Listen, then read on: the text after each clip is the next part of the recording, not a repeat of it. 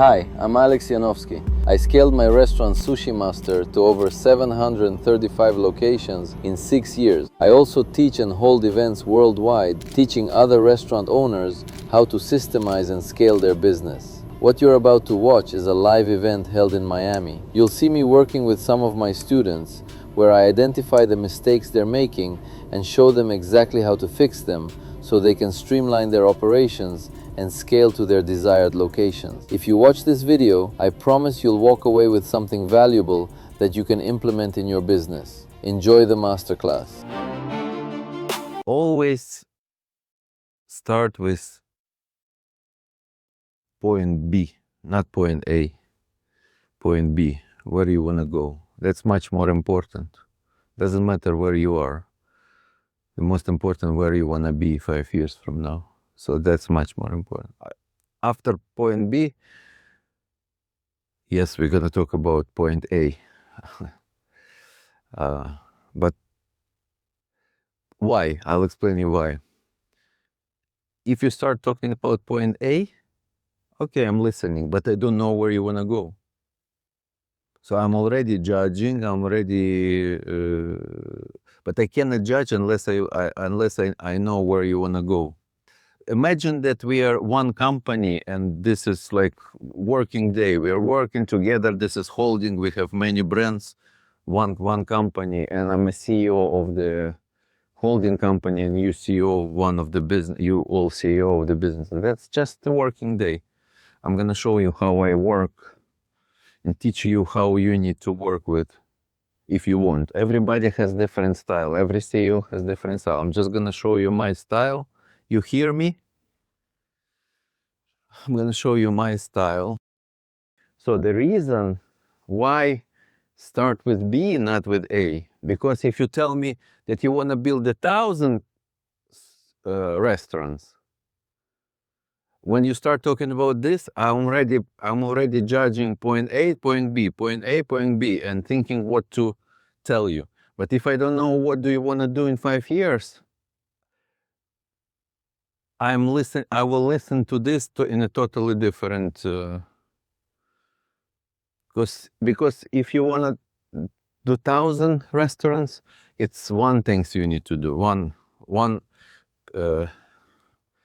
strategy. If you want to have 10 restaurants, it's totally different thing. So, and if you will tell me I want to have 10 restaurants 5 years from now, my advice would be totally different than if you want to have 100 or 1,000 locations. It's just that's why it's very important. Always you have to have this analogy of a navigation system in the car. Navigation, what navigation system needs? Two most important things. Today when I came to the car, first thing I put Marriott Hotel Brickell, point B. Then navigation knows where I am, point A. So unless navigation system doesn't know, unless it knows, cannot do nothing. First you need to know point B, point A. We're going to talk about point A. And then the purpose of navigation system to give you the shortest way.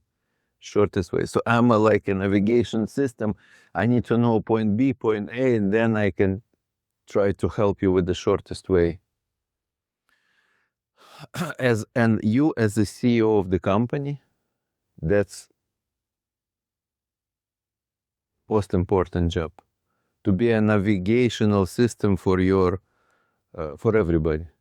And to teach your managers to be a navigational system for themselves and for the people. So everybody in the company have this internal navigational system.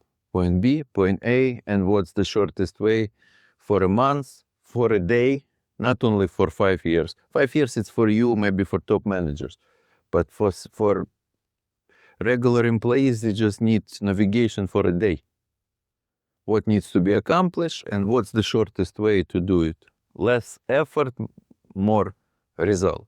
So that's always have this, and I like to work with analogies. It's easier for me. So if you like this analogy, okay. So let's talk about point B. Point B, there's a slide on point B actually. Wait, yeah. Not this one. Oh, there is this one. Yeah, that's my point B. Okay. Okay, a mistake. What's first mistake? You start A, B, C, D. You need to start with Z, with the end. Totally different thinking. You always start with the end, from Z to A, not from A to Z. That's how the CEO has to think. The higher you're in organization, you have to think from Z to A. The lower you're in organization, you think from A to Z. What needs to? That's why in school, why we all think from A to Z? Why? Because that's how they teach us in school. This thinking. You do this. They never teach you from the end. Never. That's why it's a habit. Because in school, they don't teach leaders. They teach in school, the purpose of the school to make you an employee. An employee has to think, because somebody tells them what to do and it just needs to do it. A, B, C, D. But leadership mentality is from Z to A. Okay? So I look right here. So first I need to see where you want to be. Why 88 locations? Why not 89? I don't understand. Because I guess I was working A to Z, but because I want to open 12 locations per city at my fastest speed. That's what I decided my fastest speed is. And I want to get to that speed starting in 2029. No? You never know what's going to be your speed. It doesn't work this way. You don't have to be when you have a 5-year goal, you don't have to be mathematical. It has to be emotional. And it doesn't matter whether you're going to accomplish or not. When I started scaling Sushi Master, I had two numbers. 1,000 in 5 years. I want 1,000 locations in 5 years. I didn't accomplish. I built 700 in 6 years, but doesn't matter. But when you have a big goal, remember last time I was explaining, gives you energy. So you have to, doesn't have to be rational. It has to be emotional. That's the only part where you should be emotional. Then you're gonna be rational with the daily, with everything else. But you need energy. You need emotions. So tell me what would be, if you can do anything, what is your big goal? Maybe 10 years, maybe not 5 years. Do you want to build $1 billion company? Do you want to be like McDonald's level, Starbucks? Or do you want to be small guy immigrant from Albania? No. I want to be, no, nationwide for sure. I mean, 100+ locations. I'm not going for 1,000. That's for sure. But Not ready yet. no, I don't feel that. But Okay, but 100. I feel 100. But 100 gives you the most energy. Not only energy, but You feel like a king, right? When you have 100 locations. Okay, good. and this, to be honest, I know with How old are you? 25. So how many years you give yourself for 100 locations? 5? 10? Yeah, 10. But not logical. Don't think logically. Just it doesn't have to be logical. 10 years, 100 locations. Okay, very good. It's funny. You may, when I say that though, now all of a sudden it feels like kind of a small goal. I had 30,000 goal with Sushi Master. What really excited me is to build like Starbucks of sushi. I was 30,000 location. But first goal was 1,000, but big goal was 30,000. So it's something to think about. You don't have to hear, I would not ask you how you're gonna accomplish it. I would not ask you to prove that it's possible. It just has to excite you.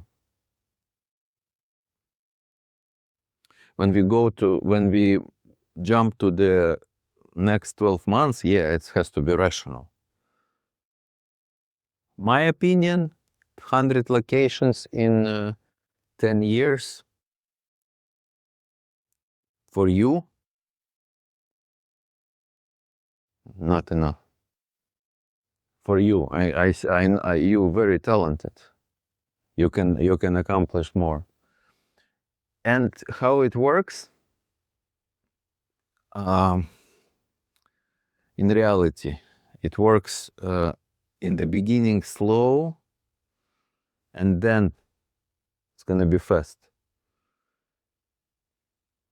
So if you start thinking logically, 12, it doesn't work this way. First it's slow, then you have already a lot of very skilled top managers, and each, for example, you have 10 skilled, and they open two a year, it's 20.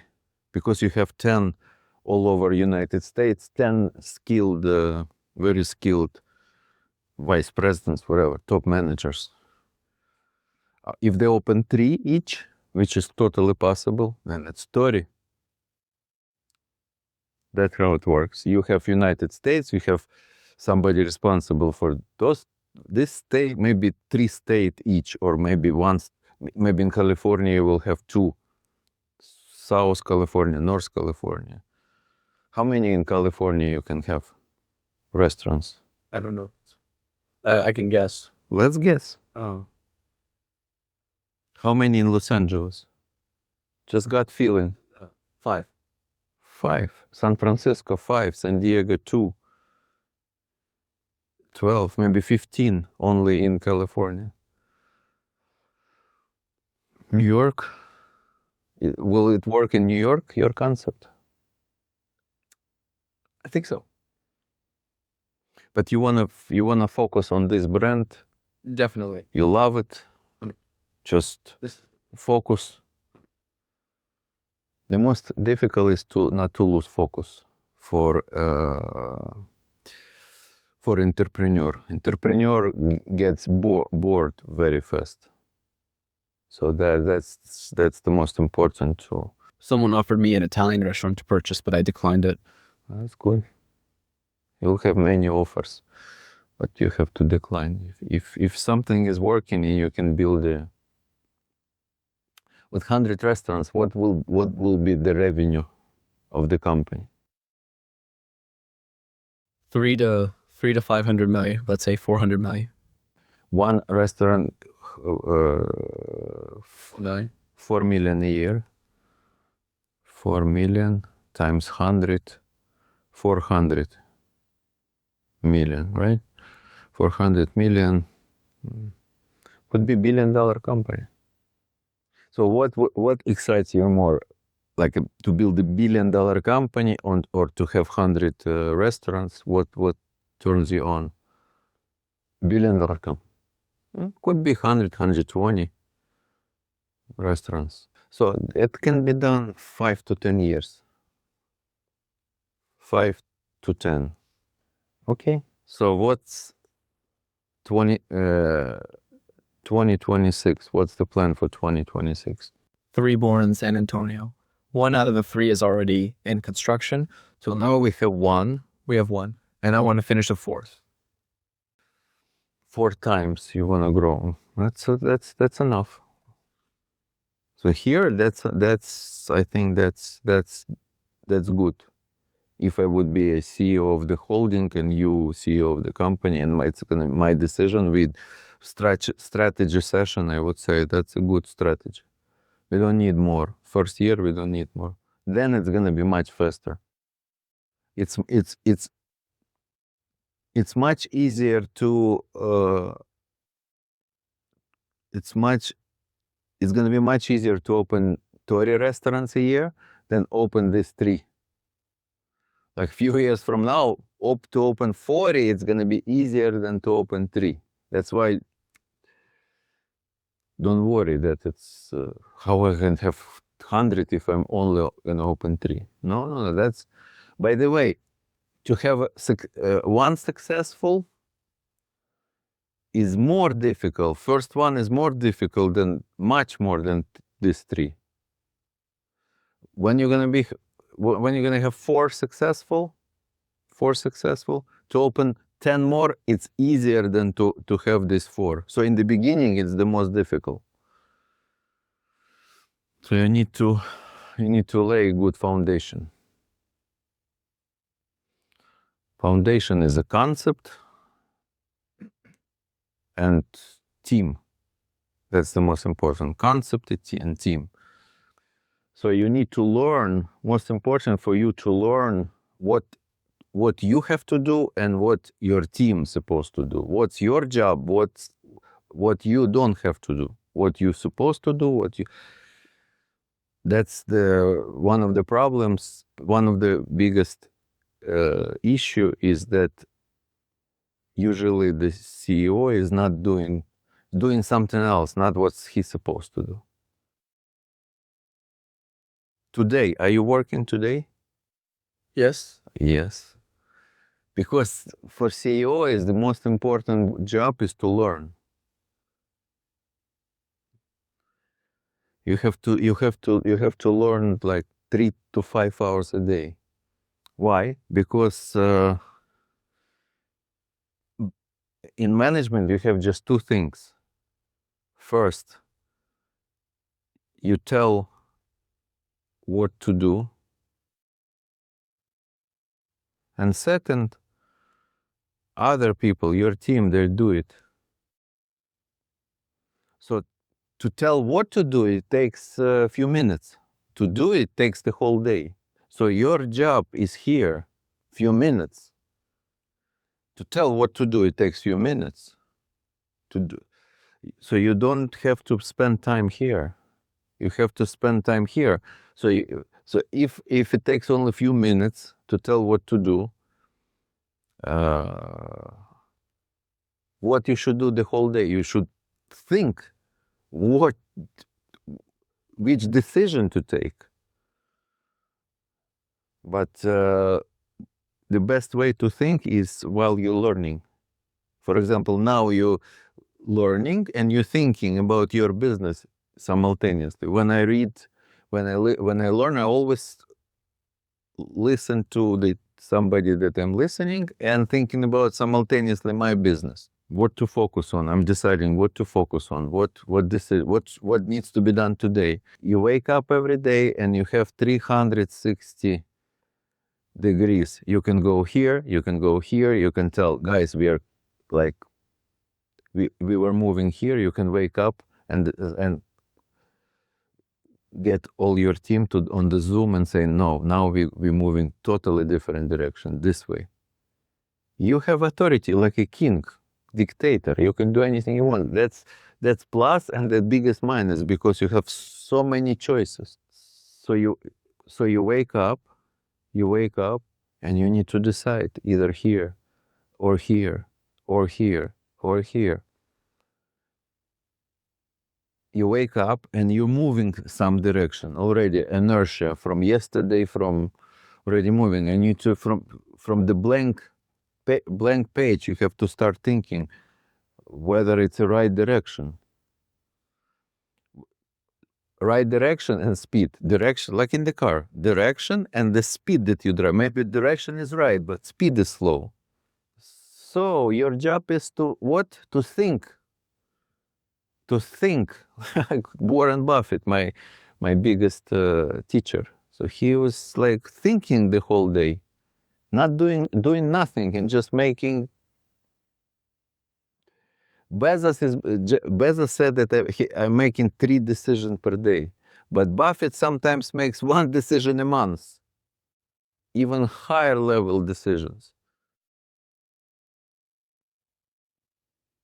So you, as a 25 years old, obviously have a lot of energy, and you have a tendency to do, plus to accomplish what you already accomplished, obviously you did a lot of things. You made a lot of decisions, but you did yourself a lot of things. You need to more and more now to slow down. Less action, less action with your hands and even with your voice. To listen 10 times more than you speak. Because when you speak, you teach. When you listen, you learn. Question, why you need to speak so much during the day?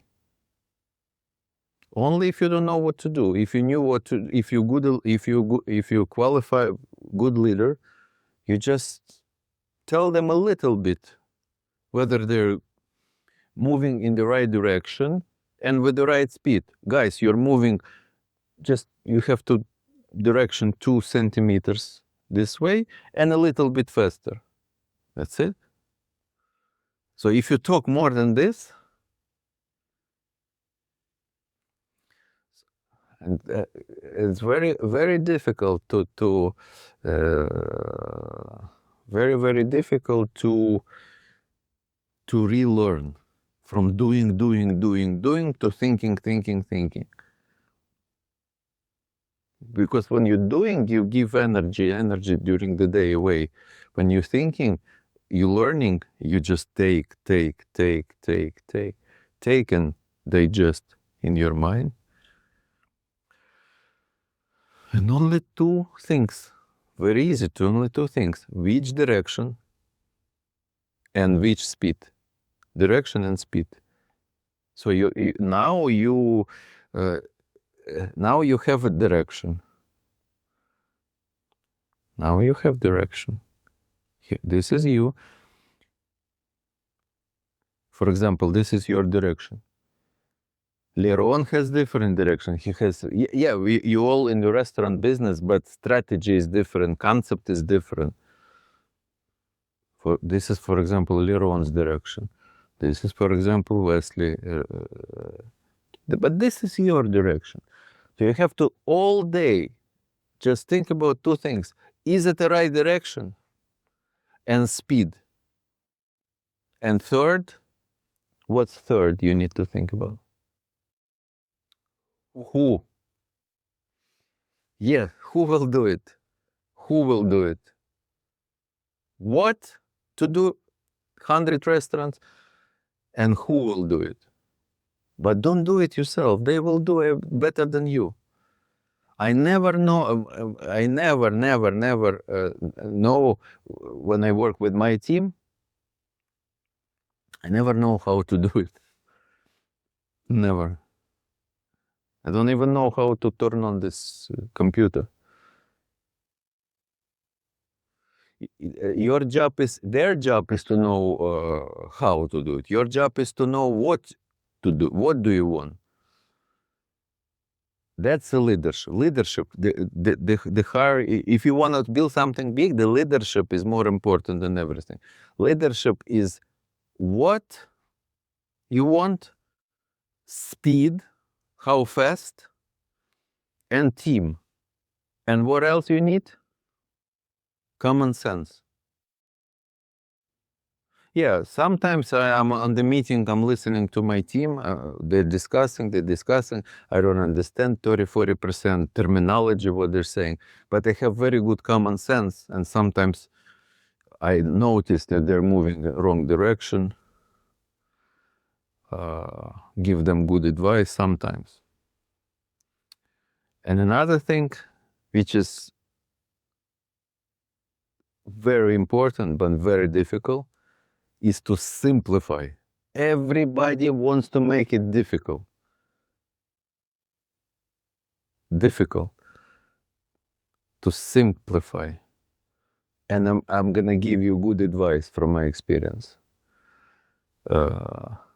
When you're seeing how your managers work, and they're like working, you're on the meeting, you always ask them about the customer. always put them down to the customer. I mean, you working, you doing whatever you're discussing here. What customer gonna feel today from your discussion? Because sometimes it's disconnected. A lot of times it's disconnected. They lose connection between what they're doing and what customer gonna experience. Whatever you do, it has to be for the purpose of that customer will experience this.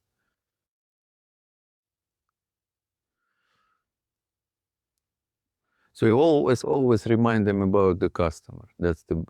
And think from the customer. Imagine yourself as the most demanding customer. Always come to the restaurant and think about the business from the customer point of view.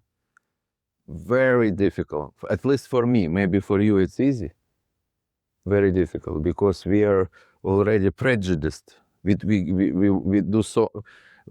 put so much effort in our operations, and we even get a little bit offended when the client doesn't like something. I give so much energy, so much heart, and the best way to start day for the CEO, I never do it, but I know the right way, but I don't do it. Admit honestly. Customer complaints. It's always hard for me to read, but it's big mistake. If it's hard for you, you have to make them do it. So it was hard for me, but I created the system when my management team, they start the day with the RAA on each complaint. Not only just to RAA, result, analysis, and action and process. Because sometimes you can action to call the client, to apologize, to give refund, that's an action. But the process is to create new process, that's most important. It works in any business. The most important is to focus on the client. To be fanatical. Mm-hmm. Do you have this in your business already system of reviewing the customer's complaint every day? Yes, but probably not as systemized as we need it to be. It's more like if we see one, I'll text Josh, hey, I need an RAM. No, yeah. That's number one that we need to, let's create right now. How many per day on average you have customer complaints? Josh, what's the answer to that? A day, I wouldn't say one a day. I'd probably say one every 3 days, maybe 4 days. Are those, just out of curiosity, are those like verbal complaints, or are we just talking about Google or? Mostly Google reviews. Actual in-house complaints, I could probably say one a day for maybe in-house complaints. In-house one a day, and on Google one in 3. One every 3 or 4 days. Mm-hmm. Do you have a process of in writing to analyzing and in writing to write what you're gonna do, like a doctor? This is situation, like doctor always has to write it down what he will do. Do you have this process or no? No, not in writing. What is your opinion? What's the level right now of management excellence in your restaurant from 0 to 5? which management layer are you talking about? No. Just like how everything working from 0 to 5. Just your subjective opinion. So now we need to climb 3.1, 3.2, 3.3. So just to climb with creating the small things. This is one of the most important, because with the complaints you create the most important systems. Usually they are about the same or different complaints. They complaining about the same thing or more different. It's same thing. It's mostly, I would say we get 80 to 85, like food. Cook something wrong, eggs. Can you tell me what was the last complaint? Can you go, do you have a computer with you? Can you go and just, yeah. Let's specifically now just to create a system with a specific complaint, specific analysis, specific decision. Do you ask your customers after before they leave what was your experience? How was your food? How was the food? We need to start asking them. Maybe not everybody. And this is supposed to be a system. Did I tell you that I calculated many times? If one client complains, it means 10 clients are not happy. I did it many times. 9 out of 10, they just don't tell you. For example, I never complain. I just don't come back. The one complains, 9 they're not. If, for example, if from 100 orders, 3 are not happy, and they complain first, proactively, it means 30 people from 100 are not happy. 30. You know how I checked? Because I called everybody, my team, they called everybody, all 100, and had a deep conversation. First, you say, hi, this is Red. We want to honestly know. Please tell us the truth. Don't tell us, because if you just start asking, like everybody's asking, they would lie, most of the people. They just don't want to offend. You have to tell them that it's very important to tell us the truth. You have to connect first and then ask. If 2 complaints, it means 20. If 3, it means 30. 1, it means 10. It was undercooked chicken. Undercooked chicken today? Yes. How many customers was yesterday in the restaurant? Say like 300.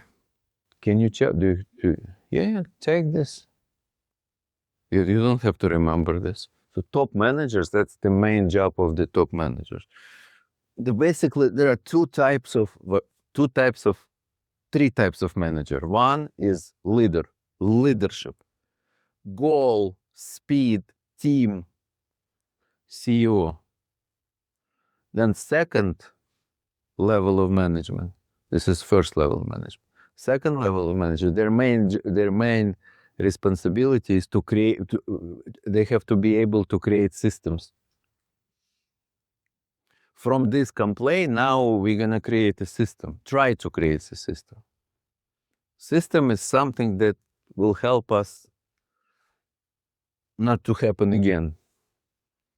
And third level of management, they just, that's the beginners in management. Yes, they have a little bit of charisma, they can manage 5-10 people, but they're not able to create systems. They're able to apologize, they're able to put the fire, if something is fire, to put the fire, but to think what to do for the future, so it will not happen, they're not able to. So let's see whether, Josh, your job is the most important, to complain, fuck up, system, fuck up, system. From every fuck up to try to create a system. Not easy. Chicken is not cooked. Okay, what's the system we can create? Maybe each chef has a thermometer and they check every time there's a piece of chicken to make sure it's at the right. Do they have, or you think they should have a thermometer? They do not have one, but I think they should. As if I were to create a system, it'd be something like that. That's just off the top of my head. Tell me another complaint. Maybe from 2 days ago. Eggs weren't cooked. So if I would be your boss, this is the first agreement. I want to see the system of reviewing in writing of every complaint. Second agreement I would make with you, you need to create a system and show me the system where at least 10% of every, if you have 300, you have to ask 30 people actively. By calling? They're in your restaurant. Why you need to call? Right before they leave, you can just talk to them. Somebody should talk to them. What? I was just thinking, I don't know if they're going to be honest though. Yeah, they're not. Most of them both had the truth. It's different when you're the team manager. So No. If not waiter, you have some manager has to come and just. It depends how you explain them why you're asking. You want to show that you really want to know the truth, so to improve for you. So why not? If you, for example, if you're custom and they come to you, thank you very much. I'm a boss in this restaurant. Do you have a couple of minutes? So you will say yes, obviously.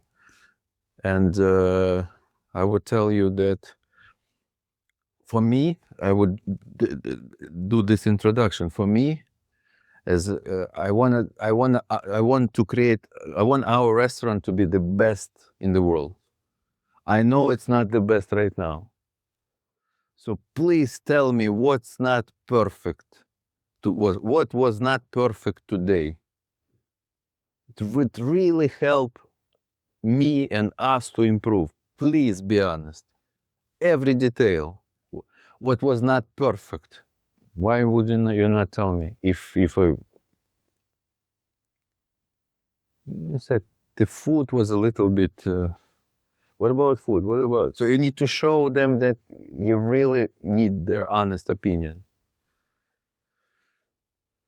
They would tell, obviously. What would they would tell 100%, and they would like they will like it that you care about their opinion. They will like it. They would come back to this restaurant. So as an owner, it's difficult. I'm very emotional, never able to do this because it's painful for me when they don't like something. But you have to have a host or manager, whatever, independent, not from management. No, not from management. Because you need to know the honest situation. Yeah, they might lie. Yeah. Record, ideally is to record, but it's also not ethical.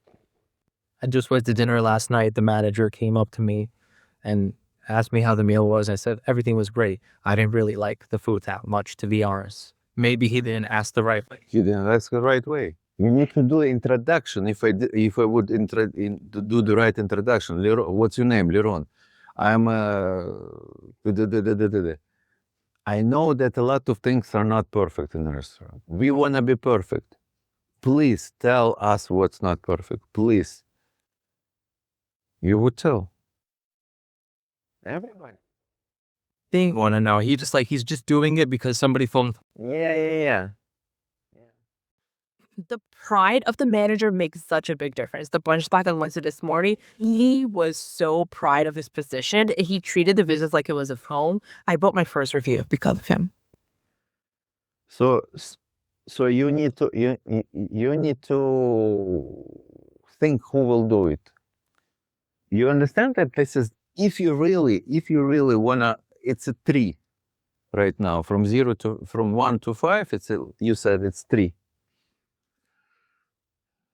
If you will not do it, most likely a year from now it's also be 3. 2 years from now it's also be 3. You'll have 10 restaurants, 20 restaurants. It's gonna be 3. Why 3? If it can become 5, and all 20, all 100 restaurants will be 5. This business is not. This is not innovation. Not something that you're inventing. This is a restaurant business. You have to work from the client. Steve Jobs, no, he didn't work from the client. He knew himself what he wanted, and he did it. Henry Ford, they didn't ask client, what do you want? But in the restaurant business, they want, it's obvious what they want, but that's why ask them, create a list and try to fix. Our goal, Josh's goal, one of Josh's metric is percentage of A players on the team below him. How can we, and right now, let's say it's at like 40%. How can we get it to 100% A players in a shorter amount of time? I think it's taking us too long to get to all A players. How do you speed up this process? First of all, how do we know that they're A player? If he says that the person is A player, how do we know that that's from his opinion, he's an A player, but from your opinion, it's also an A player. We're also building out our controller system. That's a separate thing. I have, for example, my controllers watching the M1s. And how many people in the restaurant? We got 4 M1s per unit, 4 front house M1s and 4 M1. And this is not per shift. This is just restaurant. Okay. And we have about all together 60 specialists. So 60. Okay, you have 65 people in the 65 people. Oh, right? Roxanne, 65 people. So you have 40% right now A people, A players. I was just giving an example. I don't, but what's the statistic? I would say, honestly, 15%. 15? 15%. 10, approximately 10. And what's the system of who is the judge? Who makes a decision? A, B, or C? The M1s make that decision. They categorize them. The M1s make the categories. Okay, and what's your opinion about their categorization? What I do is, Do you agree with the yes, I do agree. I do agree with their categorization. I feel like they're very honest and they understand the mission as much as I do. Mm-hmm. But do you have a controller who?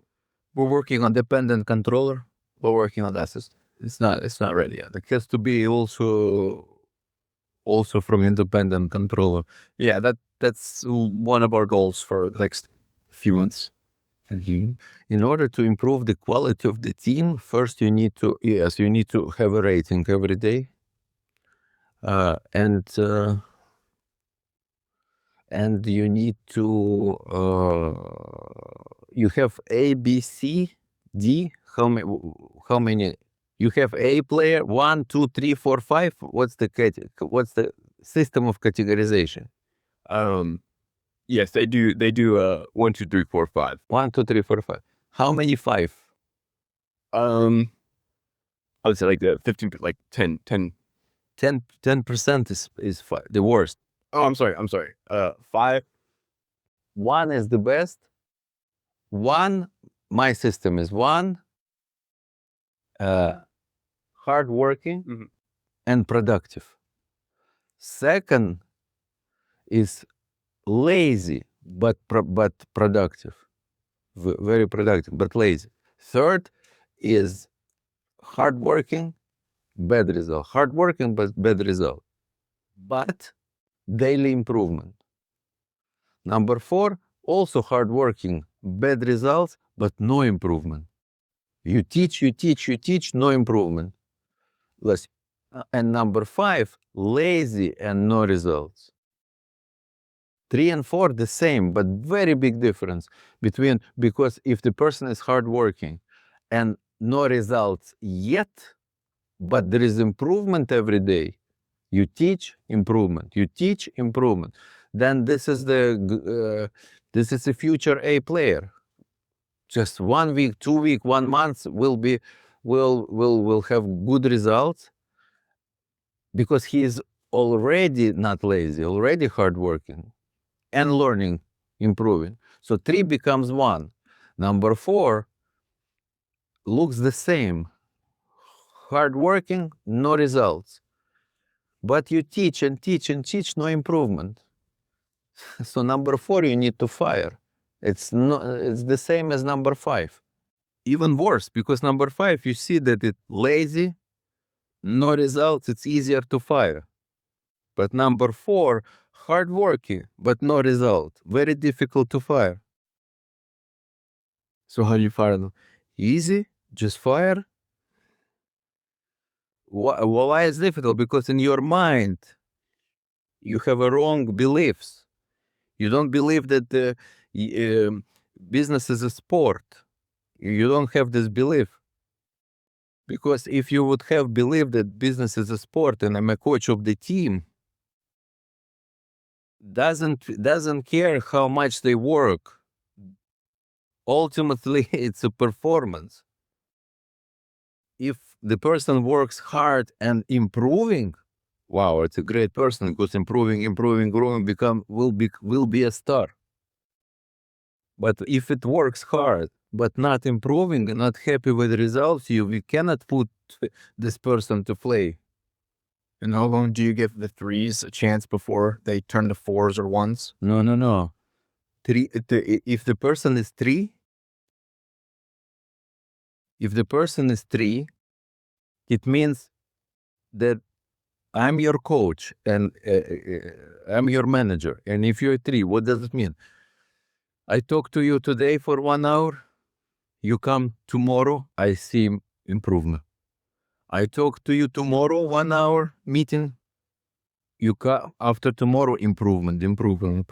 Wow, it's a pleasure to work with you. You're improving, you're learning, you will be number 1.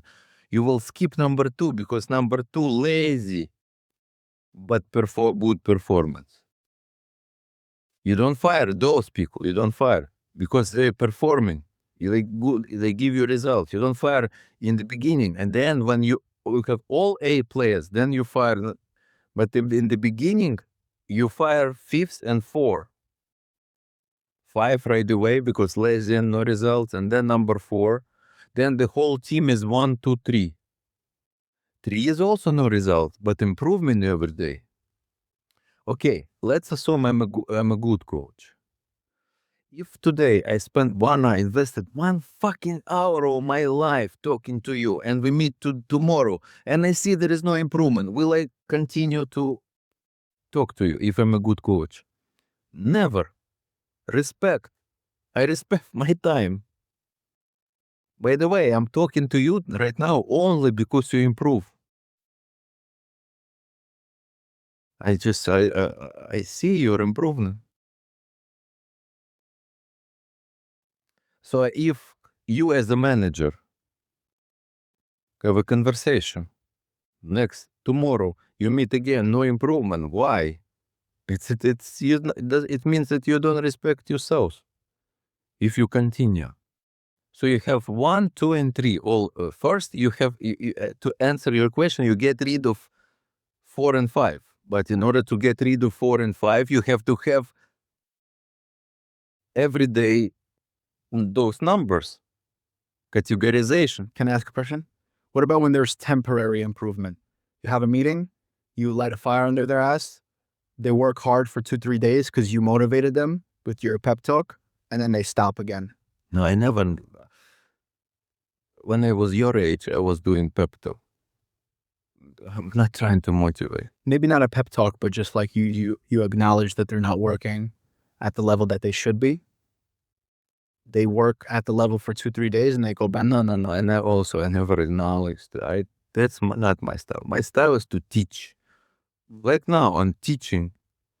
And tomorrow, if we would have a meeting tomorrow, I would ask him, what did you learn from yesterday? What did you do? What did you do? Show me first of all, after every meeting, I have a list of agreements. We've already created 2 agreements, 2 systems. Teaching is not telling what to do. Teaching is explaining and then offering. I offered him. I didn't tell him do this. I offered him to create a system of daily. Yeah. I would ask him, does it make sense? Do you want to be Socratic method? Do you want to build a $1 billion company? Yes. Do you want level 5, operational level 5, not 3? You said it yourself that it's three, not three, not me. You said it yourself. Three. Do you want five? Yes. To working with the people, then at the end of the day, to put it's either 1, 2, 3, 4. Yeah, person could be 3 and then become 4. Person can be 4. Then you, before firing, you decided to talk last time and you had a nice conversation, respectful, explaining, alignment of values, and then the person becomes 3 because you were able to find the approach to the person. I saw many situations that under my management, this person is performing well. Under somebody else manager, this person would be 5. Under me, it's 1. It's not only the person, it's who is managing the person. If there are 4, you said sometimes they can become 3s because you decided, let me just be trying. You said if someone's a category 4, but they can become a 3 because you decided to try coaching again. How many days do you do that before you're like, yes? I have days. I don't have days. Listen, it's either I lost hope or not. I might lose hope in 1 day. I might lose hope I might still have hope after 1 month. I don't have specific days. I always listen to my, it's either I want to work with the person or not. That's the most important. If I don't want to work with the person, not enjoying, I stop. I have to, if you ask me, what's the most important in deciding who is your first circle? Direct report. How do I choose people? Number 1 is whether I enjoy or not. Person can be smart, anything. But if I'm not enjoying, because I would spend a lot of time, a lot of my life with this person, I have to just enjoy this person. Just enjoy the conversation with this person. Even if Nobel Prize, whatever, win, not work with this guy if I'm not enjoying. Sometimes I enjoy, then I lose respect. If I feel that I already lost respect, I don't work. But if I would be your boss, you come to meeting with me, we talk about your team, I will always ask you, is he 1, 2, 3, 4, or 5? You need to say something. If you say 1, proof. Why? Why 1? You need to prove. If it's 3, you need to prove. So you as a CEO, nobody is above you, you will never do it. And it's okay, but they must do it. So you have to have in writing, without even asking. Just open computer and see 1, 2, how many 1, how many 2, how many 3, how many 4. Then you start gentle pressure. You see 5, from 65 people, you see 20 or 10, 5. You ask him why. Do you respect yourself? Yes. So why you work with people who are lazy, and why? You start. Would he only categorize his direct reports? He wouldn't go down to special? No.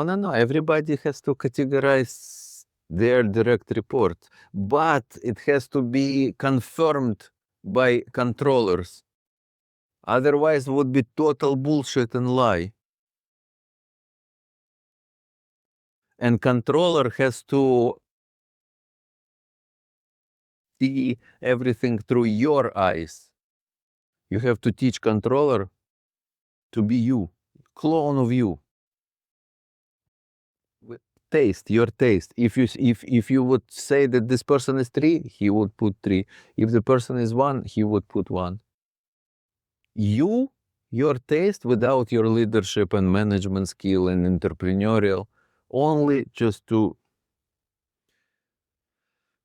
because you cannot waste your time doing this to be a controller, you cannot. Otherwise, if you rely once, they see that bullshit works, the company would be the company of a total lies. Yes, you will have objective financial numbers because you cannot lie with the financial numbers. But with those numbers, with operational, with subjective, will be total lies. Yeah, they score an independent control, or sometimes don't even ask them to score. The controller scores. If they disagree, they argue with control. But usually they disagree. Usually they disagree a few weeks, then they have already common ground, and we have.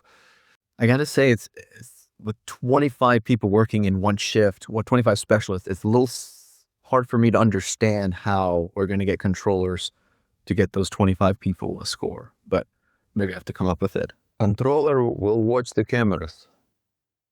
And they have to know what all 25 people are doing. Why not? Okay, imagine, I tell you, Albi, you have 1 year. If you don't do it, you will be killed, and all your family will be killed. If you will not have all A players, all 65, you will be killed. Will you figure a way to do it? Not only you, your whole family will be killed. So why not do it? I don't understand. Why not to have everybody an A first category? Why? Only because of the low standards, lazy. That's the only reason. If your team has some questions, maybe? That's all right, Paul. Yeah, I think. Thank you. By the way, that was amazing. I think each of them have a question. Starting with Sophia, maybe. And So one of my main metrics is new guest, and I think I've found myself in places where I didn't. Marketing director. Yes, I'm marketing. Sorry, I should have said that first. Marketing director. Sometimes I feel like I focus my attention on other aspects of marketing that aren't actually bringing in new guests. How do I know when I need to redirect my focus? You said the last sentence, can you repeat, please? Yeah, so main metric is new guest. How do I know where to focus my attention to actually capture those new guests? How you see your job, and I want to hear what's it on your mind. How you see your goal? How do I see my goal? Yeah. New guests? Yeah, what? No, not only new guests. Just tell me, my job is, I'm a marketing director, and I'm responsible for this. For what? 20, yes. So my main goal here is to obviously increase sales through my marketing strategies and efforts. And one of, obviously some of my main metrics with that is focusing on new guests, focusing on. Why new guest?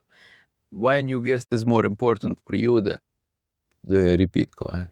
New guests is a bigger audience. New guests are new people that we haven't seen yet. The overall brand awareness, spreading out the brand awareness to new audiences. And another thing you need to understand, that if they come second time, most likely it's not because of you, because of the kitchen, because of they like the product. So it's because of the product. But when they come first time, most likely it's because of you, because of good marketing. So what do you do to honestly, what's from your 100% focus, how many percent you focusing on the new client? I would say 75%. 25% on new clients. Great. What do you do? The main one we found that we saw a better correlation with new guests and sales is influencer marketing. That's one that we're really trying to be aggressive with. And do you have a system? Creating one. In the process, I started a system and it wasn't as aggressive. I had my social media manager only reaching out to about 10 to 15 influencers a week. That wasn't enough. Our main goal is to have an influencer come a day, at least one. Wesley, how many you reach per day? It depends on average. On average, when we're trying to be aggressive, I think like 100 a day. 100 a day reach. If we're trying to get people within And how many posts a day you go? Depends if it's I mean, in their shoes, you know their situation, you know their business. What would you, if you would be the CEO, what would be your goal? um it depends. Because the aggressiveness depends on the return rates. Because we look at lifetime value of the customer, if the lifetime value is higher, we can be more aggressive and win over customers like that. Right? So if you think about it in terms of strategy, our operations team and our marketing team is always working together to increase that gross margin for lifetime so we can win more customers in the front end. Right? So depending on how much money it costs to acquire a customer, that creates our aggressiveness, right? I think you spoke with Ivan, right? Yes, Yeah. Ivan. So initially he was pretty, what's that called? Not aggressive, right? So his idea was, okay, we reached 10, that's good enough, or $1,000 budget is good enough. But we saw it working, and it's okay. If it worked, double it, and it works again, double it. And then we came to a point where we spent like $12K for one person, and that didn't work, and then we scale it back, right? So it really depends. Like if the numbers work out, why not like pedal to the metal? A/B test. So marketing is a mathematics. In 2025, look, it's you just need to, marketing and finance goes together. The machine, marketing machine, not just spontaneous. Yesterday I spoke to 3 influencers. It's spontaneous action machine, 100 a day every day. I would say 100 a day. I would tell you, or prove me that it's too much. If you cannot prove me that it's too much, do it 100 a day. How many influencers have you guys had come out already? I guess, sorry, for us, we kind of work backwards. It's what's our goal, sales, and then what's the needed impressions, and then, okay, how many people we need to reach out to get a post that hit those impressions. So we kind of work backwards there. So if we're looking for 1 million impressions, you can go 1 million impressions every, like, let's say a week. We tried, that's probably like a month, right? So What's your right now per week impressions, like real statistics? So if I would be your boss, I would say you have 1 week to have a level of marketing like him. Do you agree? You say yes. You would say yes. We have an agreement. He's willing to share. He's Ivan, right? Ivan. Why not? Why not? You have in restaurant business, for you to build $1 billion company, you only need to do 2 things.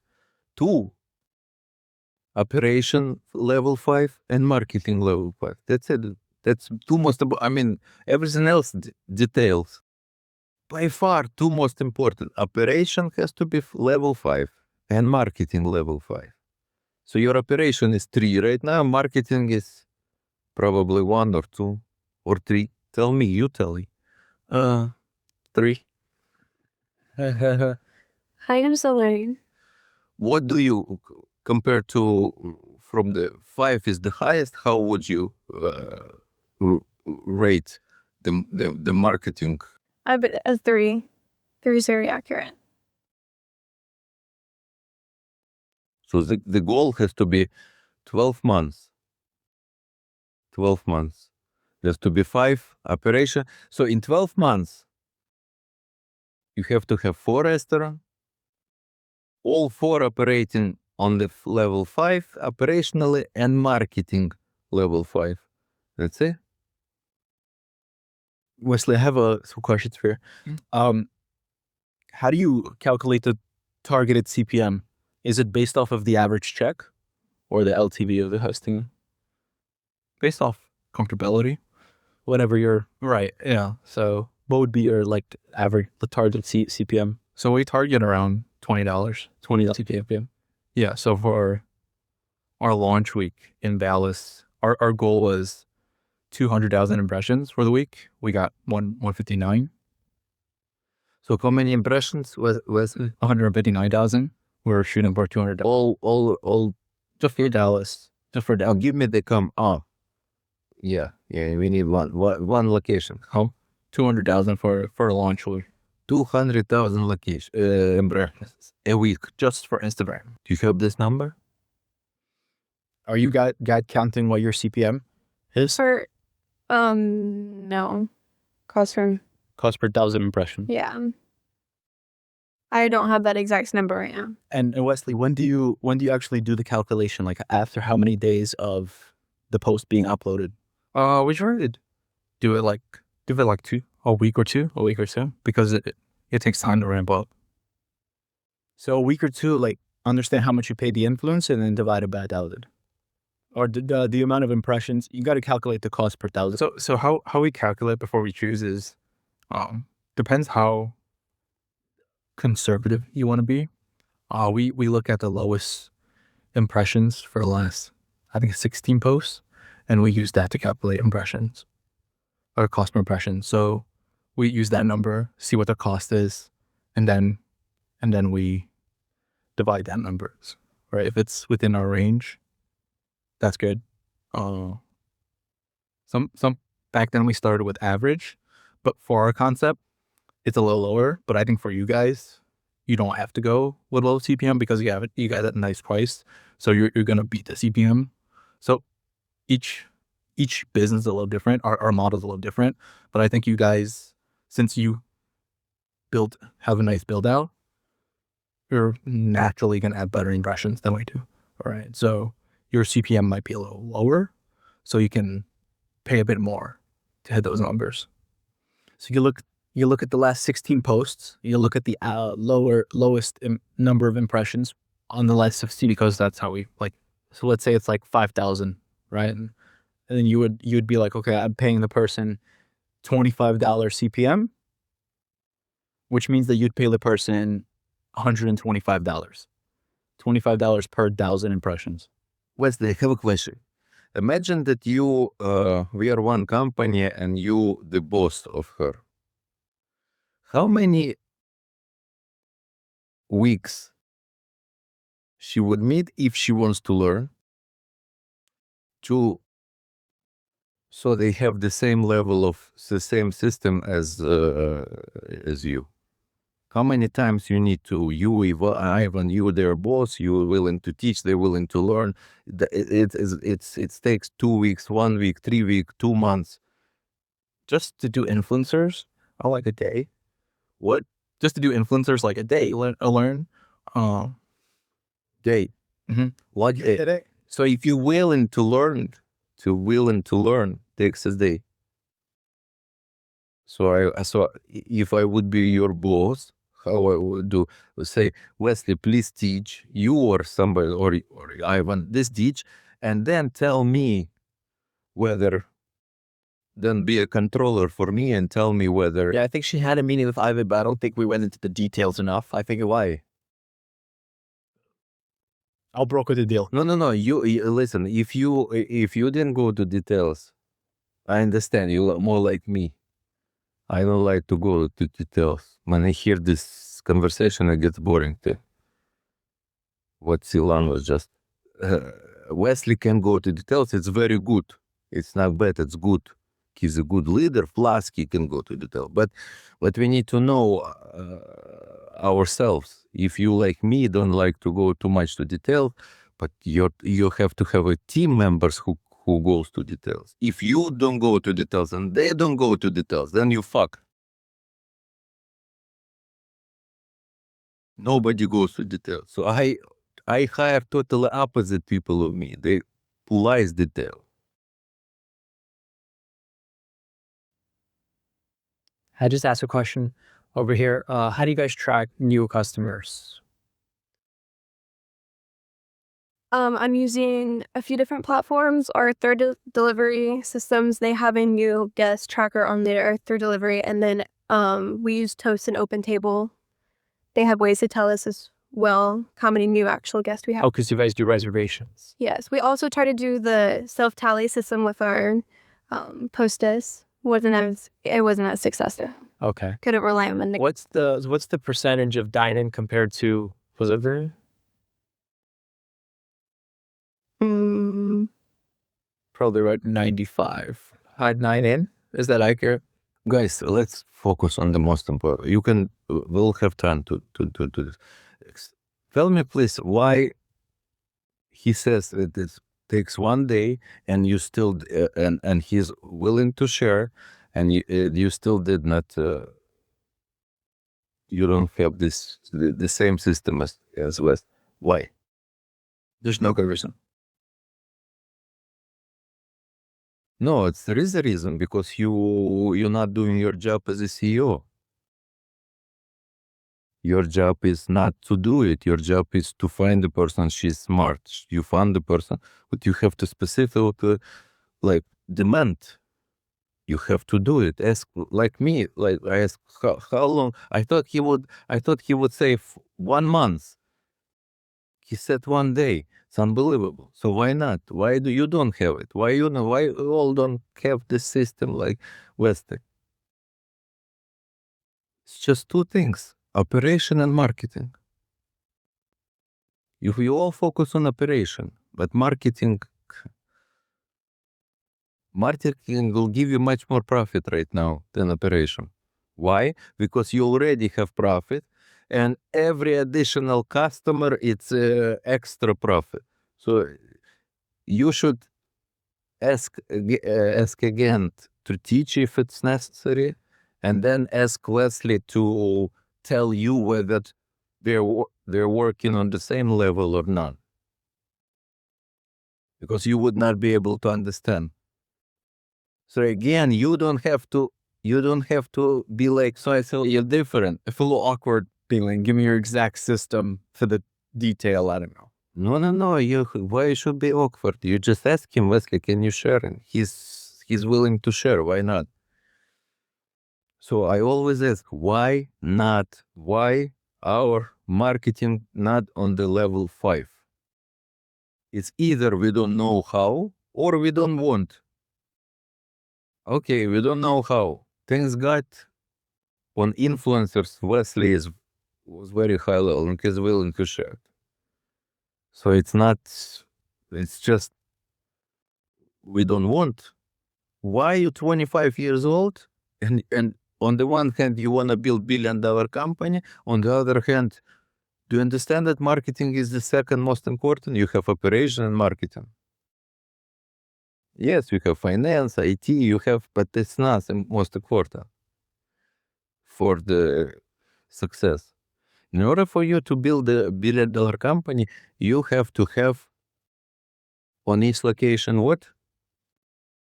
Good ROI.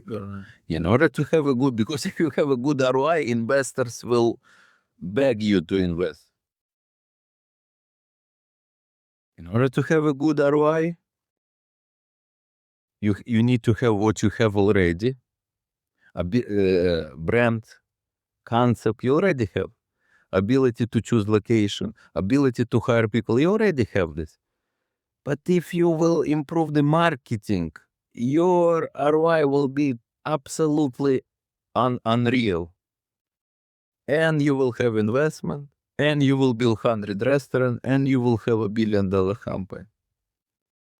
So you need to get very simple. It takes 1 day to get to you will be the best in Texas. You will have, how much he said, 200,000 impressions. Right now we're doing about 300,000. But it's not only impression,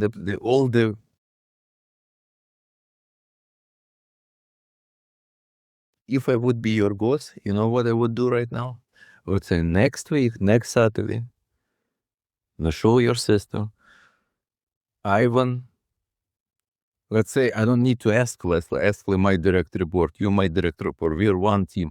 I would say Ivan has to be sat next Saturday on the meeting.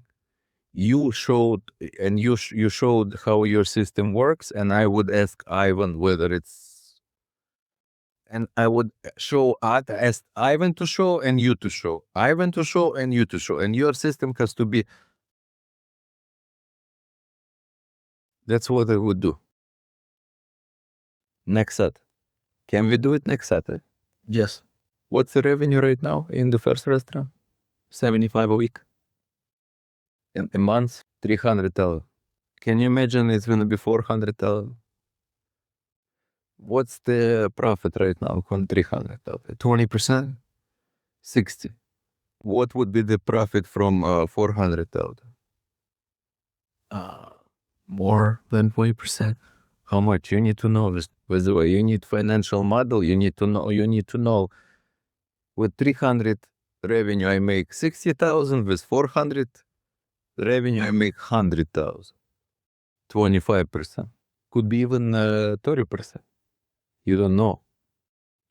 Yeah, in the finance department, we had some issues, but we're trying to fix them. Okay, next agreement, next Saturday.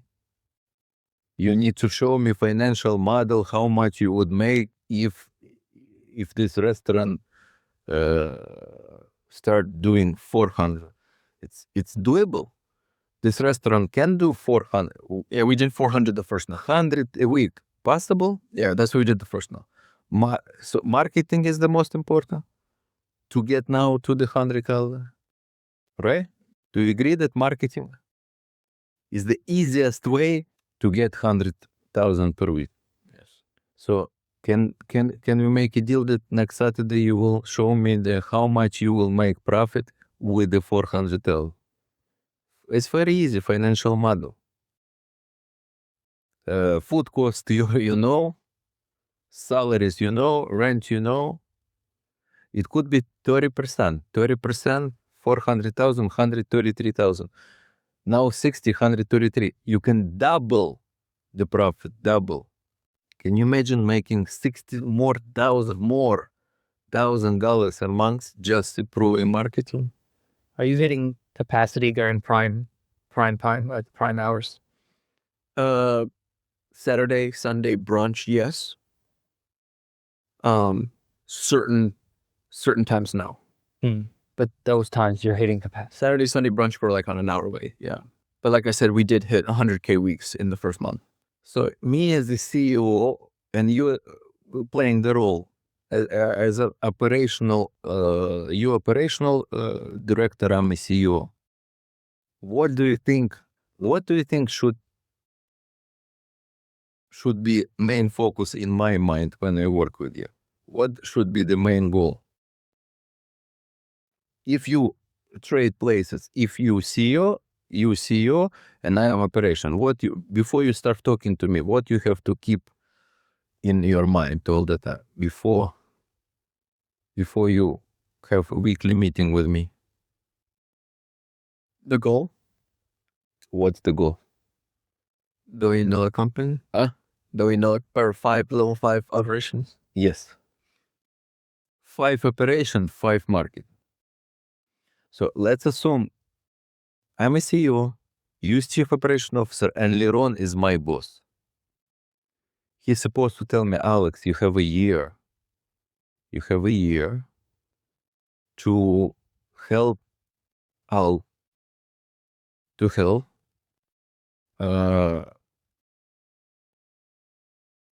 and 5. 5 operation, 5 markets. He's big boss. He tells me once, and I work with you 52 weeks. So I keep in mind anything I tell you. We have to improve from 3 to 5 there, and from 3 to 5 in market. And how to make it 5? Because that's what we can do. That's fun of business. Our control. It's in our control. Operation and marketing in our control. Imagine we have a world championship year from now. World champion, restaurant management world championship. And you come with your teams and you show, and the jury, and you show how your operation works. and how your marketing was. And then Wesley shows, and Liron, then everybody. Who will win? Why not you? You don't have to do it. You have to be a coach. Coach. You don't need to know details. You don't need to know marketing. You have to pressure, desire. You want to have it as a goal. So just to focus. Open 3 more. So a year from now, World Championship, you come and you show, you guys, I have 4 restaurants. Here's my operational level, my systems, the way we manage, you show, you do presentation, not even you, Josh. He does presentation, management system, operational system, systems, controllers, cameras, schedule, all the details, and marketing. What's your name? Sophia. Sophia gets first prize on marketing, championship, and Josh first prize on operation. Let's do this 1 year from now, competition. Each put 10K prize pool like in poker. And whoever, and not me, I will not be a judge. We'll decide who will be the judges, who will be the number 1 in operations and number 2 and number 1 in marketing. Just 2 categories. And I will coach you the whole year. But then, that's what motivated me, I remember. We had a call center, 500 people. So when I had a meeting with my director of call center, I always said, let's imagine have world competition of call centers. And you show the system how everything works. Will you win? So we were like preparing. Okay, thank you very much.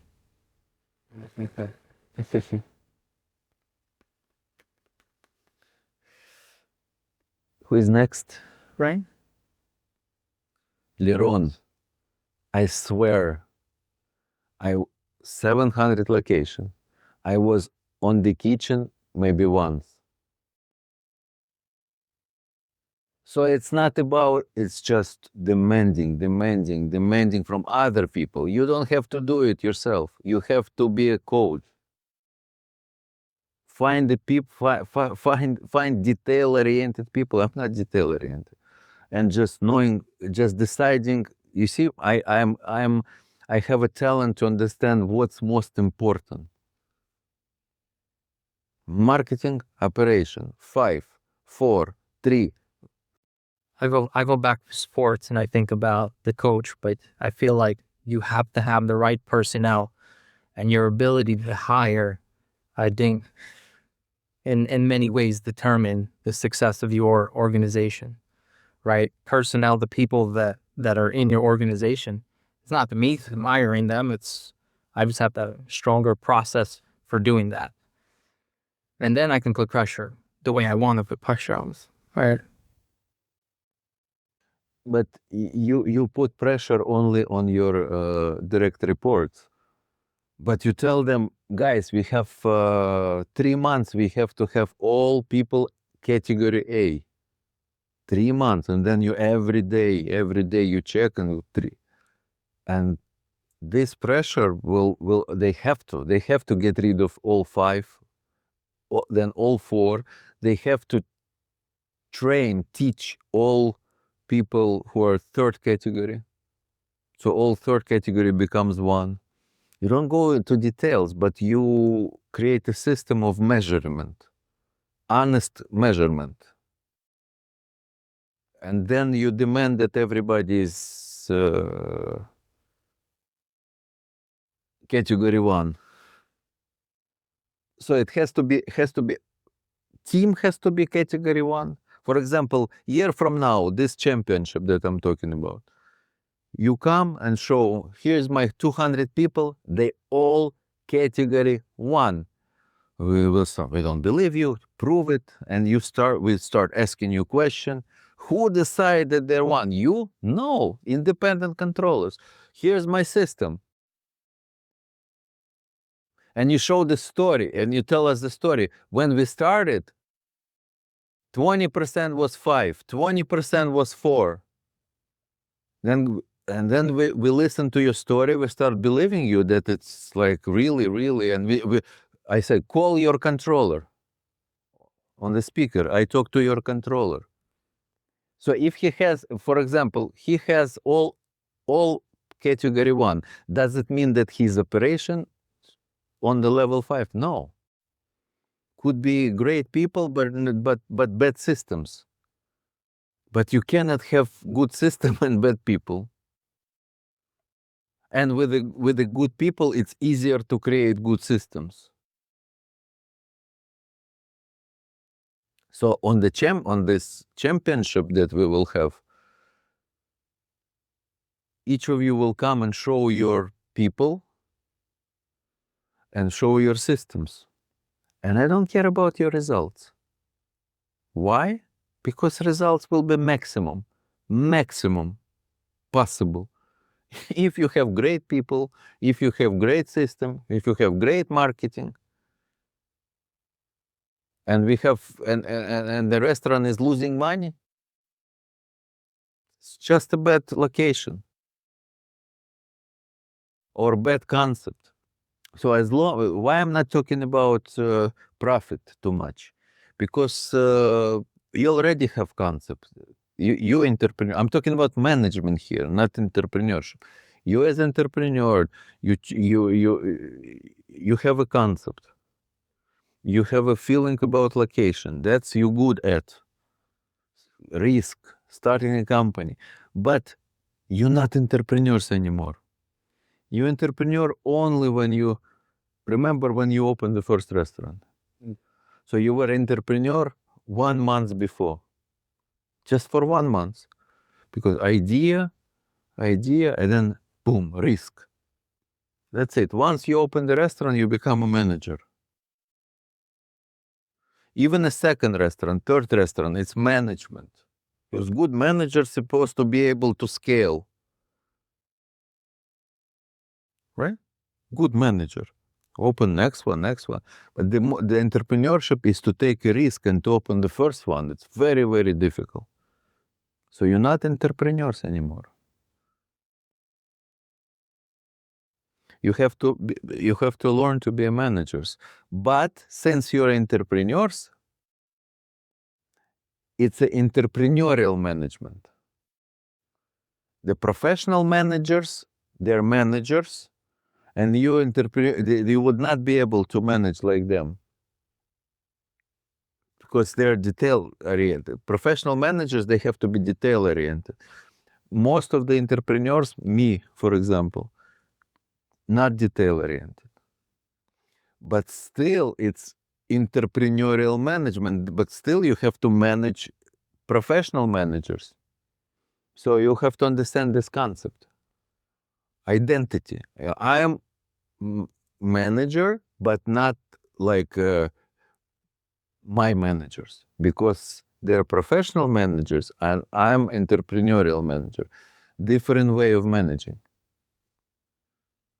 If you're more like me, if you're more like Wesley is more like a professional management. Very detail-oriented, goes very deep into everything.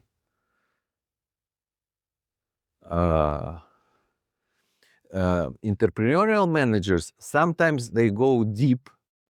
I don't go deep anywhere, never, anywhere. One area, yes. My style, I don't go deep anywhere. It's also possible, even like that. So you have to know yourself. You either like me, don't go deep anywhere, just a vision, people, and In my case, I go deep, but once. Then I let them do it. And I think that's one of my errors. Because I believe they already got it, and then I'll go back again. I do that also. deep, you go deep once. for yourself or for them? For yourself to understand this? Well, for example, if I go finance, I go everything on details, and I think they already got it. And then probably months later, I find out we have the same mistake. No, this has never worked. Never worked. If you go deep once, never worked. Now I'm trying to be more involved because of what there is. But you cannot force yourself. You need to understand your personality. No matter how, if you will push yourself one second, and then again you go back to your natural. But I show you that it's possible to build big and fast, even if you don't go too much in the details. Using how I do it. You see how I do it? I determine what's 5, what's now 3, 5, and then I find the people, and then I help to find teachers for them. So I find teacher for them, marketing teacher, they teach, but I don't get involved. But somehow I connect. I find the best mentors, best teachers for them. What's the best way for an entrepreneur to find the right personnel? Right personnel? The right team players. Is it through HR? I mean, if you were to open a company and we know you need XYZ people in your chart, how do you go about? Is it you that's hiring? Is it somebody else? Usually it happens naturally. I find one, now I remember all the businesses that I did. I found one, then this one recommended another one, and then somebody recommended me. I knew this person 15 years ago, then I called, and all of a sudden it clicked. It's all differently. And you don't need, even if you have 1,000 people, you don't need to find 1,000. You need to find 3, 1, 2, 3. That's the most important, yeah. And you don't force. Sometimes when I started AI 7 months ago, I started with one key person, and recently I hired 2 more. I would hire them earlier, but I could not find. And then all of a sudden, one and another one. Like, What was your take on incentivizing those key people? Is it just salary or is it more? I already forgot. I think you might have talked about it before. salary, Salary. the most important stuff. When you grow fast, bonuses, you give bonuses, but subjectively. Just after the fact. And you don't have to. Great months, you just say, I want to give you this bonus, but not something that they expect for sure. Yeah, when I had like head of the country and 150 restaurants in the country, yes, I had a deal, 5% from the profit is your bonus. Salary, 5% of the profit minus salary. So get salary, then we see 5% minus salary. Understand? If salary 200,000 and 5% is 300,000, then 300 minus 200, 100,000 bonus. Payment? Like a draw payment? I don't understand what's draw payment. Like you give them in advance. No. I pay salary at the end of the year. If the 5% more than the salary, I give the difference. You understand? Oh, so you were doing either or. Yes, salary, but if 5% more, salary is 200,000, but 5% is 300,000. So 100 bonus. If 5% is 200,000, there is no bonus. If 5% less than 200,000, then obviously I don't take back salary. But there are many different systems. And that's one of the most difficult thing, compensation. Ideally is compensate not with the profit, with the ROI, how much the capital was invested. But it's also can be done only in the mature businesses. And even with the profit, it's difficult. Because of the profit, I was paying her profit, then she was slowing down the opening of the new restaurants, because new restaurants, especially at the end of the year, would give the less profit because they're in minus. Very, very, very difficult compensation is top subject, is the most difficult subject. So the easiest way is to give the good base, especially, the psychology of employees. Yes, there is entrepreneurial psychology, as much as possible. Take a risk as much as possible. Not entrepreneurial psychology, no risk, base, good base. So don't think I don't think about money. So give good base, respect, good team, pleasure to work with the team, growing business.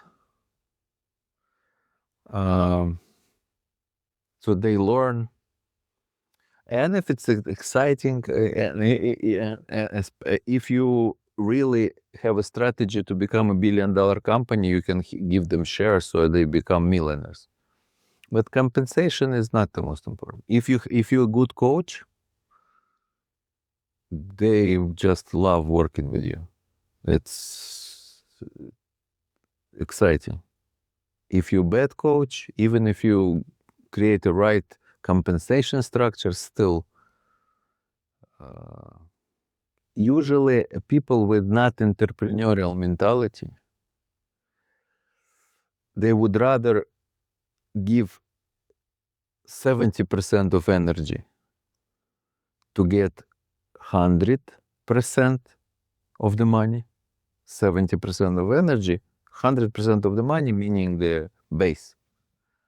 Then give 100% of the energy to get 120. No, it doesn't work like that. They would rather give 70%, not all they have, to get $100, than give 100% to get $120. The person at work either gives 70% of yourself, 100%, or 120%. So the not entrepreneurial mentality. I give 70%, I get $1,000. If I give 100%, entrepreneurs, we think, we give you bonus, but do more. We say, give 100%, so you can get $1,200. No. They say, yes, okay, but I know their mentality. For them, it's better to give 70%, but get 1,000 than 100% and get bonus. Are you saying that they're capped at 70% and they can't go above it? They can, only if you're good boss. If you're good, not the money. No, it's a management. Not the money. And lazy entrepreneurs usually lazy managers. So they try to resolve this issue with a bonus. I don't want to be a coach. I don't want to work with you. I don't know how to be a coach, how to be a good manager.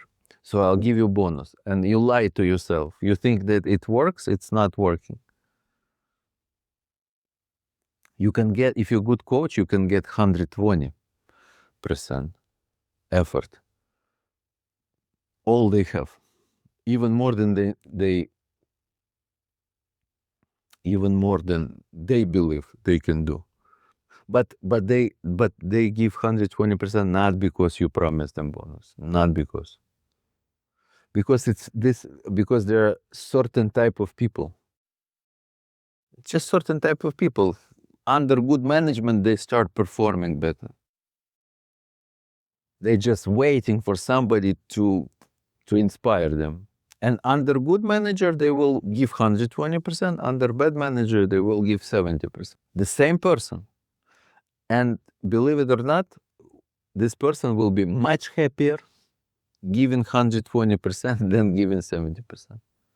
Because the more you give, the happier you are. Leader can get out of himself 120%. And even out of other people. But we have maybe good leader, 1 out of 1,000 people. Everybody else, they only can give 120% if somebody else will be able to get it from them, like a good conductor. More. You can do it. And they give 120%, and they're much happier. But they cannot do it themselves. Somebody needs to be above. Coach, conductor, leader. Okay, tell me, what's your point B? What are you building? What's your dream? My dream was to open a lot of restaurants. Now, the last 2 years, now I'm trying to make a big structure first before start scaling again. Because our weakness probably in finance and marketing. Finance is easiest. Finance and sales. But in restaurant business, there is no sales department. But in other businesses that I involve, usually the one of the most important department is sales, and it's easiest. Just for you, for your knowledge. And finance and sales. Marketing is difficult. Operation is difficult. We improve a lot in finance and marketing since we start doing this mentorship. So we think by March, we're going to be on the standard where we can start scaling again. No, obviously you cannot start scaling unless you have a good foundation. Otherwise, everything will start very dangerous. Everything can fall apart. For you, I'll be very important as fast as possible. At least number 4. 5 will take a year if you do it. But marketing can be in few days. Can be already influence marketing. It's not only influence marketing, but influence marketing is the most important. Operations and finance. You have also a weakness, right? Right now. That's the easiest. Just hire the right person, will do everything for you. There is nothing difficult. You either know what to do or you don't know what to do in finance. If you don't know what to do, it's impossible. And there is no way we are entrepreneurs, we know what to do. There is no way. So we need to find the person who knows what to do. And a foundation for scaling is informational system. An informational system, there are two most important types of information is financial information and operational information. Financial metrics and informational metrics and operational metrics. A financial metrics CFO and operational metrics is operational department, but in my company, CFO is responsible for creating all metrics, creating the system so I can easily see all the metrics, not only financial metrics, operational metrics also. Why? Because for scaling, you need 5 things. Management is 5 things. 1 is goal, vision, dream, whatever. That's number 1. Easiest for me, probably easiest for all entrepreneurs is easy. For not entrepreneurs, it's impossible. It's impossible. They don't have goals, visions for some reason. Number 2, Team. Number one is what you need to accomplish. And number two, who will do it.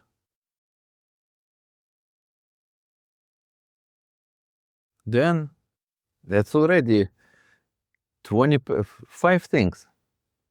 First is 20%, second is another. This is already 40% of all management.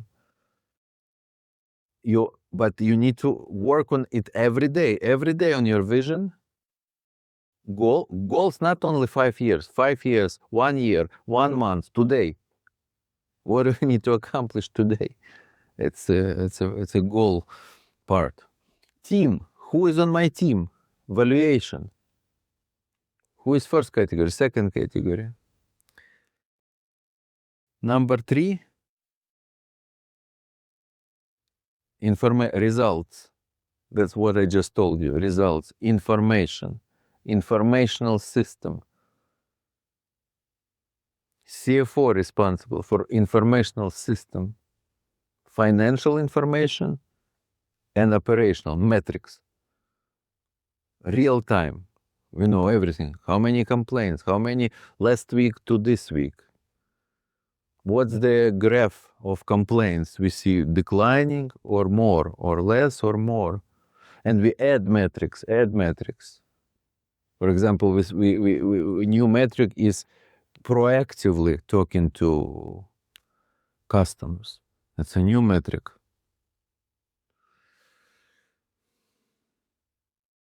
Another 20%. Easiest, by the way.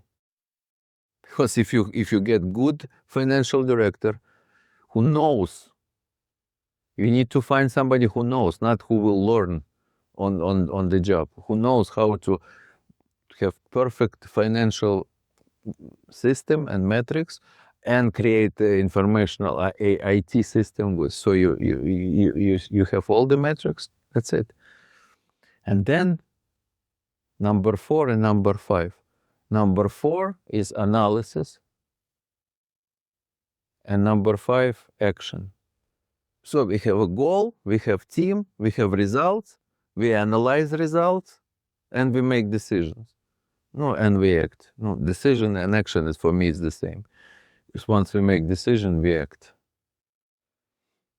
But can we do good analysis if our numbers are not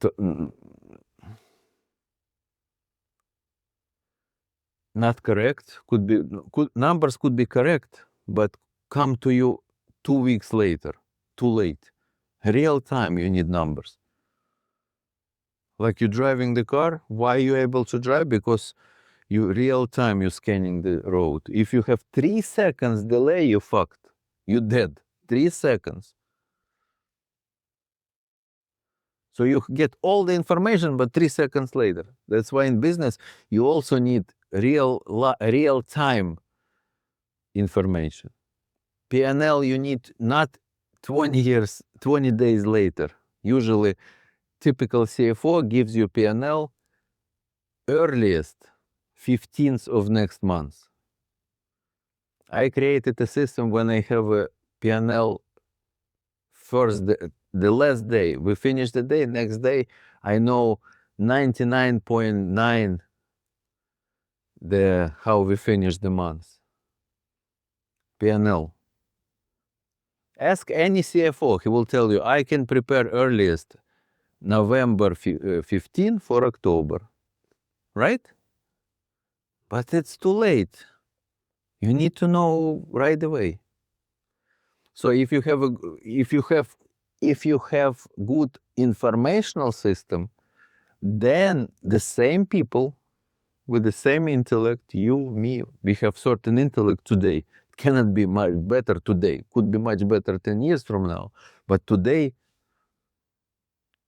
that's it. So if we will look at the correct numbers, a lot of numbers, and timely, in real time, we will analyze them with our intellect. But the same intellect, if the numbers will be with mistakes, not real time, and not 360 degrees, all metrics we need to see the whole company. Then the same intellect, we will much worse analysis. So on our business intellect, we cannot influence today. Yes, step by step, improving, like little by little, yes, we can improve. But today, I have my business intellect, but analysis can be okay, can be good if we have numbers are correct. So numbers, then analysis, and then decision is easy. Because once you do a good analysis, it's obvious what needs to be done. I show you example how I do analysis. I spoke to Albi, how you see how I analyze and how I look for then decision. What's the most important decision? And you need to decide what's the most important. You cannot decide 200 things. You need to decide most important. So I decided 4 restaurants, operations on the level 5, marketing on level 5, and then couple of agreements we made, specific agreements on the processes.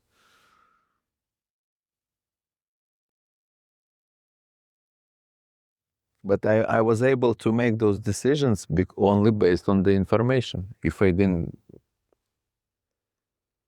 so when you build the foundation for scaling,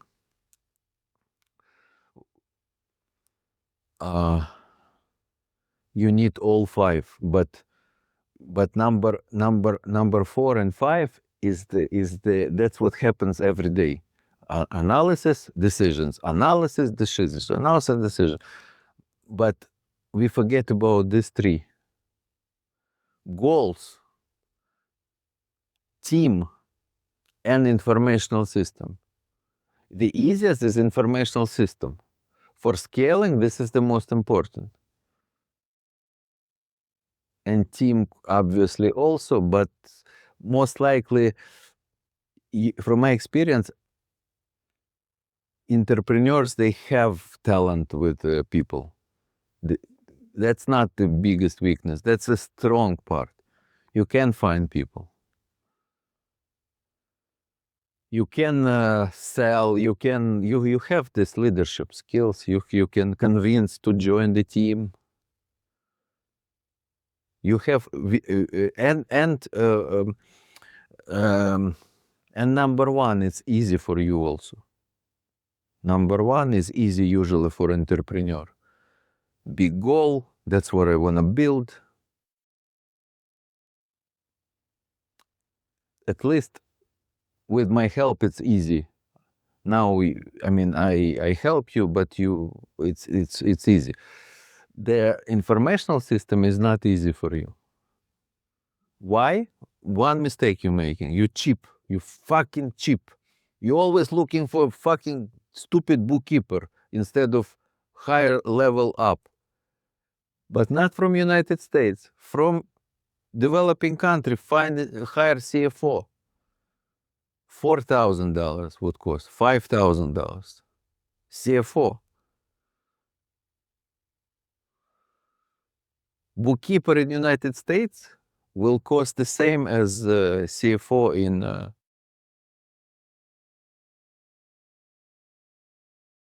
you're making this mistake because you don't know how to do it, and you hire the person who doesn't know how to do it. With analysis,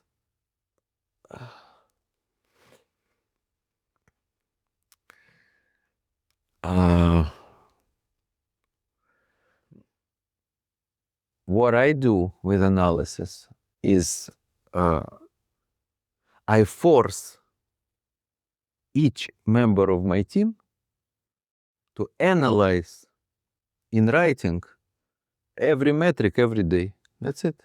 That's a business process. Marketing director, metric. Today this number, have to write in writing. What do you think about analysis? Is opinion. What's analysis? What is my opinion about this number? Is it good, bad, terrible, great? This number. Terrible. Why? Opinion. Analysis is the opinion. I force, that's a business process, in writing. Like in hospital, every doctor supposed to write in writing opinion about the patient. Can you imagine the hospital without writing in writing the disease, its opinion? My opinion, doctor said, this is the flu, or this is opinion. And then he must, doctor, in writing, write the prescription. Just by word doesn't work. Have to, on each patient. So I treat every employee as a doctor. You're a doctor. You have metrics. Metrics is your patient. Patients. Patient. And then you need to write for your metric. What do you think? Here's the number. Then you need to write what do you think about this number. And then you need to write what you're going to do. RAA. Number 3, number 4, and number 5. Result, analysis, action. Has to be in writing every day. So if you have let's say 50 most important metrics, just 50 most important metrics. From those metrics, from 50, you have 10 and 10 plus 40. You have certain amount of employees. So each employee is responsible for one employee, this is responsible for 5 metrics. This one is for 7 metrics. So it's like a doctor and 5 patients, doctor and 7 patients, doctor and 10 patients. So you cover all your 50 metrics, and they're supposed to every day do result analysis action, result analysis action. That this is the system. On the goals, on the first part, next week we're gonna have a meeting with the whole team to do all the goals for the 2026 for every restaurant, for marketing, for finance. But at the same time, I want to make for them to make a goal on themselves. You think that's a good idea? Or? Waste of time. Goals supposed to be from you. And goals is very easy. Goal for every business, for every restaurant, has to be high. Number 5 on operational level, 5 on marketing. Don't put the numbers goals. You never know how much money you will make if you start working on the level 5 operation and level 5 on marketing. You're doing mistake. You're gonna spend the whole day talking about numbers. Totally waste of time. You never know what numbers you can achieve. How long it's gonna take to tell them, guys, operationally we are on the level 5 being highest. 4, 3, or 2? 3. Do we wanna be 5? Yes. Marketing. 3, 4, 5. 3. Do you wanna be 5? How long it took? 10 seconds. Why wasting time?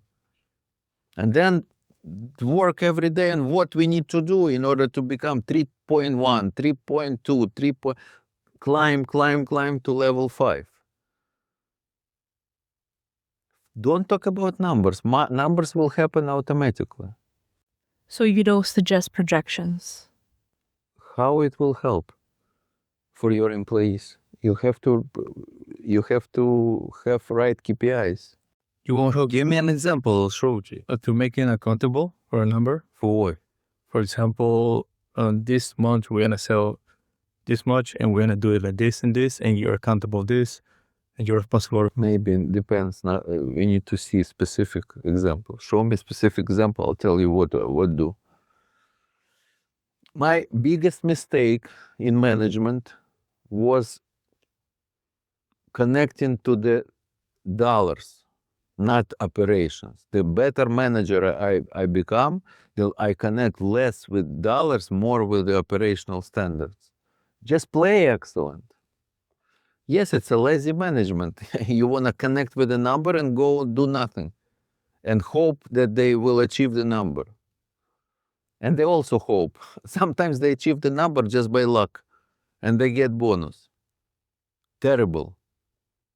Can you imagine just something good happen, economy, something good happen, and they achieve the number, but they worked not on the good level and they get bonus. So they rewarded for not good work. It's much better to reward them for good work and not achieving the financial numbers. Because you need from them to do a good work, excellent work. Numbers in the restaurants, most of the not because of the location, because of the pricing. Yes. Reward effort instead of result. Yes, effort. But not only effort, operational excellence, doing the right things all the time. This is the result for operational person, not financial result. When I say result, I mean the doing what it's supposed to do. For example, I have a cashier, they have a camera, and this cashier supposed to smile sincerely and say something every time. So I pay her and I judge her for doing the work, not for the amount of sales in the store. And you try to do easy way, stupid way, doesn't work. Connect her salary to the sales of the store. And you go to sleep and think that it's... And what will happen? She will not smile and hope that the sales will be high, so she gets bonus, but she will not try to smile. Your people will not change their behavior because you give them a bonus of financial result. They will change the behavior if you explain them now 3, has to be 5, control, and put them in the tunnel, cannot work not the way it's supposed to be. If you don't do it, you out. You must smile. That's the job. If you're always unhappy, then become a top manager. Top manager always has to be unhappy. Imagine the happy top manager. Impossible. Always has to find what's bad. If it's good, that's great. Always you try to find where is the shit, and you go deep in this shit. So you're always full of always smell bad, always unhappy, because you find the biggest problems. So, but if you want to be a cashier, you have to be smile, you have to be happy. That's a job. So you pay for the effort, for doing the work. But in order to pay for the effort, you need to manage, you need to have controllers, independent, who tells you. If you don't have controllers, you have no other way. You don't manage effort, you just manage results. You don't know how the team is playing, you just see what's the score at the end of the day. Can you imagine the coach of like hockey or soccer? Can you imagine the best coach of the soccer team, your favorite soccer team? He doesn't know how they play he doesn't watch the game. He just sees score 2-0. Okay, guys, and start coaching them by the score. No way. Score is the least important for him. Score happens. The most important to manage the effort. And you're not there, you're not in the restaurant. So you don't know how everybody is playing. So you're judging by the score. It's a wrong way. And if you judge by the score, then you have somebody like Josh in the restaurant, and you judge judge by the score. So you always talk to Josh about the score, and you teach him the wrong way of management. He starts also not watching how the team is playing and starts judging by the score. First, you decide what do you want to build 10 years from now. I want to build $1 billion company. Let's assume. I hope you all want to build $1 billion company. Otherwise, you're not my friends. I'm only friends with people who want to build $1 billion company. Number one. Number two, honesty. Where I am right now, honesty. Not only numbers, to assess your personality. Am I entrepreneur more like Alex, who doesn't like details in anything? Or entrepreneur who likes detail in just something, but not in everything? Not just kitchen, for example, but not finance, marketing. Or entrepreneur who can go deep in everything. Just be honest with yourself. And the situation right now. Numbers. Number three, you need to go deeper to each department. You have to understand this concept that business is like a house, big house, but in the house you have rooms, bedrooms. Let's say my business is a house, and I have finance, marketing, operation, kitchen, whatever. 6 rooms. That's the analogy I have always. House and rooms. Can I clean the house? Fuck no. Can I clean each room? Yes. If I clean each room, will the house be clean? Yes. So I need to clean each room. So I need to define what's the finance, clean finance. What's 5 in finance? What's level 5 in marketing? What's level 5 in operation? What's level 5 in kitchen? I define. What's 5? If I don't know myself, I call my friend an expert. I don't know in finance what's 5. I don't know what in marketing what's 5. So in writing, let's put in writing, if we work on the level 5, how it will look. Exactly like with the goals. Goals, it's what we want to accomplish. But it's financial goals. Now what we want to accomplish in each room. What's the clean room? What's the definition of, we want all 6 clean rooms, then we have a clean house.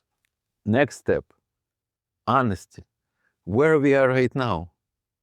Marketing, finance, operation, kitchen. So, and we see the gap. 3, 5, 2, 5. And then we make a goal, 1 year, 52 weeks in each room, to clean each room. That's the role of CEO. The role of CEO to make each room, to understand in your business how many rooms, departments is a room. And to define what's 5, and then 52 weeks, it's a plenty of time.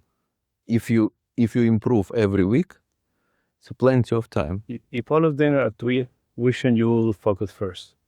If all 3, you need to understand what's the most important. In restaurant business, the most important is operation and marketing. But if finance is terrible, then maybe you need to right away make finance at least 3. But if it's 1, you don't have numbers. It's impossible. You like blind, driving the car, not seeing where you're going. It depends. If finance basically plus minus, you understand where you, so of course, operation and marketing. For me, operation is a kitchen. In marketing, in food business, in restaurant business, when I say operation, I mean kitchen. Everything is kitchen and floor. It's operation. I work with thousands of entrepreneurs. So I see everybody makes this mistake. He's working. I say, what's your goal on finance department? How your finance department will look in 1 year from now? I don't know. So if you don't know, it's going to be exactly the same as now. Will be no improvement. You see, it's a big difference between action and improvement. Big difference. You can be busy, fucking busy every day, no improvement. In order to have improvement, you need to work with intention to improve, with the goal, with the clear definition. So do you know how finance department should look like in food business? No. Can you find out? Yes. Did you find out? No. I'm talking to everybody. So why? Why? Could be the reason.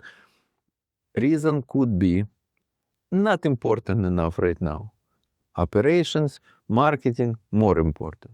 Finance, not so important. Okay, marketing. Do you know how it's supposed to be? 5. No. Can you find out? Yes. Did you know? Okay. Why? Not so important. Either not so important, or I'm lying that I want to build $1 billion company. Just saying, but not lying, but just saying. Because if I really want to build it, I need to do this. Okay, marketing is not. Okay, what's the most important? Operation.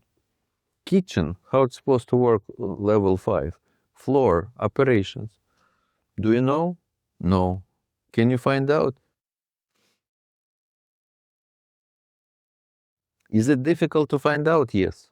To find out experts who knows how it's supposed to be? Not easy, but possible. Hire somebody, consultant from McDonald's, not full time. They know how in the restaurant business, how the operation, that's a top, McDonald's, top.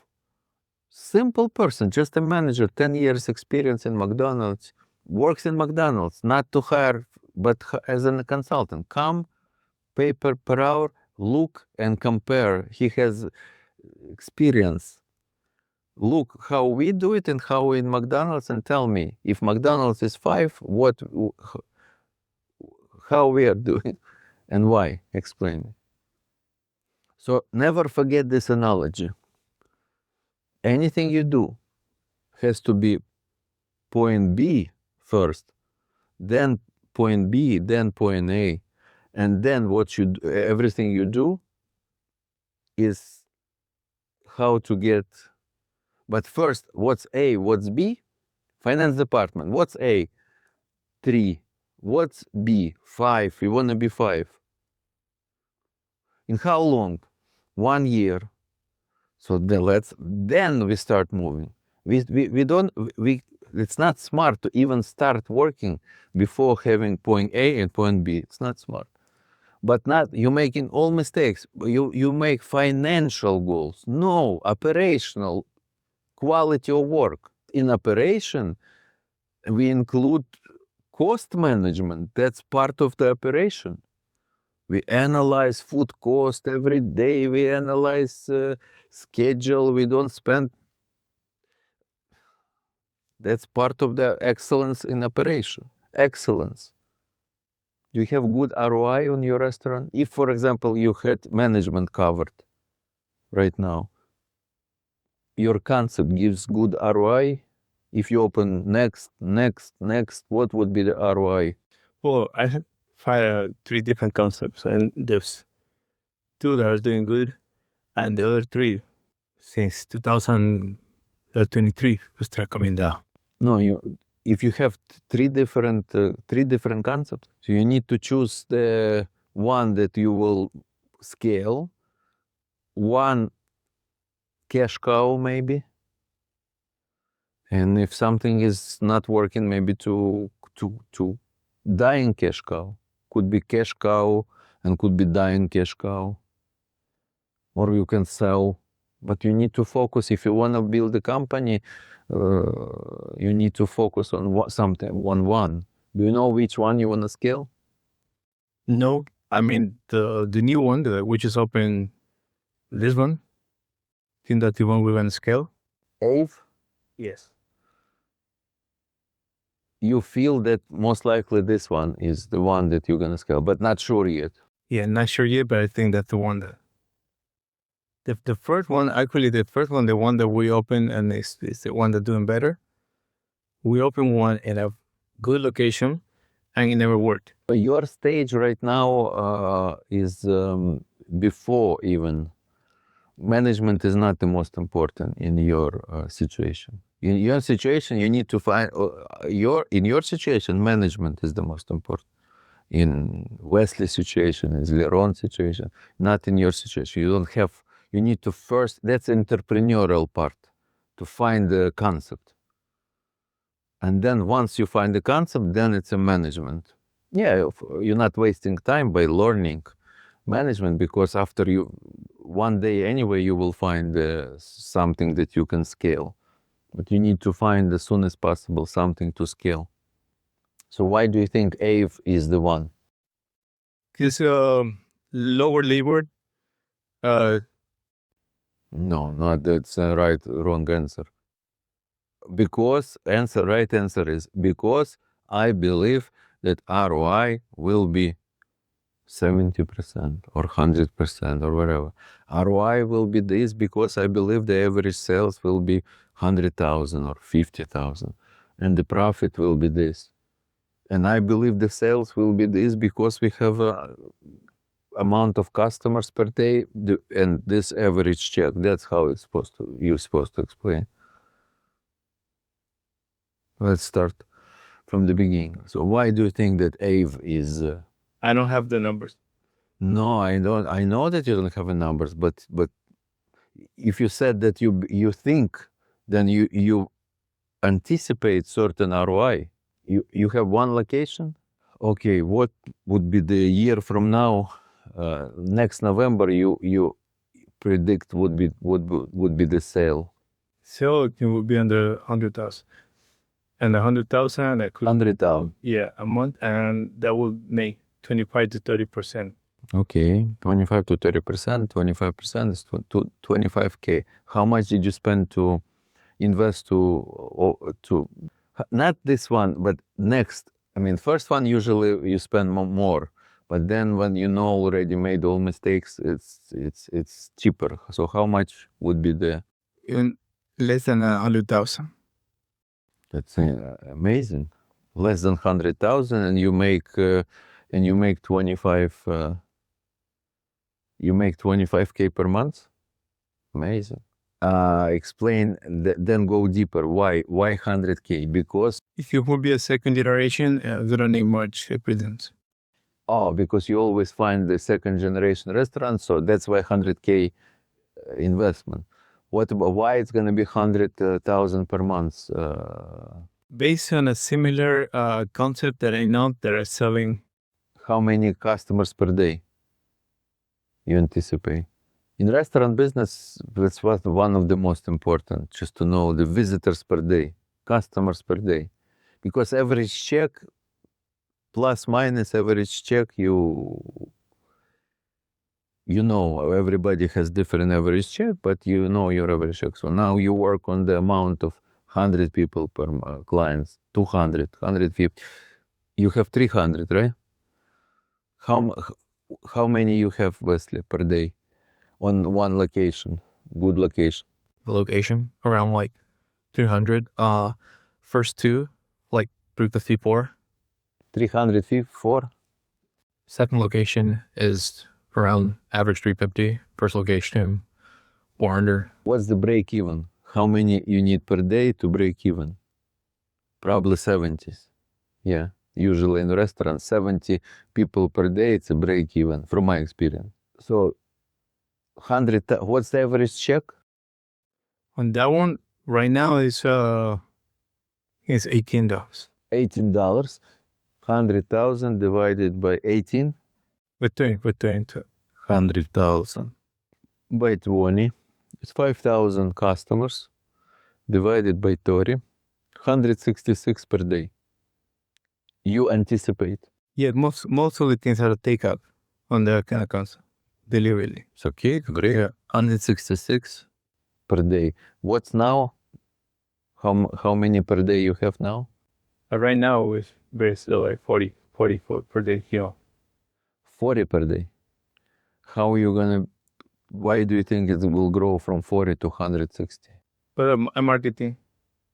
I mean, we have So most important is marketing, even more important than operation.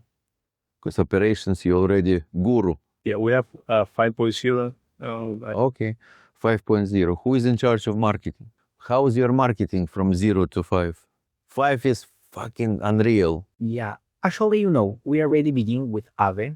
I think in Ave is 3 because we are, in that process that we are being related about the area that is completely different area that we used to work in, right? No, hold on. You say so many words. I just ask one question. It's 1, 2, 3. Okay. Do you understand in your mind what's 5? Can you describe me if it would be 5, what would be differently than now? Process, not result. What you're not doing operationally that's supposed to be done in order to have Strong PR, a strong PR with working with influencers in the area, for example. That one we need to do it. be more specific. Influence. It's you general, specific. How many influencers per day? How many? Be more specific. In management, guys, one of the most important words is specific. Specific. They usually, when your direct reports are talking, they're not specific. So you have to always be more specific. Be more specific. Yes, be more specific, please. We need a base 1 per week, not less than that. We don't have. Why not 1 per day? We need to. How many you have per day on location, on the bed location when you try to, Wesley? On average. On average, and on every new location. New location. Here they have new location. In the minus, location in the minus, not even breaking even. 40 visitors. He needs to go up to 160. We kind of get impressions, because you can go for a lot of people, a lot of impressions. Okay, per week impressions. We aim for 200K. 200.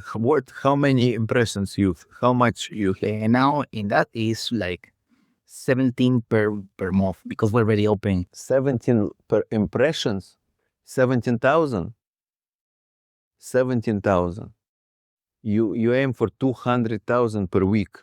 So basically 800,000 per month, right, Wesley? We dial it back. So like for first week, 200,000. Second week, we dial it back. Mm-hmm. But you need splash. So how are you gonna do? Do you have a process? Yeah, we know. Actually, that is a new location, so we need to work really hard in a plan that we can get involved, in the following days. What?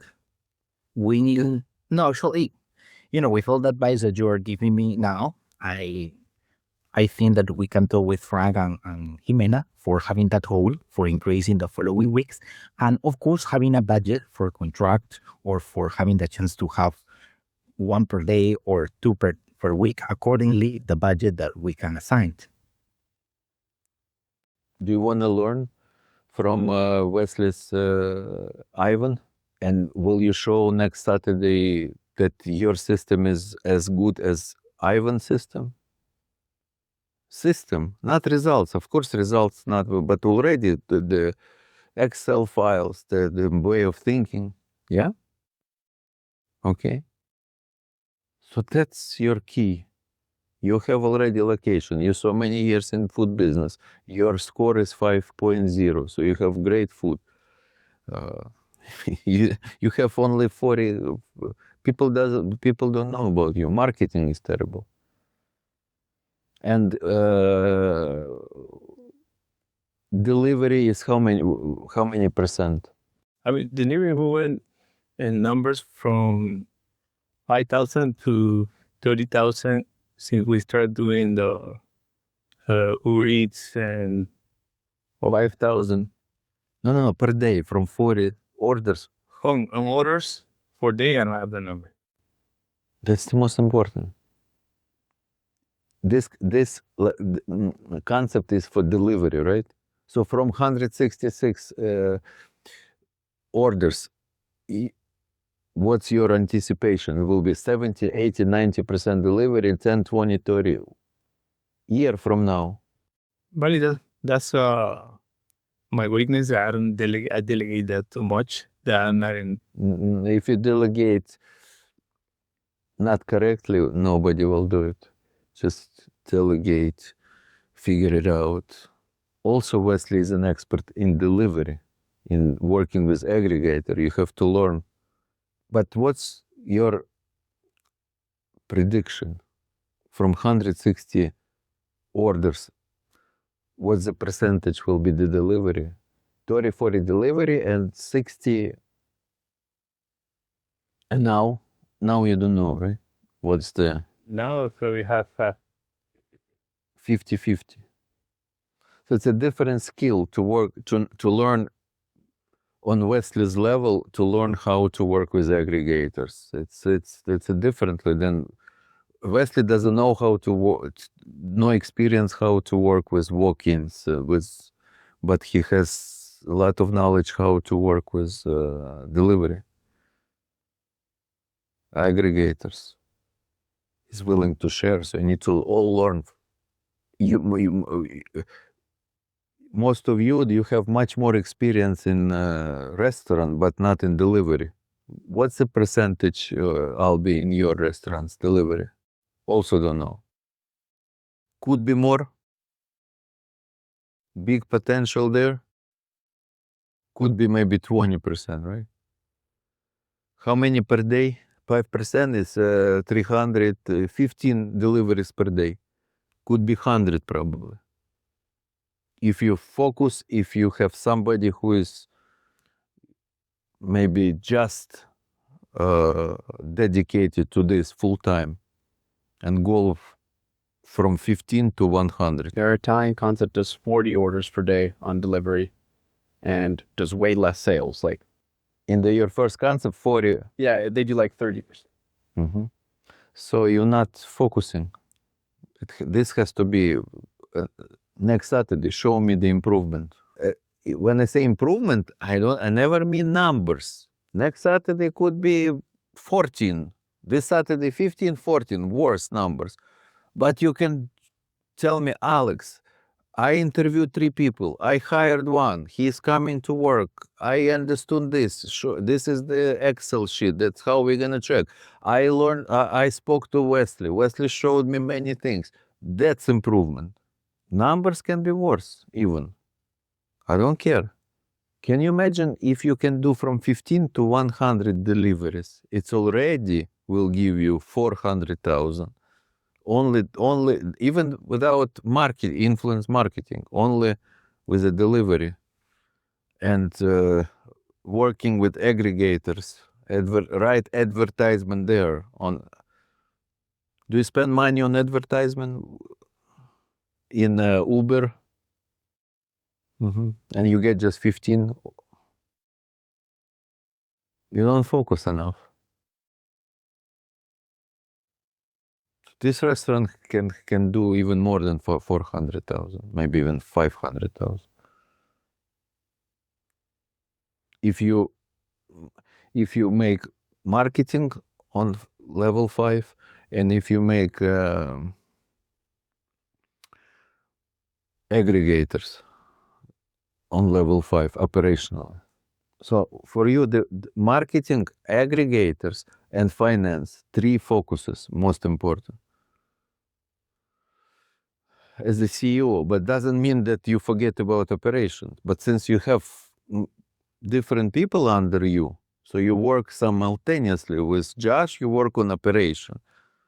Here you work on marketing. With financial, you work on finance. And you simultaneously, within 12 months, you grow, and you have to understand that 4 restaurants, Albi, could work better than 1. Can you imagine 4 working better than 1? That's how it's supposed to be. With each additional 1, everything should be better. If you have bad management, the more you open, the level goes down. If you have a good management, with the more locations you open, it's better everywhere. Why? Because no matter how many locations you have a limited amount of top managers. Doesn't matter. You have 1 location on 4, you will still have these 2 top managers and the same systems.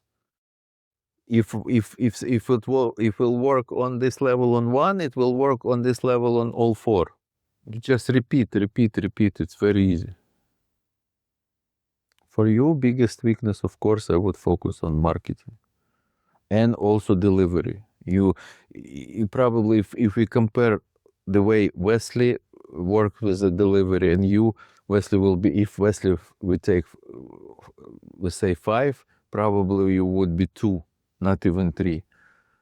And marketing is, I don't see, the restaurant is already 3 months. And you were a marketing manager for 3 months already, right? Even more. So show me next Saturday improvement. Also, show me improvement in marketing and improvement in delivery. Not numbers, process. Okay, thank you. We have a lunch. Okay, let's start. Tamakasi. Yeah, let's go. I see this as a very scalable business model. I think that this concept belongs everywhere, and we'd love to get to 100+ location. 5 years, right? Yeah. In order to accomplish this, what you need to do in 26?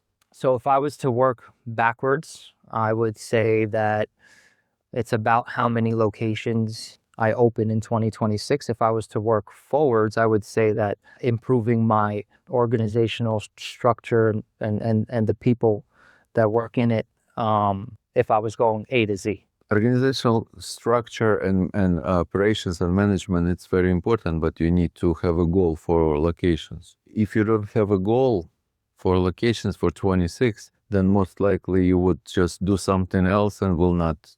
The amount of locations is one of the most important for next year. The amount of locations.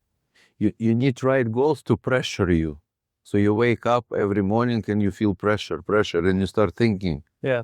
I'm overcome by the pressures of the operations still, more than I want to be. But I do think I'm getting very close to a point where I'm going to get past that. And if I was to be more specific about locations, I would say that in 2026, my goal would be to have 2 more in New York and 5 more in a new city. 7 locations in one year. It's a little bit crazy, right? Yeah. Yeah. I think Then I'm not putting. I would be. You have now 3. If you open, how many you open this year? This year 2. 2. If you open 4 next year, nice. I'll be successful. I would say it's good speed for you right now. I would be very happy with that. I also want to say that I do think that soon enough, with the right people, with the right personnel and the right management structure, that opening 2 at once wouldn't necessarily be impossible, because I have a very simple sort of concept. It's fast casual, very limited amount of staff. I think it's possible soon enough it'll be possible. Yeah. So now I would set a goal for 4. So like one every 3 months. One as soon as possible, then 3 months, 3 months, 3 months. Yeah, I think the biggest challenge that I struggle with in terms of new locations is finding them, because in New York City, everything is just so expensive. We talk about it. It's very hard to find a space right now in New York. So maybe my next step is stop looking in New York and start targeting other cities, and maybe that should be the next step. I don't know, honestly. It could be. Anyway, you would need to go to other cities. Right. So why not now? You could do it the earlier the better. So what would be your strategy for another city? Who would be the one looking? Let's say Miami. So my only form of scaling in terms of finding new locations is working with brokers. So you tell brokers, then they show you. Yes. They'll send me whatever spaces that they have, but usually what ends up happening is, and another thing we were just talking about, is that the brokers will send you whatever nobody wants, and whatever people do want, the locations that are most prime, they give them to, who they like a Starbucks, so it's a challenge. I think that finding I haven't figured out yet how to, let's say if I had $2 million tomorrow to go and open multiple locations, I think I would still be held up by not having a proper process for finding a good location. Albi, do you have the same problem? Finding Or you don't feel that it's gonna be your problem to find the location? our goal to find second gen restaurants is twofold. One is going to be having a main broker that's basically like, okay, listen, this is what we're currently doing. I told him, I said, I need 2 more in San Antonio, and he's constantly looking for second gen places for me. But also we're going to have a system where we're calling restaurants that are already operating and say, hey, would you be willing to buy out? And we're just going to have to do that nonstop. I love that idea. I haven't actually thought about the buyout option. We bought out the first one. You bought out Sonny's or the Italian? We have to buy it out. Yeah, we paid to the previous home because this was not over. We bought it out. And how did you? Because that was your first Sonny's location, right? So you just saw a space that you thought wasn't doing that well. No, my realtor. Oh, the realtor. Hey, I know a place.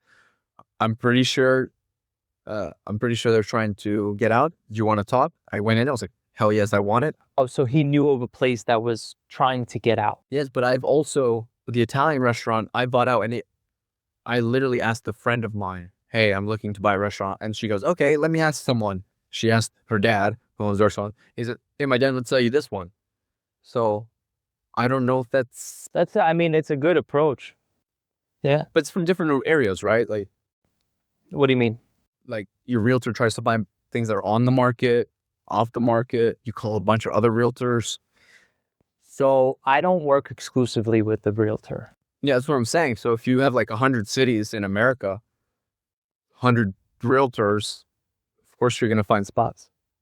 Yeah, if my approach was like scattered in terms of like what city here, city there, but I think that what we'll end up doing is choosing a city to do multiple locations in, like you're doing and like Wesley's doing, where it's like, I'm not going to open one in Chicago, one in Miami, because I'd rather have a better structure in whatever new city that we go into. I think it's probably a safer play to do that. To focus on one city at a time. I mean, but anyway, you need to learn to manage. The sooner you learn, the better. Manage the restaurants in different cities. So one in New York, Miami, Los Angeles. What Wesley is learning right now. I would agree with that. It's not as difficult as it looks if you use the knowledge that you're getting. Yeah, I'm a strong believer in with what I know now and with what we're doing now, that I can definitely do it in new cities. So The idea of doing that now as opposed to more locations in New York is an interesting idea that I should probably strongly consider. Probably is easier to find than in New York. Yes, but I don't have knowledge of like these cities. Like I would just be relying on the broker to tell me, okay, well, this is a good street to be on. Because like before you said, my concept is very reliant on a good location, a really strong location. Not only your concept, everybody's concept is relying on good location. You are not different than anybody else. You just think that it's for you. It's Yeah. every restaurant. The most important is location. So if I would be your boss, that would be the first one. I would agree with you that you send me daily, every day, RAA report on progress with the location. That's the most important in your situation. So Typically new city, or doesn't matter? doesn't matter. You decide yourself, but I want to see progress every day. Result, broker send me 10 locations. That's result. Analysis, that's terrible. My goal is 30 locations. Why? Your thinking and then your action, what you're gonna do. I would force you to, usually the most important things that needs to be done, you would never do it unless somebody is Above me. pressuring you. Yeah. So you always try to do what's easy, what you know how to do, what's easy. And for you would, without this report, RRA report to, for example, your boss, that's the problem of the entrepreneur. He doesn't have a boss. He's not doing what needs to be done. But at least you have to push your people to do what needs to be done, not what they want. What's the purpose of the business process? Repetitive actions. The purpose is to make people do what they don't want to do. Most small businesses, they don't have processes. People do whatever they want to do. And usually that's not what needs to be done. I'll say that if I was speaking to you like you're my boss, I would say that I think that we, as I mentioned before, we're not strong enough in terms of our organizational structure just yet. As you were talking here, I was actually changing my org chart based on who I just thought of could move into the new operations. So what you're trying to say, you disagree with me that you need to work on new locations every day? No, I don't disagree. No, it's possible. Yeah, I'll tell you, me now, no, I'm not ready yet because I still have problem with the organizational structure, and I need to focus few months for organizational structure, and then I'm going to open 4 locations. I'll say that I should be doing it simultaneously. I'll say that because my organizational structure is a little bit shaky right now, that's what's taking my focus right now. So I wake up in the morning, I'm stuck doing M2 tasks still because, I'm still not where I want to be in terms of management. That would allow me more time, but I should be doing it simultaneously. That's the most important word of CEO. Yeah. Simultaneously. Right. You like juggling simultaneously. But why you can do it? Because you have people. If you by yourself, you cannot do many things. But since you have a team, you have a team. Can you open the organizational chart? Okay. So this person I just hired, this person, Anastasia, Oksana helped me hire her to handle HR. That was a huge bottleneck. HR, recruiting. Recruiting. I mean, what's the difference? What's the difference? Recruiting is recruiting. To recruit people. What's HR? I don't even know. Okay. It's fancy word. I don't like fancy words. I like recruiting. What else do you need from Anastasia other than recruiting? Do you need her to teach employees, to inspire employees? No. Then it's recruiting. Well, she also manages if somebody calls out sick, if somebody has any issues, they complain to HR. And so her job is more than just recruiting. It's also management on some level. Why? Because if it was just recruiting, every employee has boss. It has to be done with the boss, I think. Okay. So you're saying So if I'm your boss and you're sick, why we need to get involved, Anastasia? You just tell me that you're sick and that's it. right, which would then go on my M1. Saying if a specialist calls out sick, who do they Boss? they tell the M1, Boss. Their boss. their boss. Yes, everybody has a boss. Okay, fine. So the reason why that was a huge bottleneck for me was because I didn't have a strong enough recruitment process, and I felt very shaky in my staff. I didn't like the team that we had, and in order for me to get very selective and picky with my team, I needed to really strengthen my recruitment process. I like her a lot. I think she's going to bring a lot of value for us. She works from Europe. Yes, How much you pay her? $1,500 a month. Yeah. Speaks English. Good English, actually. Yeah. Young, speaks good English. I'm very happy with her. With the recruiting experience. Yes. Great. Tema, who was my COO, or my operations assistant, let's call it, had stepped down because she wasn't doing a good job because she's not fully committed. So I need to fill that position. So I put this person in that position anyways. She wanted to move over to the CFO position because she's in school for finances, whatever. I just thought of moving this person because I think she would do a great job at the operations. And I'm still missing a CM. I'm still missing a marketing person, unfortunately. Chema is CFO now. I'm moving her to CFO. She's in school studying finance. She's not qualified. Yeah. I'm actually thinking about, That's not the right move. I know. I saw her. yeah. You need totally different person. Talk to Irina Yeah. and ask her, Irina, find me a CFO. I'm gonna pay you. What about Oksana? Oksana can be a recruiter, but Irina has to decide. Ah, Oksana is not capable of deciding who is good, but Irina will help you to pick. oh, so she can help me with, Oksana will find, Irina will help you to pick, and then Irina will help like once a week just to tell the assignment to CFO. Anyway, it's not gonna be as CFO, you don't need like Irina, but Irina can tell once every 2 weeks, just assignment. That's the right way. Tema is, again, I told you today that CFO, you need to get somebody who knows. yeah, who has experience. 80%, 70, plus CFO plus Irina once every 2 weeks for few months. Not long. Just tell to go to the right level, and that's it. Yeah, I'll tell you one thing. With Tema, she was the best I had for a long time. And Keep her as an assistant. as an assistant, yeah. Like special forces, I call. I always have couple of people. Just I give special assignments. Well, she's training Anastasia to do the recruitment and the payroll, and Then use her in development, in finding new locations now.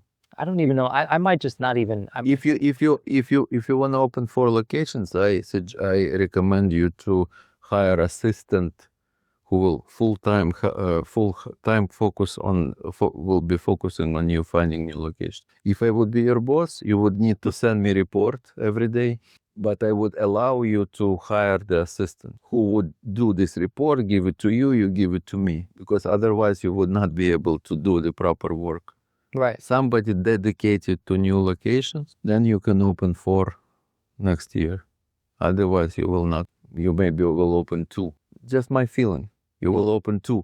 With the way you work now, you will open 2. If you have a dedicated person, full time, you will open 4. So she doesn't have to be qualified. Just somebody who's gonna just. New location? Yeah. No qualified. Just maybe some experience with real estate. Yeah. Maybe also from Eastern Europe. Hmm.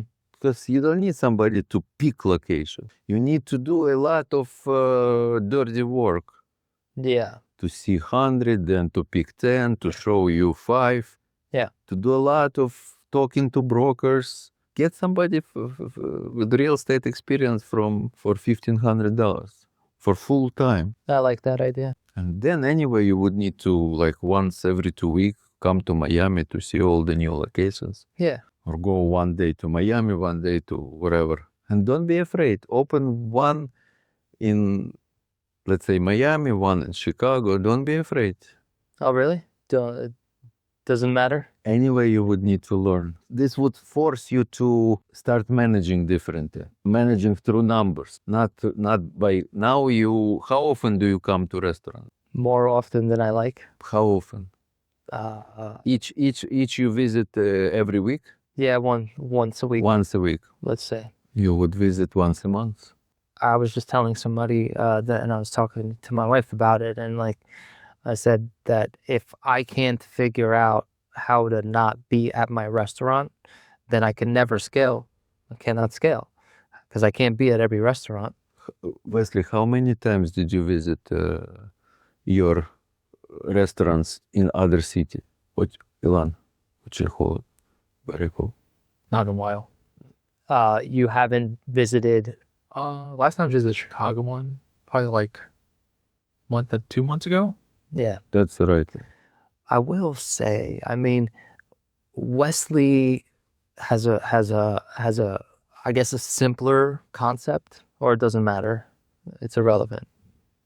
He would be able to. Yeah, and I think he's an example of somebody who understands numbers, understands management. If it would be you, I would come to Wesley and say, Wesley, or ask Wesley next lesson to show how he looks at the daily, at numbers and the process.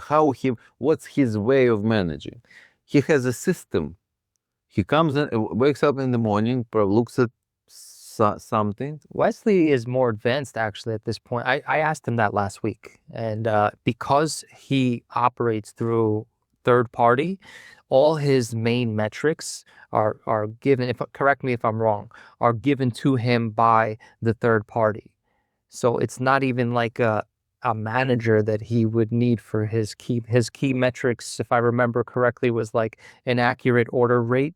Uber Eats will tell you the inaccurate order rate and like 86 items and things like that. So I guess it's a little bit different, but No, it's a little bit different. But anyway, he would, if he would have restaurants like you, he would also not. I know. I don't doubt it. I know that, he would figure it out. So you need to, every time you come to the restaurant, you need to ask yourself why you're doing this. What's the purpose? And how to accomplish the same, not to come. Otherwise, you would not. In New York, you cannot scale fast. I cannot. You cannot fast. No, maybe 2 more you will find location. If you focus only on New York, maybe you will find 2 more next year, right? But you want 4, so you need 2 more cities. You need to learn and when you have 3 plus 4, 7, you cannot be. You just have to from your office, from your home office, be able to manage your empire. I will say I think I'm getting very, very close to that with the people that I want to move around, with the recruitment process that I think got stronger just now, this new operations person that I think is going to do a great job, with my new metrics that I've plugged into my reports. I think that all of that is coming together very nicely. I feel more confident with it. I've actually been thinking like, in fact, the last 2 weeks, I really haven't been going to the city much. I can bet that today you're managing better restaurant from home than a year ago. Going to the restaurant. No question about it. The restaurant is way better off with me not being there. As crazy as that sounds, because nobody will manage it the way that I will manage it. Nobody will see the problems that I see, but this is what. This is what's the solution, right? Org chart, right people. You can have great colors and org chart, but wrong people. Yeah, and I think for too long I've unfortunately had the wrong people. Tama is good assistant. She's in college. Yeah. She's not full-time there. No, but not. Special assignments she can do. Yeah. She just knows the company, really well. So if I would be your boss, first is development assistant from Eastern Europe, not expensive, working full-time, 10 hours a day, all over the United States, looking for good deals, making nice report every day, result analysis section to you, and I also see it. Google Docs, so I have an access. You don't even send me. Anytime I click and I see every day the progress. Cumulative also from the November 1st to November 15th, total, how many locations, what was interesting, how many you looked. Yeah. Why you didn't take them? So I want to see work, number one. Number two, CFO, also from Eastern Europe. Tell me about the COO, his background. She is, she was a specialist who I identified as a good M1 that after seeing her reports as a M1, I said, this person can do. Yeah, by report you can, by the way people write report, you can understand a lot of things. Because good manager will write good report. She wrote amazing reports, and I understood by her reports that she gets it. She understands what to look for, how to be analytical. Analytical. You need numbers person. Yeah. I literally just, when you were talking with Frank, I was here moving her up to the CEO. I'm like, wait, she's perfect. And I'm like, when I get back tomorrow, Monday, I'm going to talk to her right away. Get from Eastern Europe CMO. Yeah. Anastasia is the new hire, yeah? Yes. And she would help you. You already have HR, Yeah. she would help you first to find CMO, to find your CFO. I really needed the flexibility, not the flexibility, but the ease of recruitment so that I can start, choosing important pieces for the business, not just specialists, but also managers. So like you said, CMO, CFO, she can like really help with that. Then you don't have to do it. You don't have to know even. Just find the right person, you connect, you show. I think I'm right there. I really do. Yes? I know that maybe a month or 2 months ago, I wasn't. We were not ready. Now you. Now I feel like I can see the light at the end of the tunnel. That's the only way to scale. 3, I'm telling, I know even why. Because when we started with you, you didn't have 3 locations, you could do it. Yeah. First of all, it's in New York. Second of all, 3 you could handle without this structure. But if you want 4 more, and then on, you already need structure. This is because you cannot build a building without foundation. This is foundation for your. Even 3 would drive me crazy without proper structure, I would say. Yeah. It would Now you manage 3 better than you managed 1. Yeah, because now I'm very picky with what I want to improve. Like, I'll go and change my metrics. Today, my metrics might look like this, and tomorrow I'll be like, you know what, we really need to focus here. But the way that I'm, able to execute it through other people takes a lot less than having to do it myself. If I had to do it myself, number 1, I have to physically go there. Number 2, they rely on me. But then having people that I can just say, okay, well, let's change this or let's fix that, and then monitor it to make sure that it happens through the reports. I would say the best thing that ever happened in everything we're doing here is that the business comes to me instead of me chasing. Do you have a leader in each location? Or they work without leader? Like, no, I don't. One responsible person location. Yeah, like, so you see these people, Ty, Daniel, 3, you, but they're not good. And I think that now, well, he's good, whatever. Now, so let me 1, 2, 3, 4, 5. It's much easier for me. 1 is hardworking and gets result. Okay. Second category is lazy but gets result. This is category 2. Lazy, but gets results. Keep him for now. But the problem is he's, he calls out too often, usually on weekends. But he gets results. But what good is it if he doesn't? For now, I said for now. For now. What about Daniel? Daniel is 1, 2, 3, 4, 5. The problem with Daniel is that he tries learn, guys. Yeah. I'm telling you, learn to strictly numbers and then explain why.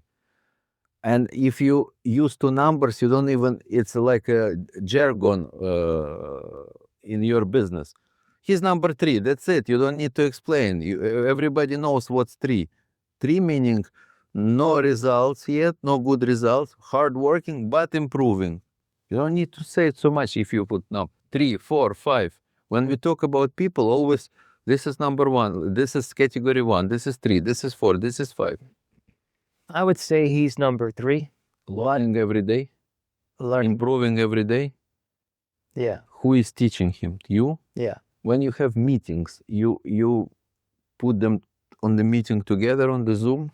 Ty, Daniel, No. mistake. It's leverage. You invest 1 hour of your time and you can teach all 3. Like I'm now. I'm talking to you, I'm teaching everybody. So we have a group chat, No, group chat, yeah, you teach in the group chat also. but By asking right questions, you teach them. Teaching is not only information. It's usually by asking right questions you teach. right now we have a group chat, a separate group chat for every location, but then we have one group chat for all. Or leaders. Yeah. And you have to develop yourself as a coach. I remember I'm doing management 33 years. So I remember every day I was doing meetings and I felt that I need to be a better manager, better coach. So you need practice. I will say I need practice to talk to one and to teach everybody else. That's the practice. So you talk to one and you teach everybody else. You talk to second one, you teach everybody else. And it's leverage. And you will have 50 restaurants, 50 leaders. Again, it will take 1 hour. From 9 to 10, and you teach all 50. They're on the same level. Question. Technically I should not teach these people and it should be the COO, right? Because like the report. You can. I can, right? Not manage. You cannot manage them. Yeah. You cannot manage. For example, the guys who came with the entrepreneurs. Yeah. I'm teaching them now, but I'm not managing. You their manager, but you ask me to coach not only you, but your team. So they're also learning, right? But I'm not managing, but I'm giving value. They're growing. So as a grandfather, not as I'm like a grandfather. He's a father, I'm a grandfather. Father is managing, grandfather is teaching. I think I do that now. I know I do that now. I think it will get a lot better when she's doing it and I'm watching and I can, No, she's supposed to do it anyway. Yeah. But what you do it differently. Right. But right now. First of all, she will learn from you how to teach. But don't manage, teach. Right. Difference between management and teaching. In management, at the end, you make an agreement. And you're supposed to do it because I'm your boss. And I'm supposed to do it something from my part. Mm-hmm. But with your grandchildren, you don't make any agreements. You just show them how to think. I don't know any other way to build something big other than be a good coach, good teacher. I don't know. You know why? Because there is a people who already there, yes, but they're so expensive you cannot afford them. So it's a catch-22. You cannot afford people who already knows. Yeah, you can hire somebody from McDonald's, who is managing 25 locations right now, but it's very expensive. You cannot afford. Yeah. Plus, he will not come to you. Why? After McDonald's, come to your company. Right. You would not be able to pay twice as much. So it's a catch-22. The only way is to find young, talented people, but then you have to be there, teach them. So I don't know any other way. So even though she's my point of contact, then I should still be teaching. Plus Albi, for example. Your guys are learning, plus you learn from me how to coach them. So it's a double things. So you will coach them, not manage, coach. Just explaining how to think, plus you coach. Until now, I've been coaching them and her because she was them, and now I see that she's good enough. I can see she can do it, so she's moving up. Doesn't mean that you need to do it every day. Right. Not on schedule. Just spontaneously. Yeah. You have something to say, you feel you get them, you give them value. Very natural to me. Natural. It's very natural to me to coach in terms of my, organization, my team, and just I like doing it, right? So I would definitely look to coach wherever I can. So that's another thing. So if I'm your boss, number one, development. Assistant, not director. Assistant. Why? It's number one. Because because we need to show 4 more locations. We need to double the company, grow like 150%. Those 3 will grow plus 4 more. If you don't hire as soon as possible this assistant, you would not accomplish. So it's number one. Number 2, CMO. Number 3, CFO. Number 4, I want to see how you coach. If I would be your boss, I would ask you to send me recordings of. I have some. Yeah, you can send me. I could send you. We can, next Saturday, I can listen for 5-10 minutes during the lesson, and I will give you feedback. That'd be great. That's 4 things. Most important. And you need to do with yours, and you all need to do what I'm doing with you. You see what I'm doing? Right away, I'm identifying with everybody that I'm talking. I'm identifying what's the most important. And it's different, most important. Most important for Albi, for you, for everybody is different. So you have to, by talking, you identify. I call this technique, remember I told you, fencing. So I'm like seeing what's the weakest. So I found weakest is development, and weak SMO, weak is. Yeah. And then next time you come, you already learn to defend those weak. So you're stronger. Then I look again for the weak. Every meeting I do the same. I see the numbers. I look at the weak. That's what I do in my restaurant. I'm always I have a radar when I walk in. Yeah, you see what's not perfect. I just look for problems. Yeah. Always unhappy. Yeah, I walk around looking unhappy. Yeah, but that I do, but I'm just so. The most important is every idiot can be unhappy and discourage people. Right. But very hard to be unhappy and inspire. Yeah. It's very, very hard. That's what you need to learn. Be unhappy, but inspire. You'll see my video. I'll send it to you. I like. So happy. If you're happy as a boss, you're an idiot. Because there are so many problems. You have to be happy. If you're unhappy and you discourage people, give them down, you're also an idiot. You need to learn to be unhappy, but like we see good coaches, sports coaches, football, soccer, basketball, they're fucking unhappy, but for some reason they're inspired. That's the secret to not discouraging people. And being unhappy. Yeah. Not wanting more and not discouraging. Knowing that they're doing jack all, but not doing what? Just not doing it at the best of their. The most important is deep respect. Yeah. No matter how much they fucked up, you still respect them, and you want to work with them. If they fucked up, if you lose respect, it's better stop working. Yeah. But if you want to continue, doesn't matter what kind of fuck up and how much money because of their mistake, you still respect. You just try to understand this situation when you lost $1 million as something to teach for the future. Yeah. Not to put because if you lost respect, just fire. Yeah. I was going to say not to, I would say not to talk down to them and have some empathy approach. Talk always not from up, down, from trying from here to raise. Right. So why, the tone of voice is the most important. You can say, why you did this with the претензия, как по-английски? Претензия. No, I know претензия. Да, ты понимаешь, да? So with this tone of voice, but you can ask why with the tone of voice just to understand, not to. Как претензия по-английски?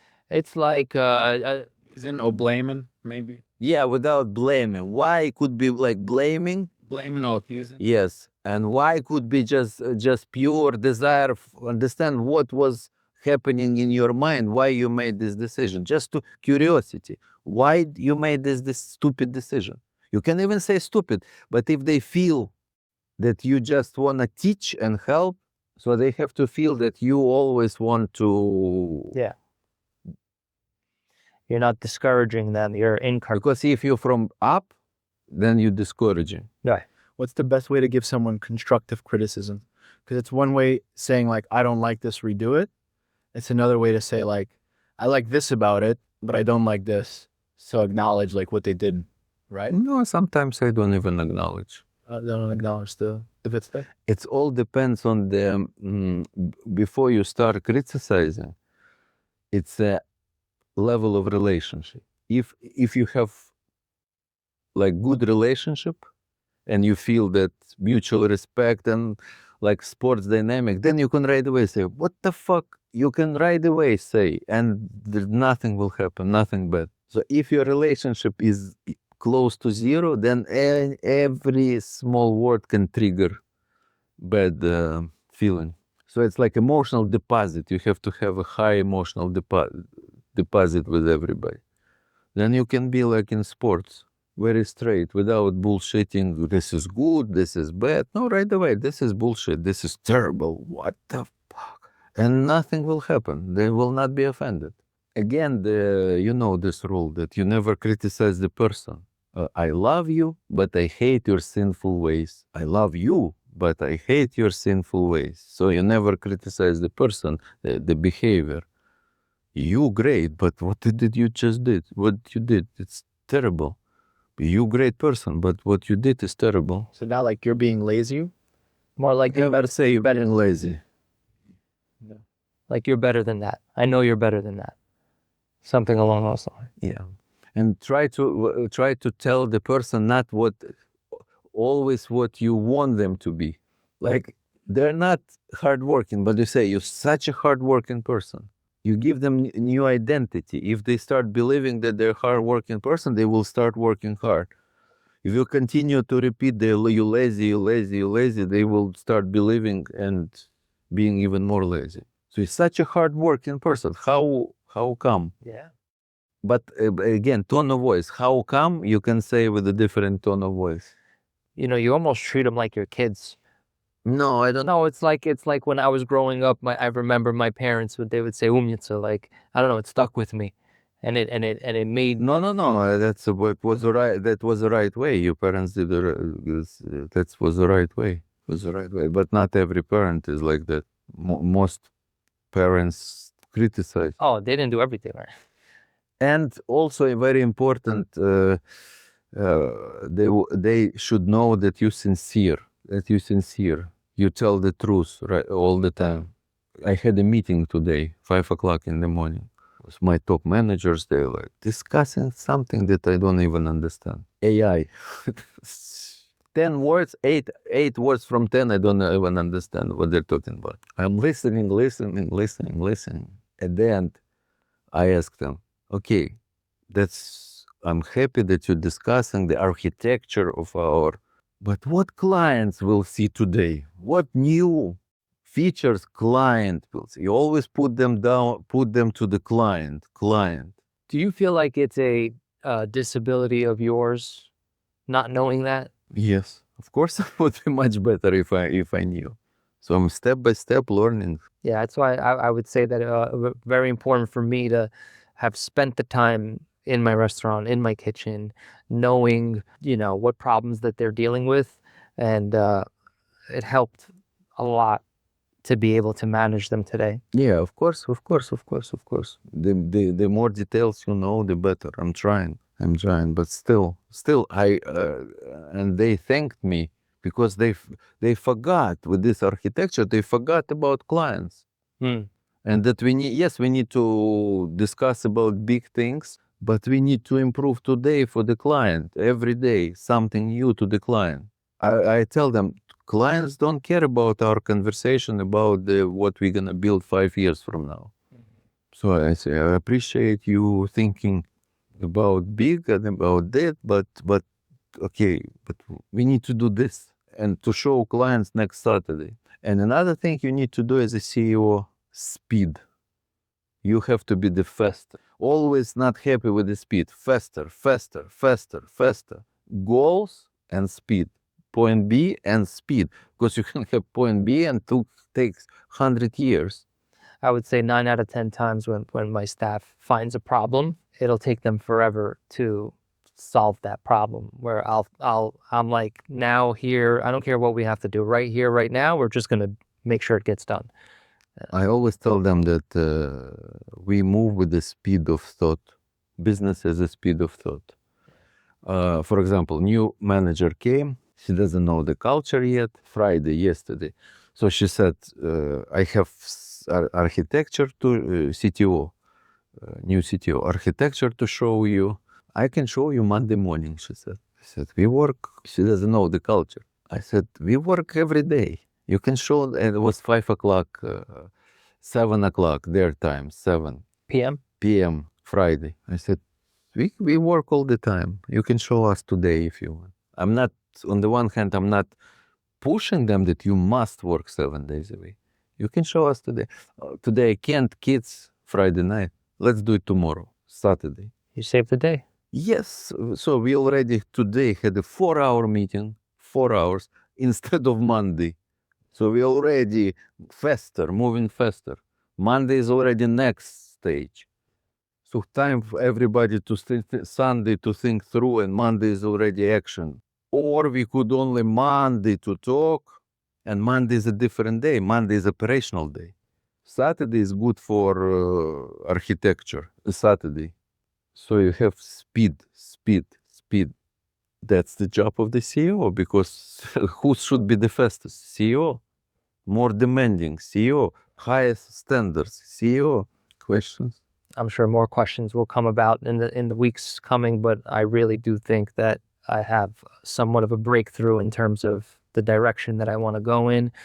I know it starts at the organizational chart, proper recruitment, and I feel like I have a good. Everything starts with not organizational chart. Everything starts with a healthy ROI. You have 3 restaurants. Whatever I'm telling you right now, I'm assuming that you have healthy ROI on those 3 restaurants. They're healthy. That, or if they're not healthy, forget about my advice. Make the healthy first, then you scale. Right. Albi's restaurant, healthy. As far as ROI, great return. That's why he needs to move. Yeah.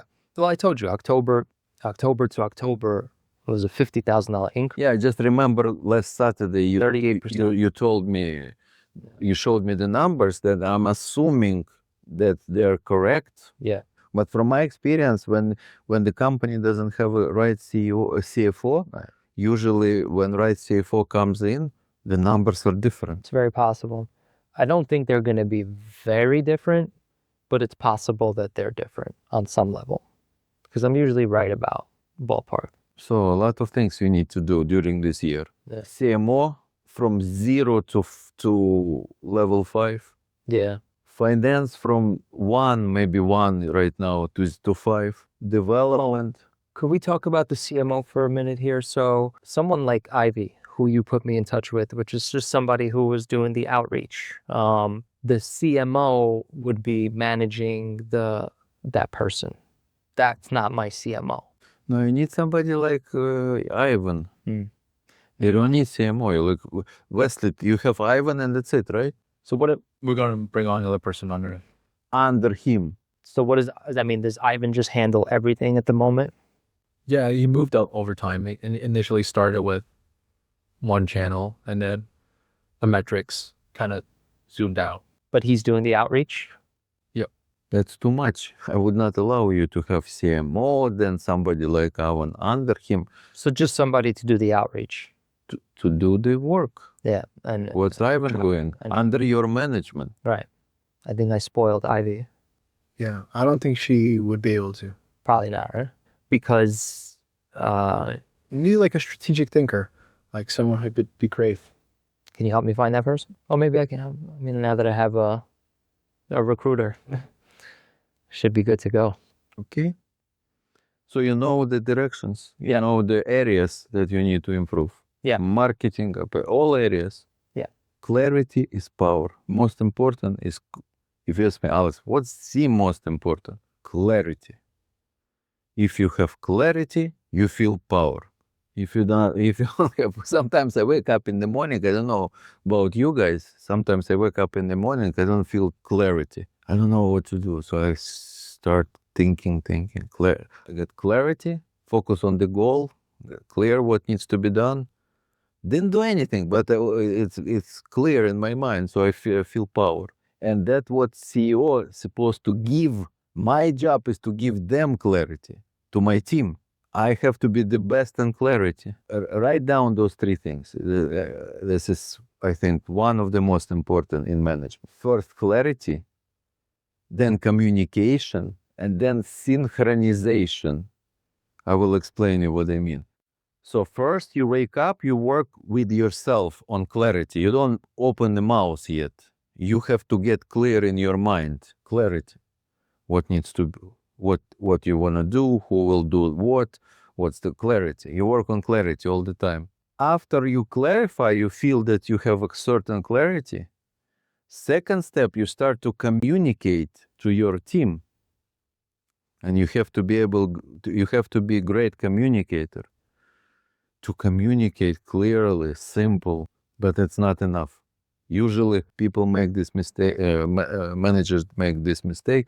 They even clearly communicate it. And then, did you understand? Yes. Okay, let's go. Let's work. Synchronization, number 3.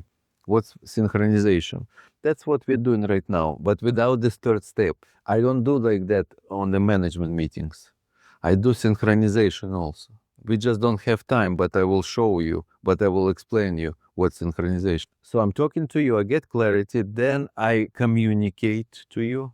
Then I should ask you, what did you understand? Because from my experience and from your experience, when you ask the person, what did you understand? He understood 50% maximum. When you ask, and you just, fuck, how come? I just explained him why he understood only 50%.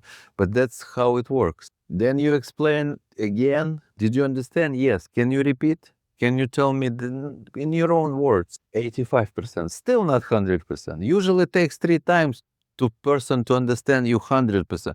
100% synchronization. It's stupid to finish the meeting when he 50% understood you.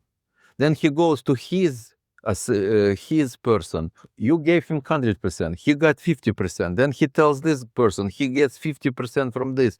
This is already 25% from what you said. And misinformation. Yeah. Even if you have clarity, even if you're great communicator, still. But imagine your clarity is from 0 to 10, 5. Then your communication is from 0 to 10, 5. And then you did not synchronize. Disaster.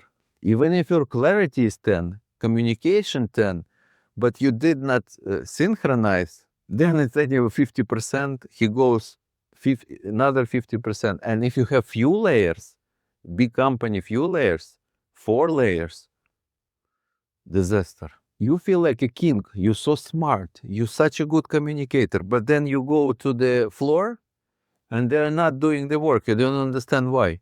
Broken phone. There is such a saying in English. Yeah? Испорченный телефон in Russian, the same. Broken phone. You say one thing, so 3 things, remember. You have to work as a CEO, not only CEO, every manager.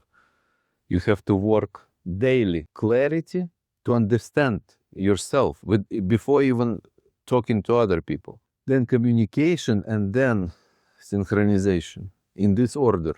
I mean, I wake up every morning and the first thing I do is try to figure out, get clarity on my day, on my goals. Very good for clarification to take a look on your org chart. Oh, really? Yeah, helps. Well, yeah, because then you can assign it. Yeah, you just like a general. He looks at the map. You know what else motivates me is I don't want people doing nothing. So I'm like, okay, what can I give this person? What can I give that person? I sometimes look at it from that lens. Yes, that's you're trying to clarify. Right. What to say. Because You as a CEO, you wake up and you would say something to each person. Say something, write something, say, right? So or you have to clarify what you're gonna say. You can say, you understand, you can say 1,000 words and not accomplish anything. You can say 50 words and accomplish a lot. Right. So you think what's the most valuable thing that you need to say to your people. Yeah. And whether to talk one-on-one or in a group, it's also decision. But on the other hand, I guess maybe what I said was wrong because I shouldn't have to figure out what keeping them busy. Their reports should keep them busy, right? It should be coming to me. No. You never give assignment to those people. No, I'm not That's talking a about mistake. I'm talking about these people. No, these people is good. It's your job. Yeah. Of course they have to be proactive and leaders and decide, but still you have to be even bigger leader and tell them. Yeah, these people report daily to these people. Well, to this person. But you have to tell those people what to do. Yeah, but these people report to me daily, weekly, monthly, whatever it is, based on, what they know to do, right? For example, CFO. Yeah. You don't have to know how to do P&L. You don't have to know how to use even Excel. You don't have to know. But you have to demand from this person perfect numbers, no mistakes, to give you P&L December 1st for November, not December 15th. Yeah. He will tell you, I can bet $1 million. You hire professional CFO, you tell, give me P&L with 99.5 accuracy. I don't need 100% accuracy, 99.5. Give me December 1st for November. He will say, impossible. I can bet $1 million. Oh, I need 2 weeks. Impossible. So impossible, okay, talk to Alex. Alex will teach you. And I will teach how to do P&L 99% accuracy December 1st. How often does the CFO report to me? Is it just the once a month? I mean, it can't just be the P&L, right? Every day, CFO is supposed to give you the numbers. See, that's something I never really understood because Numbers. Sales are sales. I see it every day. I mean, If you see it, if you see everything that you need already. yeah, my next step is just going to be to figure out frequency of reports. Irina was my CFO. She was giving me every day. We have hundreds of restaurants. Let's say November 15. The first thing in the morning, the most important number I get from Irina, if we move with the same speed, Yeah. the profit, not sales, profit in this month will be this. So I created this. Now, Yeah, that's when you have a lot of locations, right? It's like when you have. do you have 3 locations? Do you wanna know how you will finish November? Do you wanna know? I have an idea, Plus minus Yeah. what? Like, if I have. Plus minus 1 bus stop. Yeah, I'm just saying, like, if the sales are gonna be on this pace, we're gonna do. What will be the profit if you move with the same speed in November? What would be the profit of the whole company in November? I have to see where we're at for November till now because I don't know that number. I'm not gonna lie, but if we're, if I look. Honestly, I don't know how the CEO can manage the company without this number. November 15, we move with a certain speed. What would be the profit if we continue moving with the same speed? Why? Why? Because profit is the most important. If first of all, I have a goal for the profit. Before we start the month, I have a goal, 100%. And I see if we move with the same speed, it will be 80%. Yeah. So why do I need this? To give the signal to my computer. Do something, motherfucker. Do something. It will be 80%, not 100%. You have still 15 days. Do something. So you're gonna be more motivated when you're doing worse numbers? Okay, if I'm a coach, soccer team, 20 minutes left, we are 2-1 losing. Do I need to know that 20% left and we are 2-1 losing? Or it doesn't matter? Right. would I make different decisions if I know that we have 20 minutes and we are losing 2-1? Yeah. You might pull the goalie. So you need, this is the game. You already, November 15, so what's the score? Score is not sales. Score is profit. But Sales is how many we scored goal, but how many they scored to us. So profit is the most important. But if we look at it from a lens of optimization, because before you were talking about optimizing, work daily to just make sure you're at a 10. Yeah. The everything in life like that. Yeah. On the one hand, you have to like focus on effort. On the other hand, you cannot forget results, because effort is for results. You have to look at the results. You don't need to, if you have a right informational system, you don't have to spend a lot of time on results. You just takes 1 second and you get the report and you see, if we move with the same speed, we're gonna lose this month 20% less profit than we were supposed to get. It takes 2 seconds, 3 seconds. And then the rest of the day, you focus on the work, Right. on the effort. Yeah. But you need to see the results. I look at my sales every day, Sales is not enough. Right. What it means, it means that you don't have a goal, profit goal. If you would be under my management, before we start the months, we would have a month done on paper, financial model for the months for each restaurant. What else? Give me the financial projection for the December. Let's say we are talking with them. So you would location 1, December sales this, expense this, profit is this. Then I would spend time, go deeper. Why this? Try to cut the expenses on the paper first. Then every day, plan fact. We know the revenue for 15 days and we know expenses for 15 days. So we can calculate, if we move with the same speed, what would be the profit. Right. I have something then to talk to you about. Not any fluff, whatever. I call you and say, Liron, you see that if you move with the same speed, this restaurant is going to be 40%. Sometimes revenue 20% less, but profit is 40% less. And you don't even know. And you're not scared. If you see this, you get scared. Your computer starts thinking. I call you, you call them, everybody starts doing something, marketing activity or something. One time you mentioned the goal is to excite you. So when is it that we should set a goal that is more realistic? For example, if we set the profit for this month to be, like to excite us. No, what I was talking about now, that's not a goal. That's a projection. That's what we project what would be the revenue in December. That's not a goal. And what's the projection for expenses? With this revenue, what would be the expenses? And then what would be the profit? Can you teach how to project? For example, or for me, I compare number last year and this year. I see how much it increased. Yes, it's many things. You have to consider last December. Then you have to consider November to December. You have to look.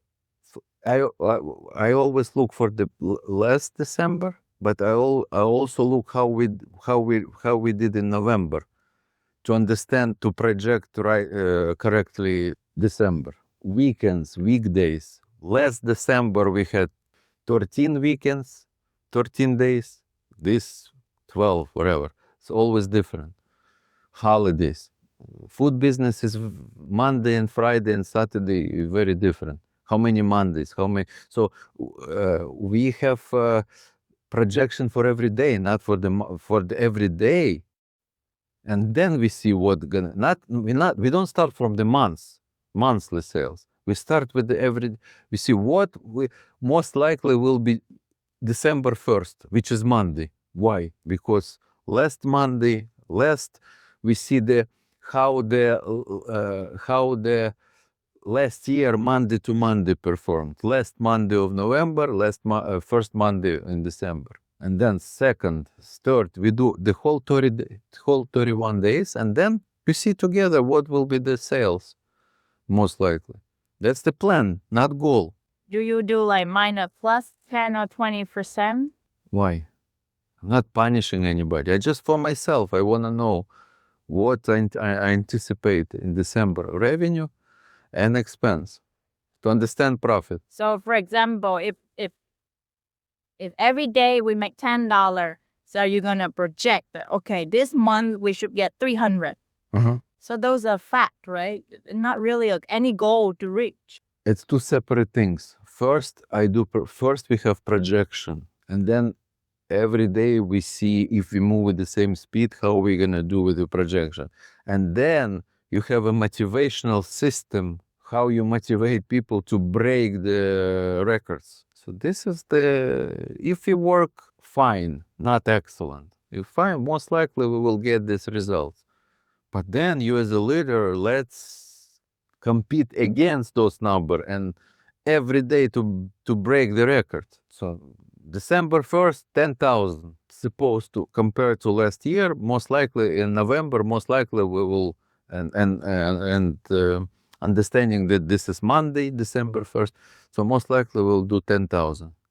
So we will try to think how to win. Winning means 11,000, 10,500. So we compete against this 10,000, and we do it every day.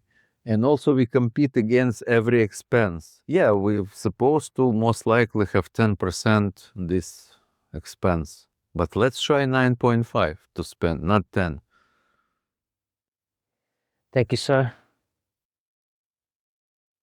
Good job. Mindy?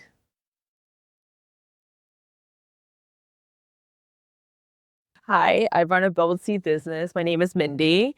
I've been running the business for 18 years. We have 5 locations. Overall, we have 10, but we're only talking about the 5 that is corporate run. Our sales is 3.36 for the trailing year. Profit margin is around 25.8%. We used to be in the 35 to 40 range, so the past 2 years it's declined 10% per year.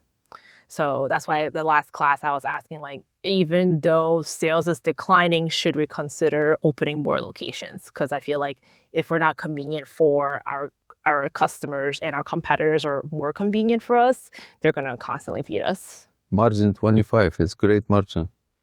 My big goals are to continue becoming a local staples in like major cities, anywhere with like high school or colleges. We've been a local staple for New York for the past 15 years, I would say. Ever since I quit my airport job, I've been wanting to open in airports. Not an easy thing. We went to the airport the other day. We were like, it's really quiet in this section, but really busy in this location. So location is very important, even though we still want to do the airport. I applied for the minority women business enterprise. That took me 3 months to apply. So hopefully I could get some more government funding and projects through that. But in 5 years, I would like to make 10 mil. We're at 6 and change right now with the 10 locations. But my realistic goals is to increase sales 15%, to go back to where we used to be, opening 2 locations per year, and then having more consistency with training, products, and having more A players. I'm reading, very interesting. Because I don't know this story. My aunt Cindy recognized my entrepreneurial spirit and asked if I wanted to run my own business. I immediately said yes. That was the first mistake. But I ran my aunt's and my dad's business before that. So Okay. When her friend Lily moved back to Hong Kong, my aunt took the opportunity to buy her shop so I could become my own boss. Okay. Never give your children anything, because then they're gonna never be strong. You have in business, it's like in sport. If you like Michael Jordan, you cannot give your son Michael Jordan. Here, play in NBA because I'm Michael Jordan. How come? You have to get strong yourself. I was thrown into the deep end, juggling 80 hours work weeks while still finishing college. Somehow, so that's the problem here. You miss the entrepreneurial state. Somebody just handed you the business. Be a manager, and you miss the entrepreneurial stage. I took over a failing business. Doesn't matter. Doesn't matter. You took over. It doesn't matter. Entrepreneurial stage, you have to just do it yourself from zero. Open, nothing. There is nothing, and you create something from nothing. Somehow, with my amazing family support, I never gave up. Amazing family meaning husband. Before Gary times. I wasn't in the picture. When you stay in family, My aunts, my sister, my Support- dad, my grandma. in which way support? They would work the hours that I'm in college. So one would be in the kitchen. Well, You see, and that's why you didn't grow the muscles, entrepreneurial management muscles, because everybody was helping me. When I started the business, I was helping everybody. this was only, I would say, less than a year. Yeah, but the reason, you see, you're writing this because you're proud. You're proud. I would be not proud as entrepreneur. Yeah, I understand. I understand that you're proud. I'm just telling you honestly my feedback. Selling has always been part of who I am growing up. I hustled everything from scenario. Okay. Selling is, everybody's talking too much about selling. Every book, every video, that the most important selling. No, most important is management in business.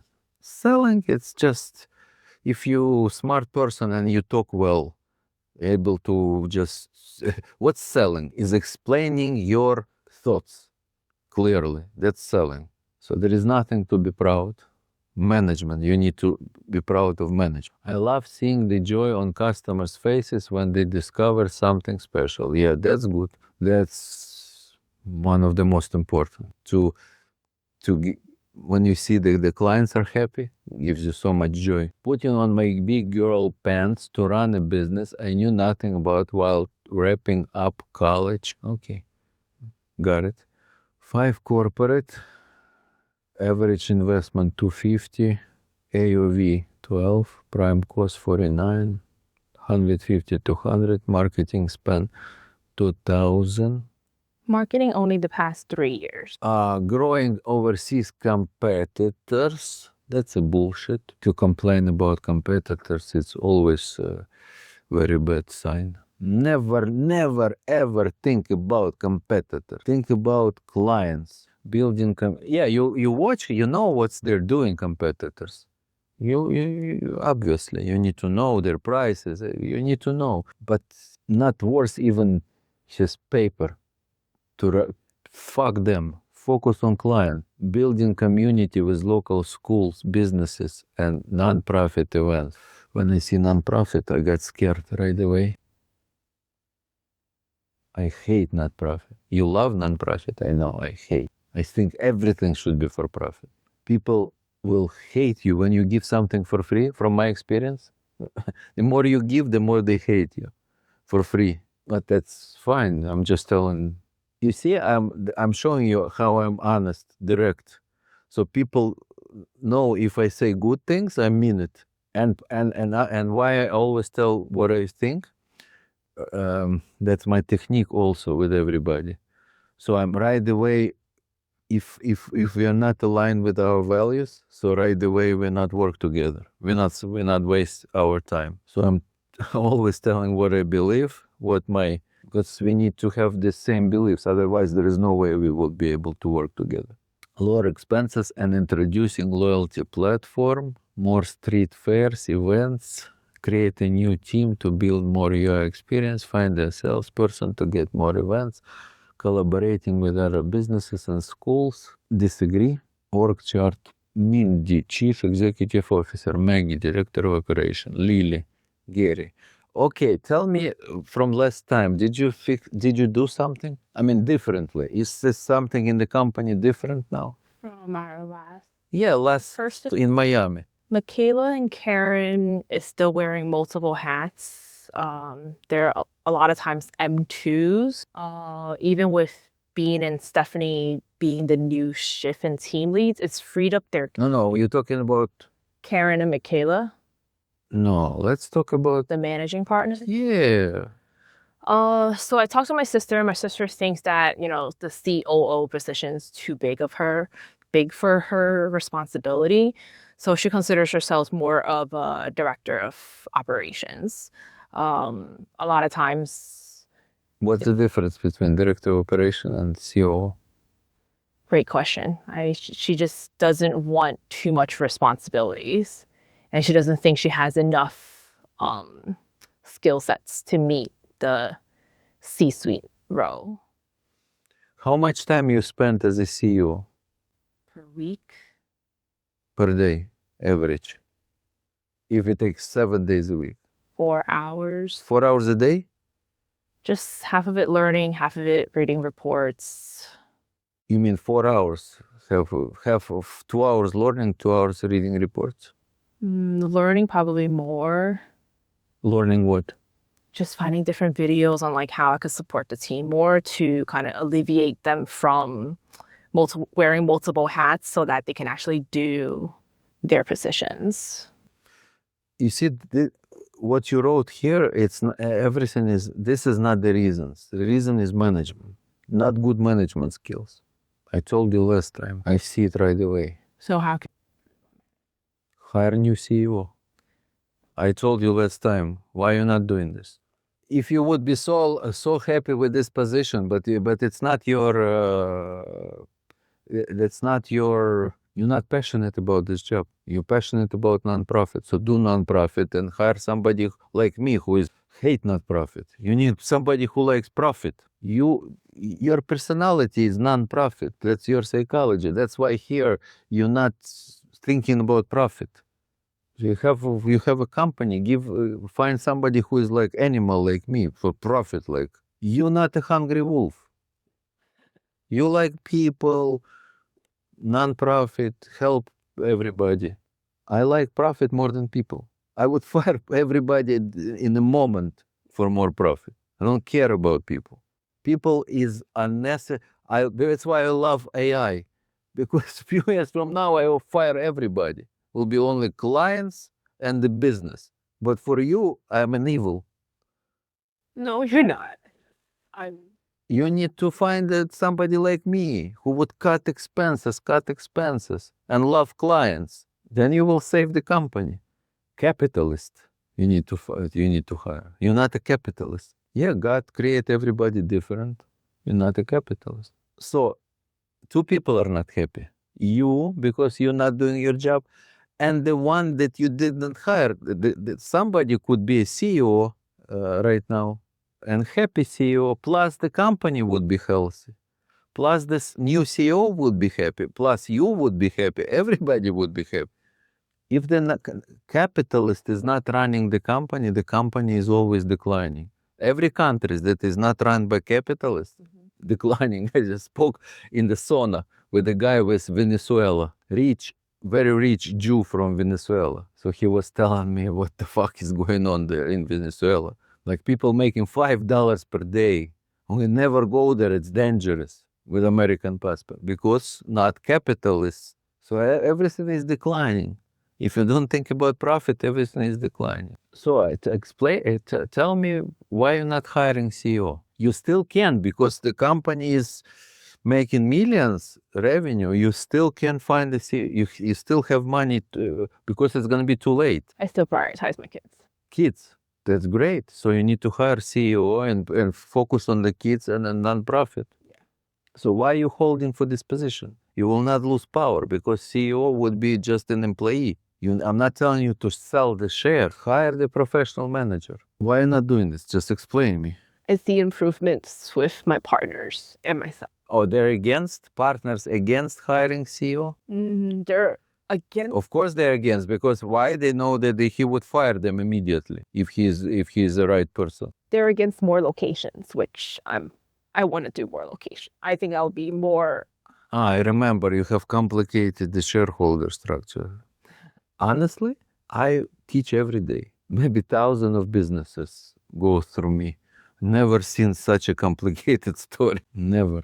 I just remember what you told me last time about the shareholder structure. You have to, if you want to save the company, in my opinion, you have to restructure, renegotiate with all the partners, make a normal corporation, 5 locations with 15%, 20%. I think the fact that my sister kind of like lowered her position gave me like more of an opportunity to look for a CEO to have the buffer between me and her. Because I want more locations. We're still profitable, but she is the main person pushing back. Yeah, but it's fucked up, you understand? You CEO, you have to make decisions, but you cannot make decisions because she's your sister. With Ilan, we have business. He's the CEO, and I just do what he says. There's no conflict. Except the first presentation with Almi. All right. You have, if you work with relatives, the only way to survive is just right away say, I will do whatever you say. Somebody should be CEO, and there is no, cannot be, it's hypocritic, right? The word. You're right that you're above, but in reality, it's not true. It's what's the word? Hypocrite. It's not true. I'll talk to what's her name? Osana. I don't know what to do with your relatives, but probably the right shareholder structure, take 5 restaurants and be partners in all 5, and then hire a CEO to run these 5, and just be a board of directors and do something else. The CEO have to be in America? Yes. If you hire right person, you will start growing. Number 6, number 7. I don't believe that because of the competition from different countries. I don't believe. It's just because of the growing overseas competitors. I don't believe. I am sure that if you manage properly, you have great brand. Nobody has such a beautiful brand as you. I think On and Liron can speak that like I have a lot of competitors in Europe. Fuck them. They got a lot more money than we to play with marketing. So they just have better management. If a lot of more competitors, it means that market is growing. It means that popularity of what you're selling is growing. It's normal in capitalism. If this food becomes more popular, then people are opening. But you have advantage because you were number 1. Your brand is where you have locations. You can sell franchise. They probably with your have more locations than us now in like 1 year time. What did you say? They have probably more locations than us in 1 year's time. So what's the biggest, tell me the biggest competitor, how many locations? Haiti, but you know, Haiti is How many? really open till mid. How many? In the city. What does it mean? It means that it's a great niche, that you can do the same. Or another thing is to sell the company. But again, you cannot do it because you want to sell, your sister doesn't want to They sell. have 4,000. 4,000 locations. They're big. They have like fuck you money. And everyone is, every time I drive by one, It's lined up. line out the door. Even 11 p.m. in Windsor. Have like 15 employees on the front line. Until you guys experience that competitor, it's not. If I would be looking to buy a business, I would offer you to buy your business and to turn around. Mindy, what are they doing that you're not? Maybe marketing. they A don't lot have- of marketing. They don't have sister's chief operation office. and CEO doesn't fucking care about nonprofit. Their CEO, I'm sure. And not working 4 hours a day. If you like nonprofit, it's great. Somebody should help, but not a CEO. So why? Explain me. I want to understand a real reason. Why you're not doing this? Hiring a COO. Either hire CEO, do restructuring with your partner, or sell the bit something. Why you just keep this situation? There is nothing changes. Probably because comfortable, you make enough money, and you're afraid to do changes because you make enough money to have a good living from this business. I want growth, but I'm stuck growing because of my partners. Not only because of your partners. You're not focused on the business. I am not focused on the business. Maybe if my kids are 9 years old, then I could be 100% again. But they're still young. I'll look into the COO now that my sister is kind of like stepped down a little bit. So I think that would help a lot. She stepped down? No. She called herself a director of operations. She actually, Gary, is it possible, you know the situation, is it possible theoretically to meet with all shareholders and make a deal with them so there is no partner in one location and all partners in one business? So that was the goal. Our most recent location was built under that structure. We made a new corporation where all 5 partners had ownership, and then every new location was going to go into this new corporation. And going forward, that was supposed. That. Yeah, but going back and put them together in one company and somehow proportionally. So in first restaurant there is a shareholder structure, in second shareholder, just put them together, and somebody will have 7%, somebody 15%, depending on how well is his restaurant is performing right now. Right. So the amounts where some locations are doing better or worse would be more. They would have more shares. Everybody would want some part of the compensation to. No. That doesn't have to be. Where. So okay, for example, if I have restaurant making $10,000, I'm 100% shareholder, and you have a second restaurant, which makes restaurant makes $5,000. So we put them together. I have 66%. You have 33%. Yeah, I understand. You will make the same 5K. I will make the same 10K. So the umbrella corporation that was created has what is the desired split between all 5 people. So which we're kind of doing the other one. We're trying to take the existing ones and re-split it into the target allocation in the umbrella. And because we're doing it that way. That's wrong. So each restaurant has profit for the last 12 months. So each restaurant has different owners. Put them together and will be different percentage based on the profit. That's, yeah, I understand that. That is. They don't want to do it. no, our business shut down. Why? Competitors. We opened in Flushing. It's just too crazy over there. If we don't do deals, we do not have business. Once we regular price, it's no sales. We're losing money every month. Even with free rent, we're losing money. So the only way to hire a CEO is first to do the consolidation, like I said, and then to hire a CEO and have a normal company. You will be the board and CEO. Yeah, I agree. It's the main issue is that right now the profits are essentially what we live off of. If we were to hire a CEO or COO, we would essentially not have an income. And yes, we would free up our time, but unless we're using that time to do something productive or take on an outside job, the 5 of us would essentially lose our income. So that's I'd say that's the real hesitation on hiring full-time. What's the profit of 5 locations, average per month? Let's say roughly 10,000 per location, so 5 locations, 50,000. So company is making 600,000 profit. Split 5 ways.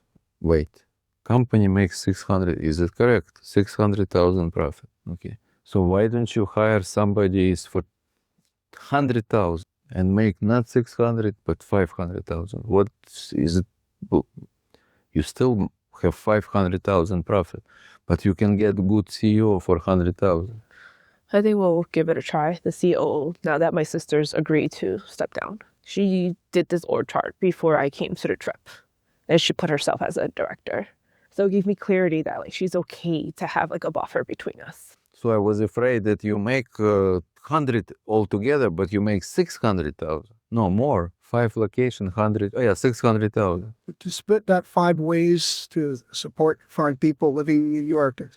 Yeah, not. Okay, but it's better to have 5 than 6, and then company will start growing, my opinion. The CEO salary is not going to eat up all your profits. It's going to eat up Yeah, so instead of 120,000, you will have just 120,000 less. Instead of 100, Prerequisite that I can give all 5 partners to agree on this merging everything, resplitting all the yeah, if you would merge everything, what would be your equity, 2 of you, if you do it right way? More than 50%. I don't care about umbrella. Umbrella is the wrong structure right now, my opinion. If you put 5 together, like the 2 of us combined would probably be around 50%. okay, then you have control and you will, and it's better for everybody. If you together will decide on the CEO, pay 100,000, have a great person, and make instead of 600,000, 500,000, not a big difference. You get freedom, and if you hire the right person, the company will start growing. We have competitors that IPO. I don't know if you guys heard of Genti Auntie. It's like one of the first bubble tea places that's IPO. Like that's what we're against. Are their prices lower than yours? Double. Double yours? So you hate your business. My opinion, you hate your business. You like killing your business with your own hands. Why do you say that? Why do you say that? Because you're not doing what I'm telling you needs to be done. I'm like a doctor telling you what needs to be done, and you're not doing it. I'm agreeing with you. I'm not disagreeing. You have to convince your partners that's the right way. It's fair and right way. They're not losing anything. You merge 5 restaurants. Everybody have different shares in all 5. 50%, 15, 20, whatever. Based on the profit of last 12 months. Then you hire then everybody gets 80% of what they're getting right now, because you would hire somebody for 100,000. What is the guarantee that this new CEO? There is nothing, no guarantees. Only thing is guaranteed that we will be all dead. Nothing else is guaranteed.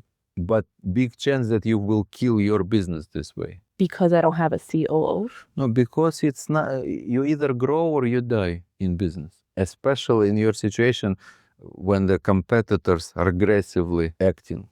So you cannot just stay, you're declining, right? Decline in the past 2 years, 20%. That's it. And in food business and every business, if you decline 20%, very soon you will decline another 20% and will be 0 profit. All of my neighbors has been declining the past 2 years too. How do you know? I asked my neighbors. How do you know that they're telling the truth? I don't know. Can I ask a silly question? I think Alex might understand, but I'm not really understand why you get emotional, why you cry.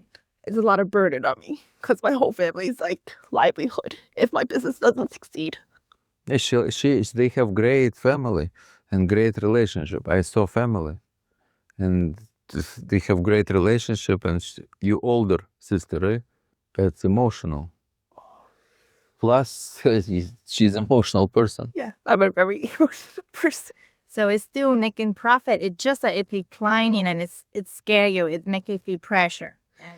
Yes, if, my dad, my sister, my cousin, all my family members has to shut down. That is my biggest fear. My opinion that probability, we all in business, the most important is probability. The probability of if you hire the CEO of going up is much bigger than it's a better decision. Yes, there is a risk, but this is a bigger risk not to do it. So aside from having a COO or a CEO, with my declining sales, do you think it's still a good idea to open more locations? No, of course not. With you being a CEO. The new CEO or COO in position. Oh, new, yes, but not right away. Has to be fixed first. What needs to be fixed? The org chart? What needs to be fixed? The org? The operations fixed, and we should see it in numbers. Numbers should start growing. First, you fix operation, and then numbers will start growing. And then I think operation is fine. It's just marketing. We're not good at marketing is part of operation. We never market, so marketing is also management, I You have operations management, marketing management, financial management. It's all management. When I say operation, I mean management. I didn't mean the operation like in management. Good management. Good management is every department. Operations, marketing, finance. But you keep, yeah, I understand. It's a risky decision to do, but you're not even looking. And 100,000, it's a good budget. I do see my partners improving, but at the scale that I want to go, I don't think it's going to improve enough. So the outside support is needed sooner than later. And it's not, I don't think it's difficult to find this CEO. It's not like to find a CEO for Starbucks. For Starbucks, it's very difficult to find CEO, the right person. But for 5 stores, there are many, many people with on the market who ran 10 McDonald's, 50 Starbucks, many, many people like that. Because in the United States, many food chains, many managers with this experience, 5 to 20 locations with the famous brands. So you need somebody like that, operational person, but they were like small fish in the big company. But here they would become a CEO. Yes, it's 5 stores, but CEO. So you can find somebody. Do you suggest a COO first? Yes, yes, first CEO, and he will, if in 6 months, become CEO. But you need to give them. Okay, start them from COO and then train. Yes. Okay. That I actually like that idea more. But you need to give them to breathe. If you will control every step, he will run away. But first with the partners, probably. Is it possible to hire chief operation officer and give to run if you continue to have this split? No, not possible. No, not possible, because everybody has to step away. How many people are from shareholders are working? You and your sister? All 5 are working. Yes, Gary is the least.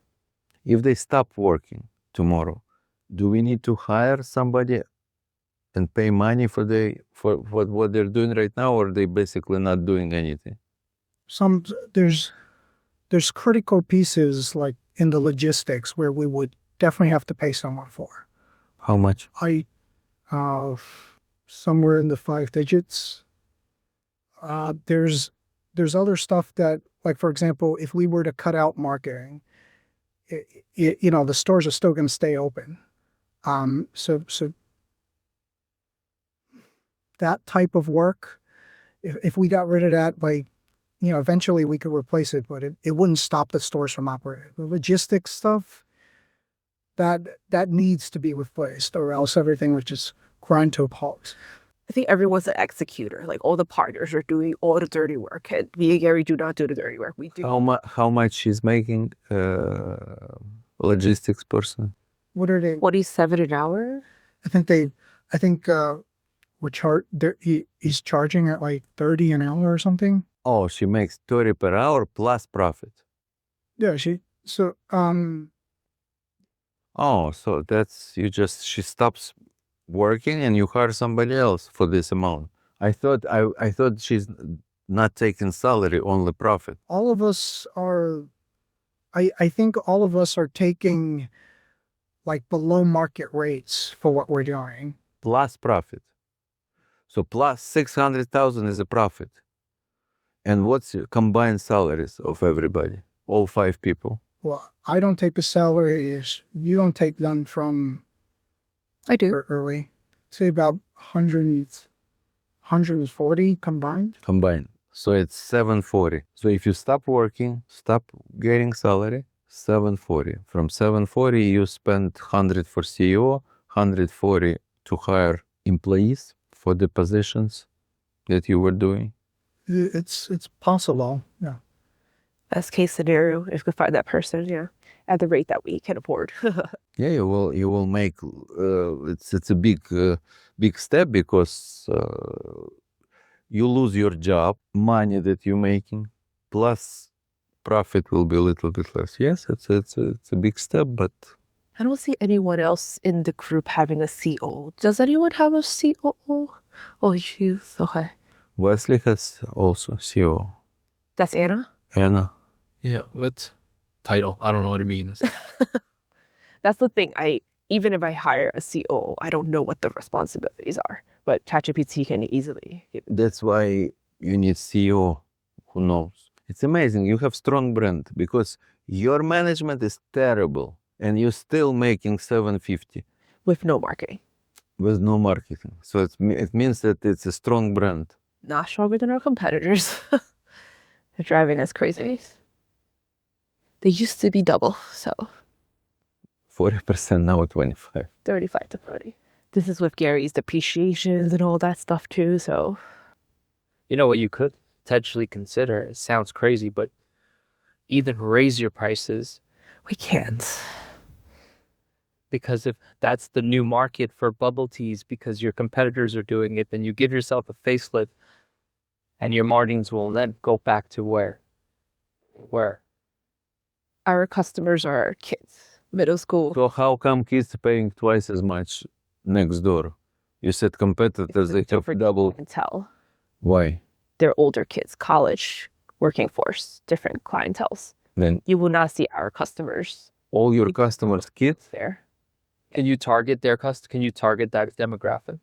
They want the healthier route. So we're doing more healthier drinks, but we're not known for that. So it'll be hard to get people to know that we have that stuff. Doable if we do stronger marketing. So that is something we're working on. SEOs and all that stuff. Anybody has any ideas, guys? An idea of what? Idea. I mean, what to help? I said many things what I would do, what I think is right. If you increase your prices and then start to target, make it healthier, maybe rebrand, do whatever you have to do.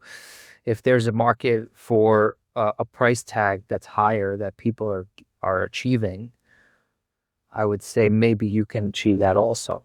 What does your sister do? Because director of operations and CEO kind of mean the same thing, eh? So what is she actually? What's her? She doesn't like the risks. She doesn't like the burden. So what does she want? She's good at any task that I give her. She's so good at running these reports. Like if I'm asking for year over year, she runs these amazing reports through Claude. And she understands operations really well. But when it comes to opening a new location, she won't be on board because she thinks it's too much of a risk. Does she have a day-to-day? Like, What does she do for the current location? She doesn't manage. Well, she's putting out a lot of fires that she's working in the business, not on the business, which is the most frustrating part. If the communication with the kitchen person is no one else can do, someone else can also do the job, but she just takes on all the projects that she doesn't need to do, like communicating with the kitchen person or finding a substitute for someone, like little tasks here and there. Right. So if you do think about RAA, it takes time to get the results. It takes time to analyze the results, and it takes time to execute on results. Right. So if you break that whole process apart, what was the most skilled, right? Equilibrium analysis. Action is her strongest. Can be overseas. Follow and execute actions can be overseas. If you're just. That's what I'm trying to do. Finding someone to support her so that she's just delegating instead of doing the data pulling. Because it took me 3 months to get her to do reports. She finds it more helpful if we have one-on-one meetings. With the one-on-one meeting, she has a task list that is better than her RAE reports. So she works a little bit differently, but my partner with the RA, she gives her more clarity. If she just analyzes and someone gets the results from her and follow-ups with team and executes, how much more productive was she? How much more effective was she? She would be so much more effective if she stops taking on all the projects. Then hire someone for $20K for days to do that, where she can get twice the output. I think it's also personality. She just wants to fix. She's a fixer. She wants to fix everything herself. But I told her when she's on vacation, if no one knows how to fix it, then, does the business close? I keep trying to mentor her to let go, to delegate. But if I get that buffer, hopefully it will help. I do agree. I'm looking. I put onto. I don't think on that one, but I wanted EA because I feel like a lot of times like I want to do so many things, and my sister and my partner will constantly be working in the business and not on the business. They're constantly taking in catering orders, handling it themselves to make sure that they get the best experience. But I keep telling them like the team can do it, but they don't want to let go. I don't know why they don't want to let go. Take it away from them. Yeah. Easier said than done. It's like all their habits are really hard to change. I guess I don't have enough strong players for them to delegate to. And if I get a more reliable person for them, then maybe they can let go a little bit more. Would they be happier to do less, or would it bother them if you suggest that? Harry, what do you think? They're just their personality is you tell me what to do, I will do it. But then they're more than that. They have so much more potential than that. Would they think that you're replacing them in some way because they're not good at what they do? Would they think they get with it? Like, why are you getting somebody else when I can do it? I mean, is that going to be personal for them? Well, before the org chart, there was no buffer. And I didn't want to replace my sister. And that's why I get very emotional, because she's been there since day one. But she's not the right person to move the company to the next stage. And Why don't you want to replace your sister? It could be because she'd be offended, or is it because it's family. But is that something she wants to do, though? I think now she's admitting that she doesn't want that role. So then it's a lot easier for me to find that replacement. I think like I don't want to be on bad terms with any family member. How much does the restaurant make after everyone gets paid? Your family? Like, does the 5 restaurants together make any money at the end of the year or no? Or does it all get dispersed? Out of all locations, maybe 2 of them are not profitable. Once there's a buffer between me and my sister, I think I can get the ball rolling a lot faster without constant like, oh, I don't think this is a good idea. I don't think this is a good idea. She's not a risk taker. So it stresses me out. if there was above her, why would she then be more receptive to different ideas and stuff? Maybe they could give better analogies like Alex so that they can understand. I'm saying, but would it not? Maybe it's a personality thing where she struggles with, just new ideas and she's just not. That's how do I kick my sister out? So it's impossible to add a position, take her out of the company, but keep her pay. Because the problem, in my opinion, is like you don't want her to not have her money, right? It's not like you don't want her to not be director of ops. It's just you don't want her to not have a salary, right? But it's also her identity in that business. If it's like, here's your money, but I want you out of business, with the family issue, I think there's a lot of that as well. It was like very tricky. A few years ago, what we wanted to do was hire a general manager to manage multiple locations. And she insisted that we're not hiring a general manager, which is stupid because it's like you're hiring someone who could potentially do all these things, but she's insisting in the job description to not make certain things that general manager tenure is part of this hire's responsibility.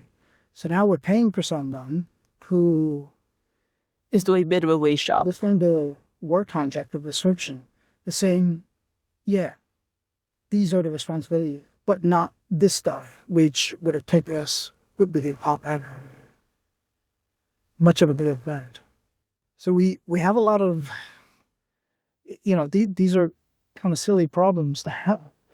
We tiptoe around each other because we're family.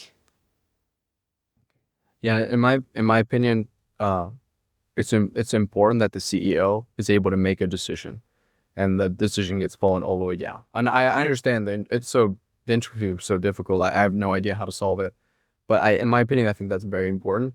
And also, quick note: this is not as important probably, but for marketing, in my opinion, you should do what I'm about to do, the round's about to do, Wesley already does, influencer marketing. I mean, I think you guys can double sales. We've done it. The marketing manager just mentioned today that she's going through a lot with her dog, so gotta give her like 2 weeks, 3 weeks, because she's always been really good. Is your marketing manager family?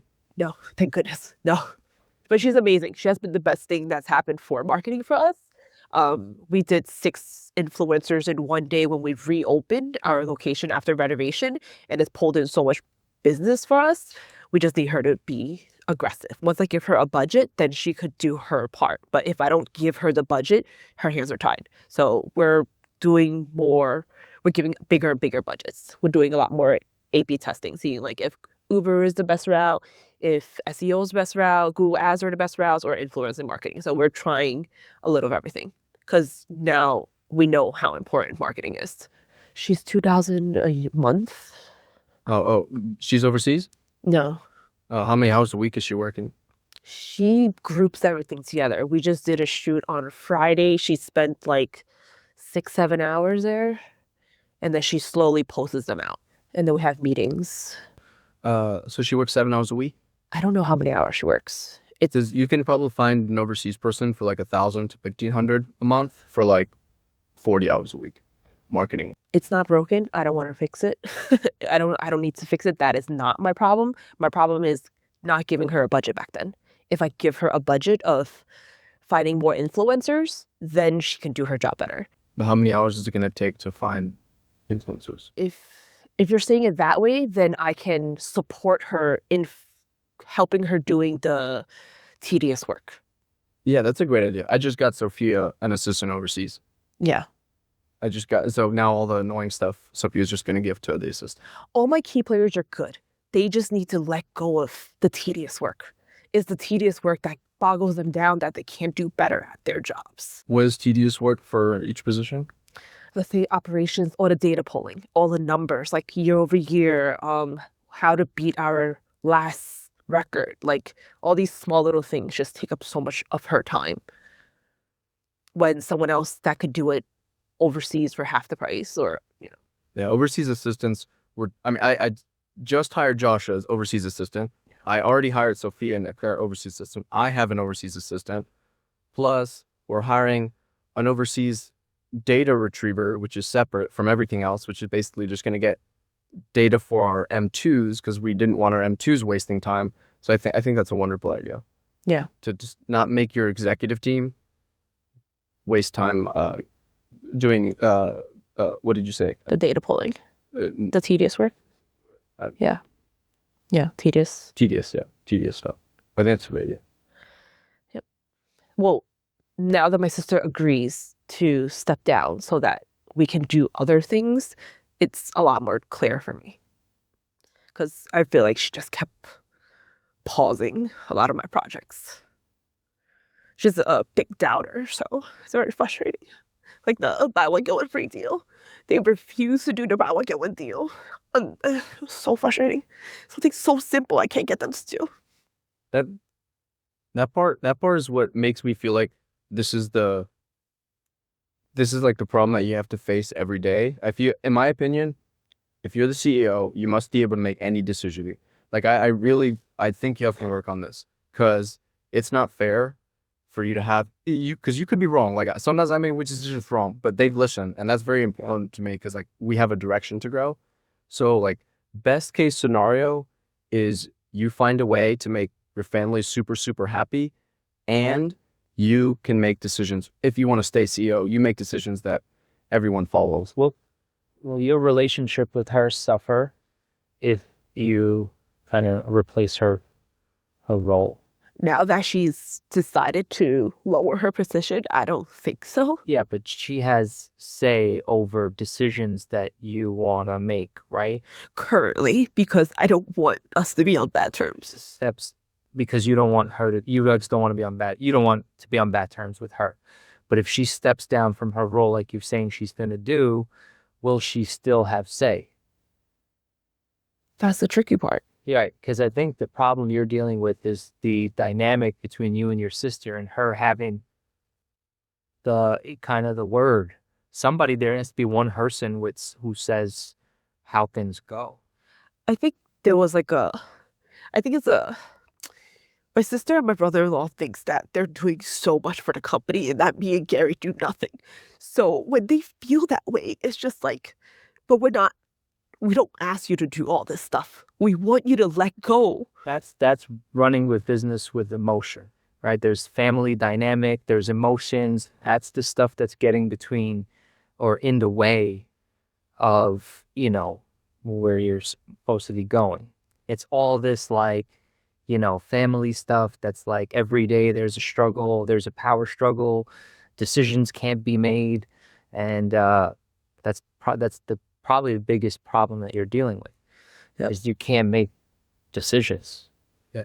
Almost in a sense like you are the GPS for your business and everybody's in your car and everybody's telling you to go left, right, up, down, left, right, but you know what direction you want to go to, but you are... My hands are tied. Uses the GPS. The GPS will start sending you in different directions. You'll never get to your destination. It's like when you go on the highway and that needs to, I think it took 15 minutes off and like what happened. I think we have to have a sit down conversation with her and let her know that like, look, this is the plan for the business. See how she feels about it.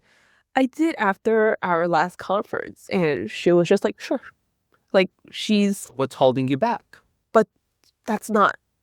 I don't think it's like a very sincere. Yeah, it's... That she's the type of person who can't really take criticism, doesn't know how to apologize for mistakes. Is she contractually, like, there's no contracts. It's just a family dynamic? Right. So if she says okay and steps down entirely because she's so like fine with it, will you have a problem the next day because now will she still try to make decisions and get involved without you? What's it doing? How are decisions made? When it comes to operations, she handles everything. I don't step in. Nothing.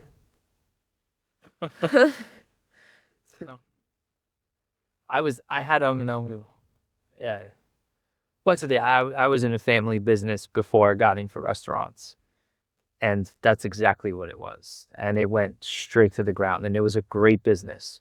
And the family dynamic, not only did we suffer as a family throughout that time, and by the way, we're in the best place we've ever been after the business closed as a family. But the business suffered because of the family dynamic. It's very hard to conduct business with family. It's very hard. And it's been 18 years. Huh? It's been 18 years. Yeah. So. It's even harder to separate the family from the business because it's always like if you don't see the clear separation, then I think it's always taken personally. Yeah, you're like, well, you're telling me what to do, and then it's just like all those emotions have to be eliminated in business, right? That doesn't go hand in hand. You have to just make decisions from emotion. My mother's the CFO of my company of Sundays. She's the CFO. I mean, I just hired her 3 weeks ago, but Your mom 3 weeks ago? Because I had another best. And the other day, I told her, I was like, hey, starting January, I want the P&L to be coming on the 10th of each month instead of the 15th. So straight up, like I'm able to separate business with family in that sense, but I'm able to make a demand as a CEO and not as her son. And she recognized it as I'm her direct report, I'm her boss, and not I'm her son. And if that ever stops working, is the day she will not be the CFO. She will remain my mom and I always help her. But I understand very clearly. Will that damage your... No. I didn't know. Well, she's probably able to take criticism. There's an entitlement. Maybe I could be wrong, but maybe like an entitlement situation here where maybe your sister's kind of feels entitled to... No, but I believe Mindy has to be strong as a CEO. And I mean, if you're a true CEO, in my opinion, this is all on you. You have to make the decision to be like, okay, I'm either going to be the CEO and you're going to be CEO, or I'm going to be your lovely sister and you're going to be my lovely sister if we can't do both. Like, she either cannot be the CEO or the director of ops, whatever you want to call her, or she can be, but she has to listen to you. Those are the only two options. Like, you can't have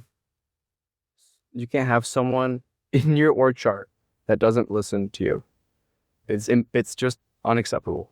I mean, you don't have to listen to you. You just have to listen to what's right. Right. So I had a situation where I even wanted to test something. I knew it wasn't going to work, but we knew what results to look at. Right? I said, it's okay. Test it. Let's look at it in 2 days. If this result isn't what you expected, then let's revert this. Right? That's how I mix it. If it's not pick up wise, if he's not what we're seeing. Right? I can screen cut my line saying this is not going to work. But we don't test it and get the results and then make action based off what we see and the results. It's never going to be the right decision. The controller's a lot cheaper. No, Wesley, I disagree with you a little bit. Because you can't test everything.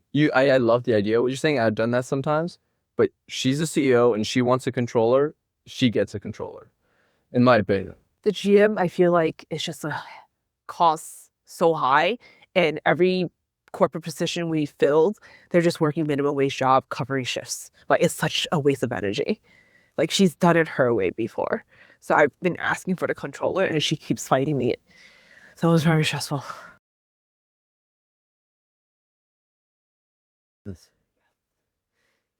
He's here.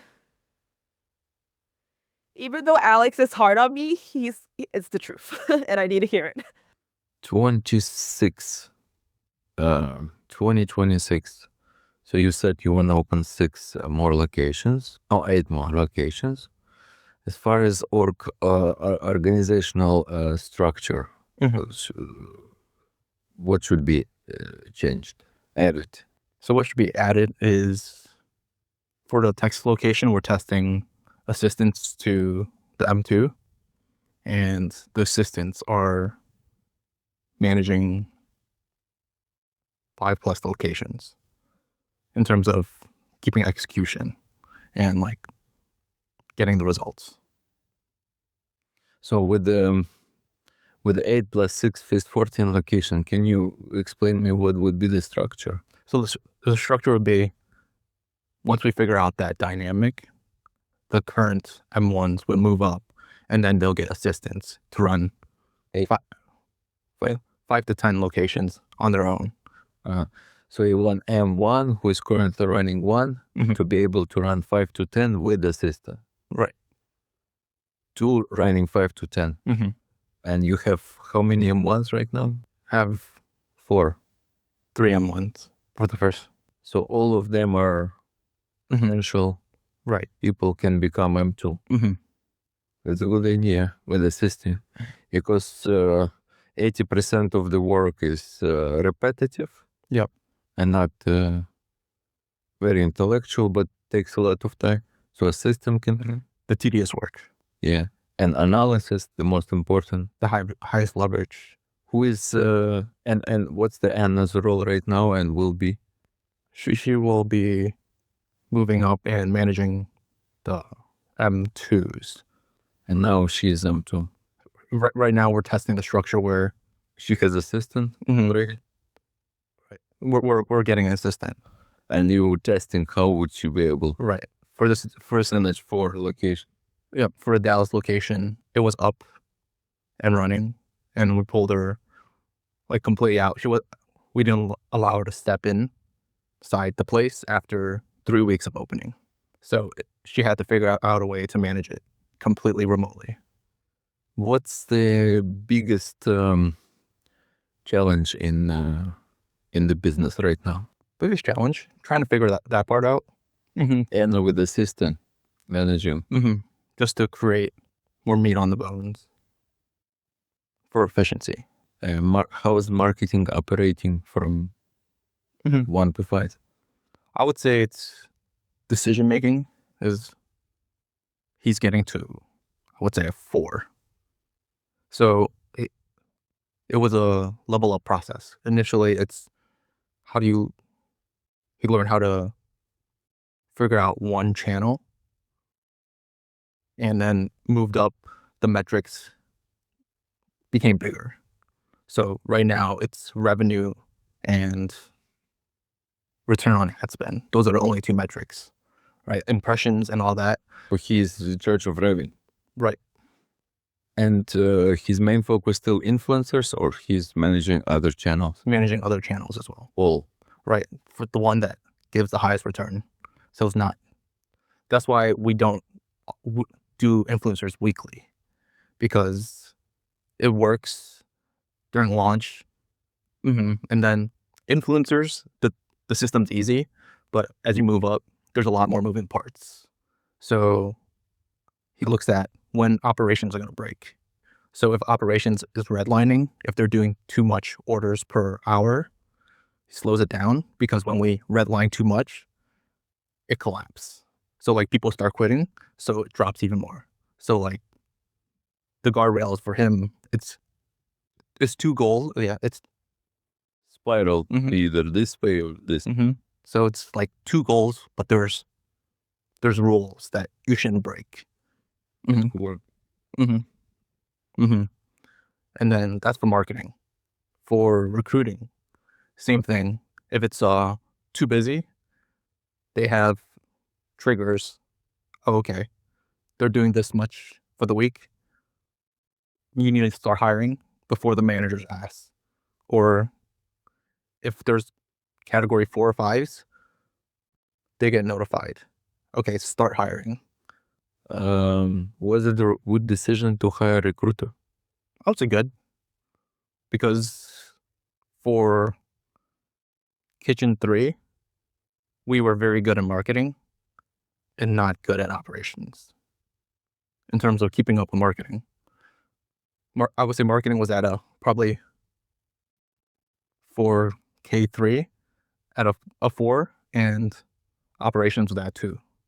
It couldn't keep up, so we opened like 70% of our hours. So we're missing that revenue. So recruiter is helping from Europe, helping to find people. So it works. And finance from 0 to 5. Oh, yeah. Finance is getting there. We hired another person, all for accounts payables and like more. Yeah. So we get cost of goods more up to date in terms of making the team keep track of inventory and like up to date. So operation, marketing, finance, recruiting. But that's you building a top team. You can only scale from usually from my experience, to get $1 million per month. What's your, how much you doing per month right now in terms of revenue? I think 800,000. Yeah. To million and more, you need already have the full, the team of key people, operations, marketing, finance, recruiting. So which department is the weakest right now from this 4: recruiting, finance, marketing, operation? I would say they're all at equal level. Because I would say equal level. I would say the bottleneck right now would be operations. But our new build, we are trying to shorten that timeline. I think the next one's going to open 2 to 3 weeks. And once we have that, we'll see how this structure works for operations. So operation is the most difficult to scale. Recruiting, you can scale easier development. Finance is easiest. Marketing also not difficult because I do the same. It's just different location, maybe add a few more people, assistants. But operations, if you would be able to scale operations, then you scale faster. Yes, dear. Does the strength of recruitment help operations? I think so, right? Like, safe to say that if you have a stronger recruitment process, you can, rely on your operations to work at a higher level. Yeah. So yeah, the recruiting helps operations. So Yeah, basically 90% recruitment is worked for operation. 90%. So yeah, we're trying to make operations less risky. by Having enough people. well, we don't even let the managers interview. So the recruiter interviews with the managers sitting there. So managers know how, the recruiters, we train them how to ask the right questions, know what question to ask. It's more likely for managers to hire incorrectly than our recruiters now. Really? They just talk to more people, have more information, seen more, so they make the decision for them. So you allow them to make a final decision, recruiters, or still M1 has to get approval? So it's M1 could say, I want this person. Recruiter could veto it. Oh, a recruiter can veto. And M1 veto? M1, so recruiter suggests people, and M1 chooses. Oh, M1 chooses. But So the most important part is getting it wrong, right? So kind of Charlie Munger, that if we work backwards, that it's hard to get it right, but it's easy to find out what you can get wrong. So a recruiter knows everything that could be wrong. So what we're trying to do is just minimize the risk of getting it wrong. So recruiters like, okay, this is going to be 80% sure it's going to be wrong. Don't hire this person. So only give them a few candidates where they could choose from. So M1 still has agency, but recruit within a certain limit. So it's kind of like riding with training wheels on. So just to clarify, the idea of the recruiter is to basically interview with an idea to find what possibly be wrong, as opposed to focusing what could be right with that person. So as soon as you identify, okay, there's like all the wrong things, then you don't even have to continue the interview further, because okay, so too many red flags to even consider or to even give it to the manager, right? So basically, recruiter will cut it off at that point. Yeah, for Now enough like red flag. for one hire, a recruiter does 30 phone calls and looks at probably 200 resumes. 200 resumes, 30 phone calls, video. Phone calls and then in person, doing the video, and a manager sits there, because we tried just video at home. It doesn't show. Oh, the person comes to the location We make them come. and they both sitting together talk to recruiter. What's good is, as we get bigger, AI can tell, okay, this is bad, this is good, because everything's recorded. So AI, we have all the information about all the calls, all the resumes logged. So The more and more information the AI can, even better than human. So yeah. So Maria, the first one we hire, we build something together where the AI grades the candidate after the call. So the record call goes through the AI, then grading. And do you already see the patterns that AI is giving a good advice? so we kind of create the patterns of what works based off history of our team. So people that you hire, then you see how they perform, and then you also input this information, try to see in the new candidate some traits of the people. Makes sense. So that's basically in scaling, that was one of, actually recruiting becomes one of the most important, because in scaling you need a lot of people, and if you get constantly wrong, a lot of mistakes might cost you a lot. I would say you also need leverage to be able to replace people when you need to. Because what I notice is that oftentimes you'll have staff, but if you have a weak recruitment process system, then you have no choice but to keep that staff, and you don't have the same power in operating your restaurant. Of course, the better bench That's everything. you make, you can raise standards higher. So the bench is very important. So in 26, in 26, the recruitment might be the most important. We have 2 people on the team. Because to find location is not this simple. Do you need somebody? Do you need assistant for locations or no? For location Do you need somebody assisting you for like development. Ivan helps with like the development as well. Oh, marketing and Yep. So his role is director of new business development or the director of business development. you can do both marketing and develop. So since his goal is revenue now, right? We realize that okay, once he maxes out all the he can learn. If you choose the right goal, revenue becomes okay. The most cost effective Increase the revenue. with highest ROI. Chief revenue officer. The idea never heard marketing and develop, but it's not gonna work later. It's maybe next year when you need to open just 8, but after that, if you wanna open 20, 25 locations a year. So we're breaking down that role of his to where it's just marketing. He's gonna have an assistant, and new business development. It's gonna be someone else.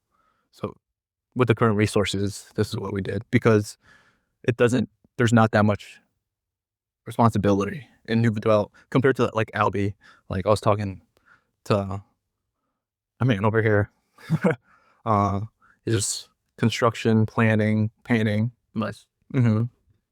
But still, I would already think about 27, and I would have not director, just a system. How do you spend your day? Do you have a routine or every day spontaneously different? I spend, I would say, 3 to 4 hours a day within a podcast, mostly, and looking at just the results, the dashboard that we have. Financial and operational. You start with financial or you start with I start with operational. Oh, you see how the operation works, and then you see operational is more important for you. Because if operation fails, the result will be 8. Why not 12? Why not 15 next year? Why 8? I'm not saying that it's wrong. I'm just asking the hard question. It's a good question. I'm trying to hit 100 million revenue in 2 years, and I'm thinking 8, and then the following year, 16, just to test out the method.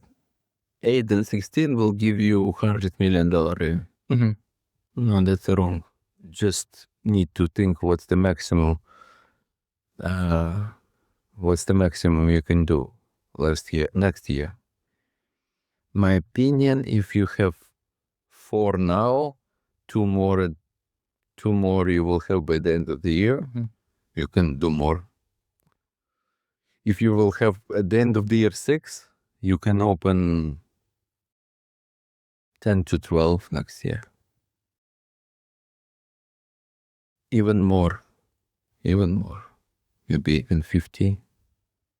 Why not? Why not to open 15? Would you have enough money to open 15? So money is not the problem. Would you have enough money?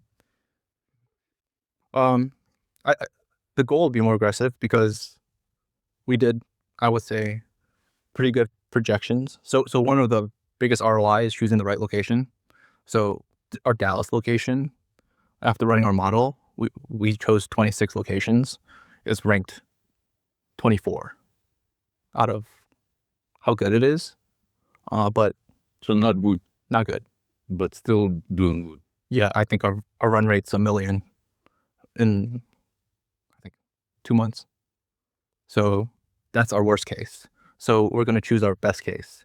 So based off how good those numbers are, we're going to ramp up the aggressiveness. So these are based off our current numbers. Again, understand. So it ranked not high, 20. Yep. So the And it's already doing 80,000 per month revenue. It's at 1 million.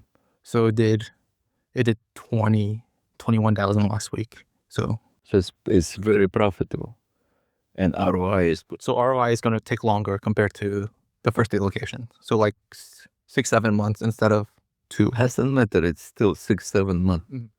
It's amazing opportunity. It's amazing opportunity. First year I started with 10, 12 or 10, I don't remember. I finished 52. So I opened for around 40 in one first year, 40 location. Yeah, it was investment. I would not be able to do it from the profit. You could do 15 from the profit, right? Without borrowing money, without raising capital. Yeah, I could do 15 with the profit. Okay, if you will decide now 15, would you need to do something differently? More in the personnel. Even more focus on person. Mm-hmm.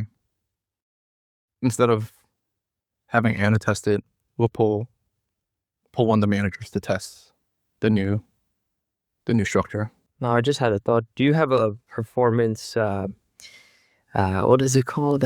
Performance management process? Like for new hires? We have our ops metrics and we can link it to each person. So whenever they're clocked in, we know when their error percentage is, what their prep time is, what their star rating is per person. So that's the performance. So Strictly off of those metrics. I would say now we're more aggressive in turning people over. More aggressive. Yes. Because of the stronger recruitment. Stronger recruitment, so we can replace people faster, right? Back then we're like, oh, we'll keep them because it's going to take energy. Now it's okay, we can place them fast. They're not hitting the numbers. They're a category 5 or 4 or even 2. We'll start looking to replace because the funnel is coming in faster. So what do you think, guys? What would you do in West's shoes? I would open as many as Open 100. I think if I was in your shoes, I would spend all my time building a system to where I could open 10 a month. Just build the system. And once the system is built, go for it and have 50 locations a year. I would invest in robots. What's the what would be the capacity if money and operations were no issue? Just operations drowning. What would be the capacity of your amount of locations that you can open if money and operations weren't holding you back? Okay, just Maximum locations in US In US. that you could.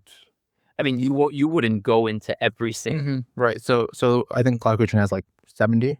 We could go into 40. 70 total. Mhm. Oh, okay. And you can get into 40. Yeah. So the maximum locations is 40. Yep. I would open all. Yeah, you need to get to all of them. What are the advantages and disadvantages of scaling quickly compared to just building the right operational foundation and scaling? He has his foundation, in my opinion. Already he has a foundation. If we don't get our workflows tighter, we're gonna probably drown. So if you scale too quick, you're gonna drown it out. What do you mean by drown? I mean it's a choice, right? We can scale pretty quickly at operations at 70%. But what does 70% mean? Right. 70% operations probably means 60% of potential revenue. So if we tighten up operations, does it mean like so if they're prepped longer prep time, higher error. So our new error rate is 0.5%. So that excludes like driver canceled orders, right? So anything we mess up, like 0.5%, and we dropped it from 1.25 because like the math, it was a bad math. It dropped it by like, forgot what percentage, but once you fix that, it's more exponential, right? So if we get that tighter, we can hit these AUV numbers, but if we're aggressive, the AUV number might not hit 3.6. Sorry, what's average unit volume? And if you open up too quickly, there could be missed opportunity. But still, they will be profitable. Right. Still will be profitable. So it's gonna be, maybe now they're doing 100%, we'll do 70%, but still 70% they will be profitable. And then can you ramp it up to 100% operational efficiency? And that would His what biggest concern is the quality, so reputation. So will be a little bit longer, a little bit no mistakes. Yep. And the risk of, because it's repeating customers a big thing. If we don't get it right initially, it could either be 3.6 or 2. And if we get it right with 8, it's Okay, if somebody would give you $100 million, just crazy number. So that's the deal. You get this money only if you open 35 location next year, and the rating will be, then you get this money. You would figure it out. right. But then the ROI, I'll probably drag out from 2-3 months to probably a year. So a year is great. It's phenomenal. Is your goal to maximize on every location and like you're focused in doing that, right? Yeah, I would say we're getting better as we do it. It's a good idea to do 10 because we'll learn faster, but there's a chance that Open 35 location, but with the 1 year ROI, just invest more. Keep the quality. That's the right way. So now you're investing 100%. Invest 130%. More return will be more in recruiting, more in operation, more in managers. So the quality will be the same as now, but return will be not 3 months, but 12 months, which is phenomenal anyway. Because actually in your situation, ROI is not the most important. Not the most important how long it takes to return. What's most important? Because it's just start making, how much start making? 20K per month? Even if you return initial, okay, how to explain? How much you need to invest in order to, if ROI is 1 year, what would be the investment? 100,000? 80,000. 80. Okay, 80,000 investment and you return in 1 year, but then you're making 20,000 per month after that. So return, you have to look at return not only first year, next 5 years. When you invest, let's say 60K and you get 5K per month and return in 1 year, and then you keep making 5K per month, it's one story. When invest 80K and you return in 12 months, but then you make it not 5, but 20 per month. Calculate return in 5 years. What's initial investment and how much money you make. Don't think about only ROIs in terms of how many months it took to return the money. I have one business. We invested in one location 150,000, and we making 100,000 per month now. So what doesn't matter how long it took to return, even if it took 3 years to return this 150,000. Yeah, it took 2 years. Took 2 years to return, but now the business is making 100,000 per month profit. With your way of thinking, 150,000, 2 years return means 75. 75 meaning it's like 6,000 per month. So if third year it would make 6,000 per month, then it's 50% return. But some businesses, they start slow, but then it starts making huge money compared to investing. 20K is huge money per month compared to even 80,000 investment. Because 20 It's 250 per year, and you invested 80, so it's 300%. At that pace, he would be done scaling in like 3 years, right? Because there's only 40 locations. You need to use the opportunity as fast as possible. There's other ghost kitchens like this. 한국 인ter aside. You can go to different countries then. Do the same with different concepts. Would you ever operate outside the cloud kitchen ecosystem, like with your own space and equipment? Maybe. Would you ever consider a different brand and concept again? Yeah, so after a certain level, we're gonna make acquisitions. That's why we want to build up the skill set. My company, 100% I would open 25 next year. Doesn't matter, absolutely doesn't matter how much you invest. 20 per kitchen or 80 doesn't matter. The big picture doesn't matter. If you ask me, it's better to invest less and have lower rating or more higher rate, more and higher rate. Because each kitchen can make you 20, even more. Would throwing more money into the initial investment or ramp up period solve the long prep time and inaccurate orders problem? I mean, labor. We can forego labor, hurt the unit economics to make it work. Labor. If we want to do it well, and then you could start to reduce it as time goes on. But that wouldn't hurt the guest experience. Just do simple financial model. You'll see everything yourself. Start from Z, do financial model, and see how much money the company will worth be 12 months from now if you open 35 kitchen. How much you would need to invest for you can get financing. You can get money for 35 kitchens. It's gonna be huge difference.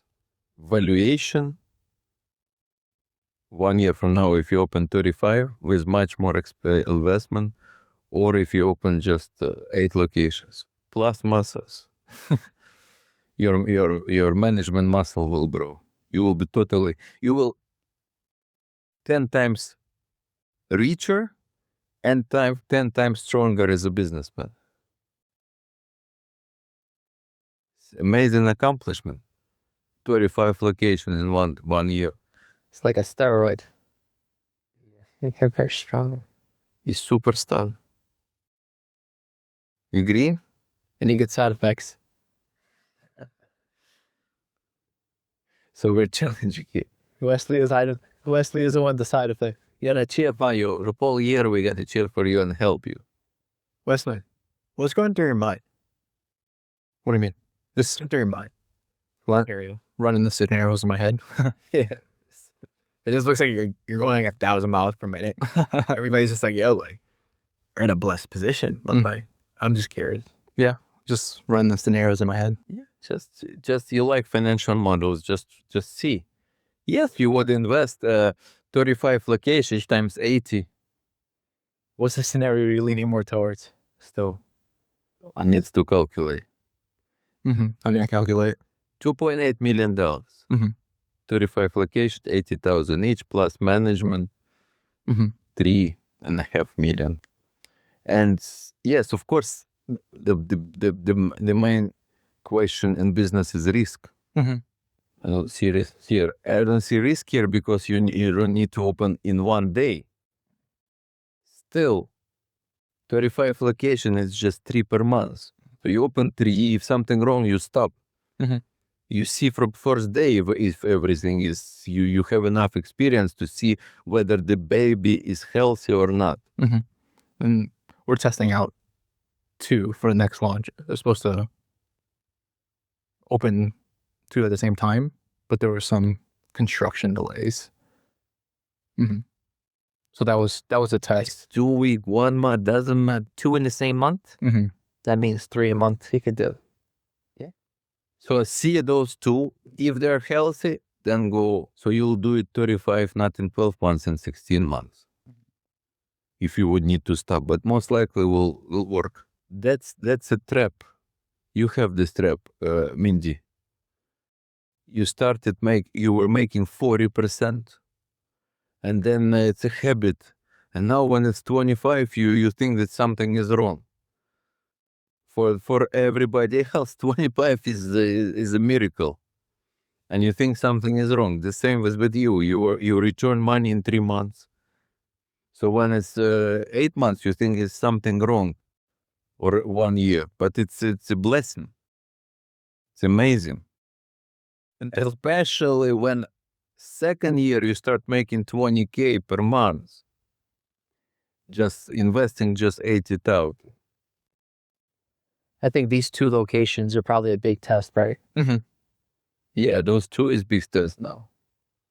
How many years until the ROI is not so good anymore for you, in your opinion? When it's 3 years, it's still okay, especially if the profit is growing. So yes, you return money, first it's 33%.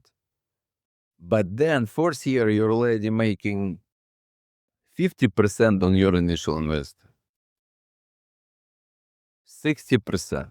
In big restaurant could be 3, all big companies, they have minimum 3 years return. Minimum. Even 5, it's okay for them.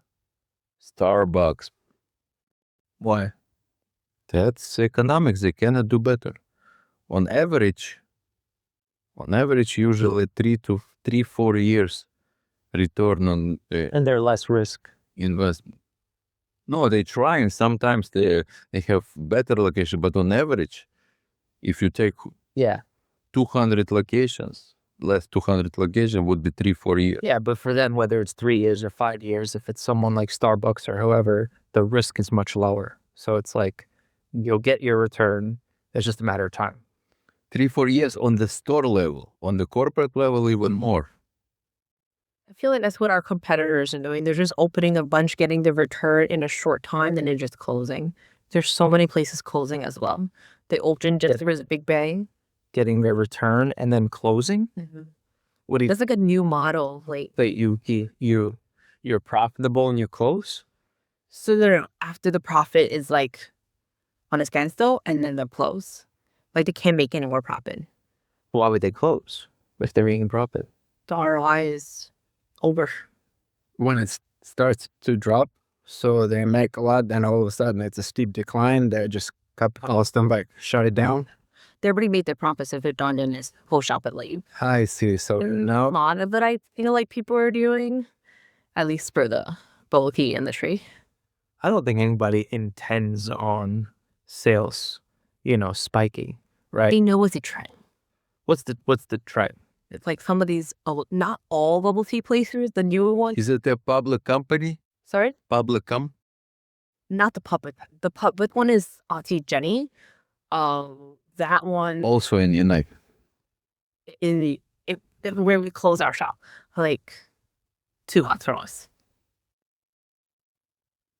Are there still new brands popping up? T-Post just opened one of Sunjum's biggest one to Silicon Valley or China. So they just opened their brand. Two in Chinatown. So there's something to think about. I recommend just to do financial model and see yourself. See the worst scenarios, try to understand in your mind what are you risking. Open 3 January. I think what You see, you see from day 1, you see whether it's healthy or something wrong. If something wrong, just stop a little bit. But if all healthy, he's very risk averse. Right? This one person, but I think that with that being the case, probably his main concern is losing residual from each location, the repeat customers, and then you're not maximizing. but he said that he can keep the same quality just by investing more money. If you invest more money, Yes, because more labor, more people, more recruiters. Yeah, if the quality is less, it's risky because reputation. But if the same quality, he can open 35 stores, then no brain. most likely they all will be profitable. Maybe a little less, maybe the same. Return is more because investment is more, but it's okay. They will all make. Your first location is doing maybe 40K profit per month, right? So yeah, it's around I think like 36. Second, Second is moving up there now. So last month 30. 30. You see each location potentially can do between 20 and 40. Mm-hmm. I said 20, but it can be. He hasn't seen his best location yet, because he's only in, your 4-5 locations. He has 35. Some 35, from my experience, sometimes the number first is usually because it's oldest. Mm-hmm. Second one's catching up. Yeah, but he hasn't. Yeah, well, Experimented. your model will be even more. The second one in Chicago. Yeah, we're increasing capacity in that. I think he'll do New York. I don't know. You know what's your biggest mistake, Wesley? Because you don't have enough experience in business. Mhm. And you found such a great model, and you're not moving as fast because you think that it's not a big deal, that it's so difficult. It's possible for the next 30 years, Mhm. you will not find anything like that. So you have to capitalize. If you found the model, you have to do it fast. Mhm. It's very difficult to find this business model that can give such a good return. What's the model though? Because there are other.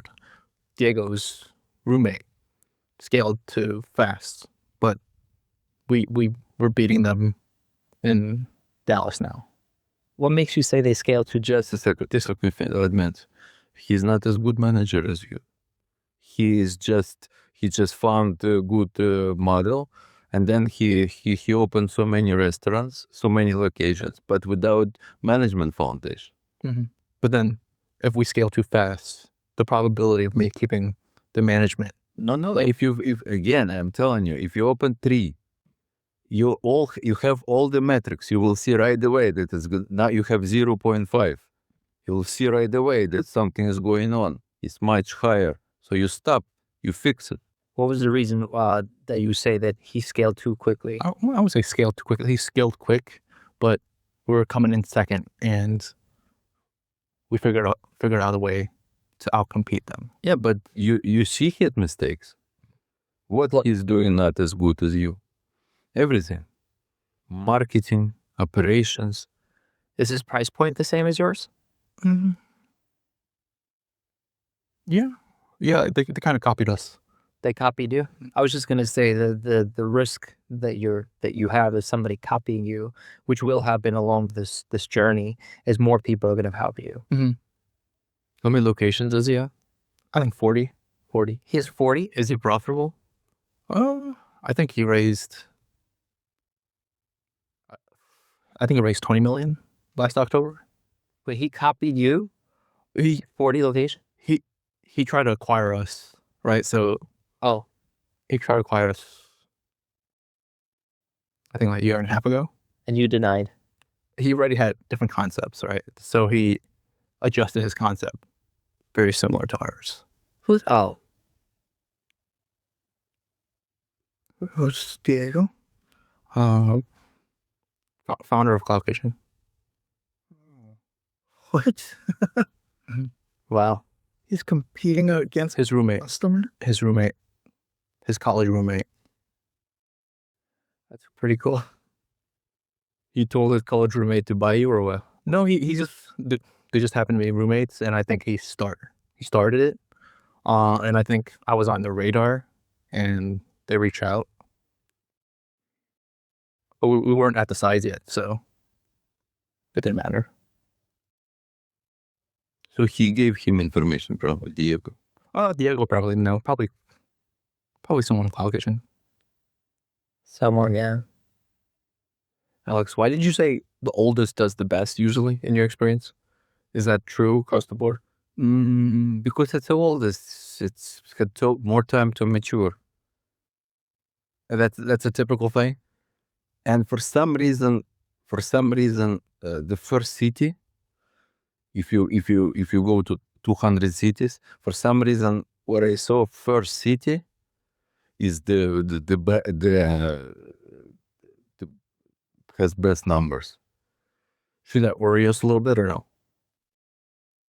No, when best, it doesn't mean that all other are bad numbers. It's like where the company was born, the capital of the, how to call it. So usually for some reason, Seattle was fun. usually management is live there in this area. So they're most popular in the city where they started. I was raised in European doing top sales in front of everything else. And I started in New York. Okay, thank you very much.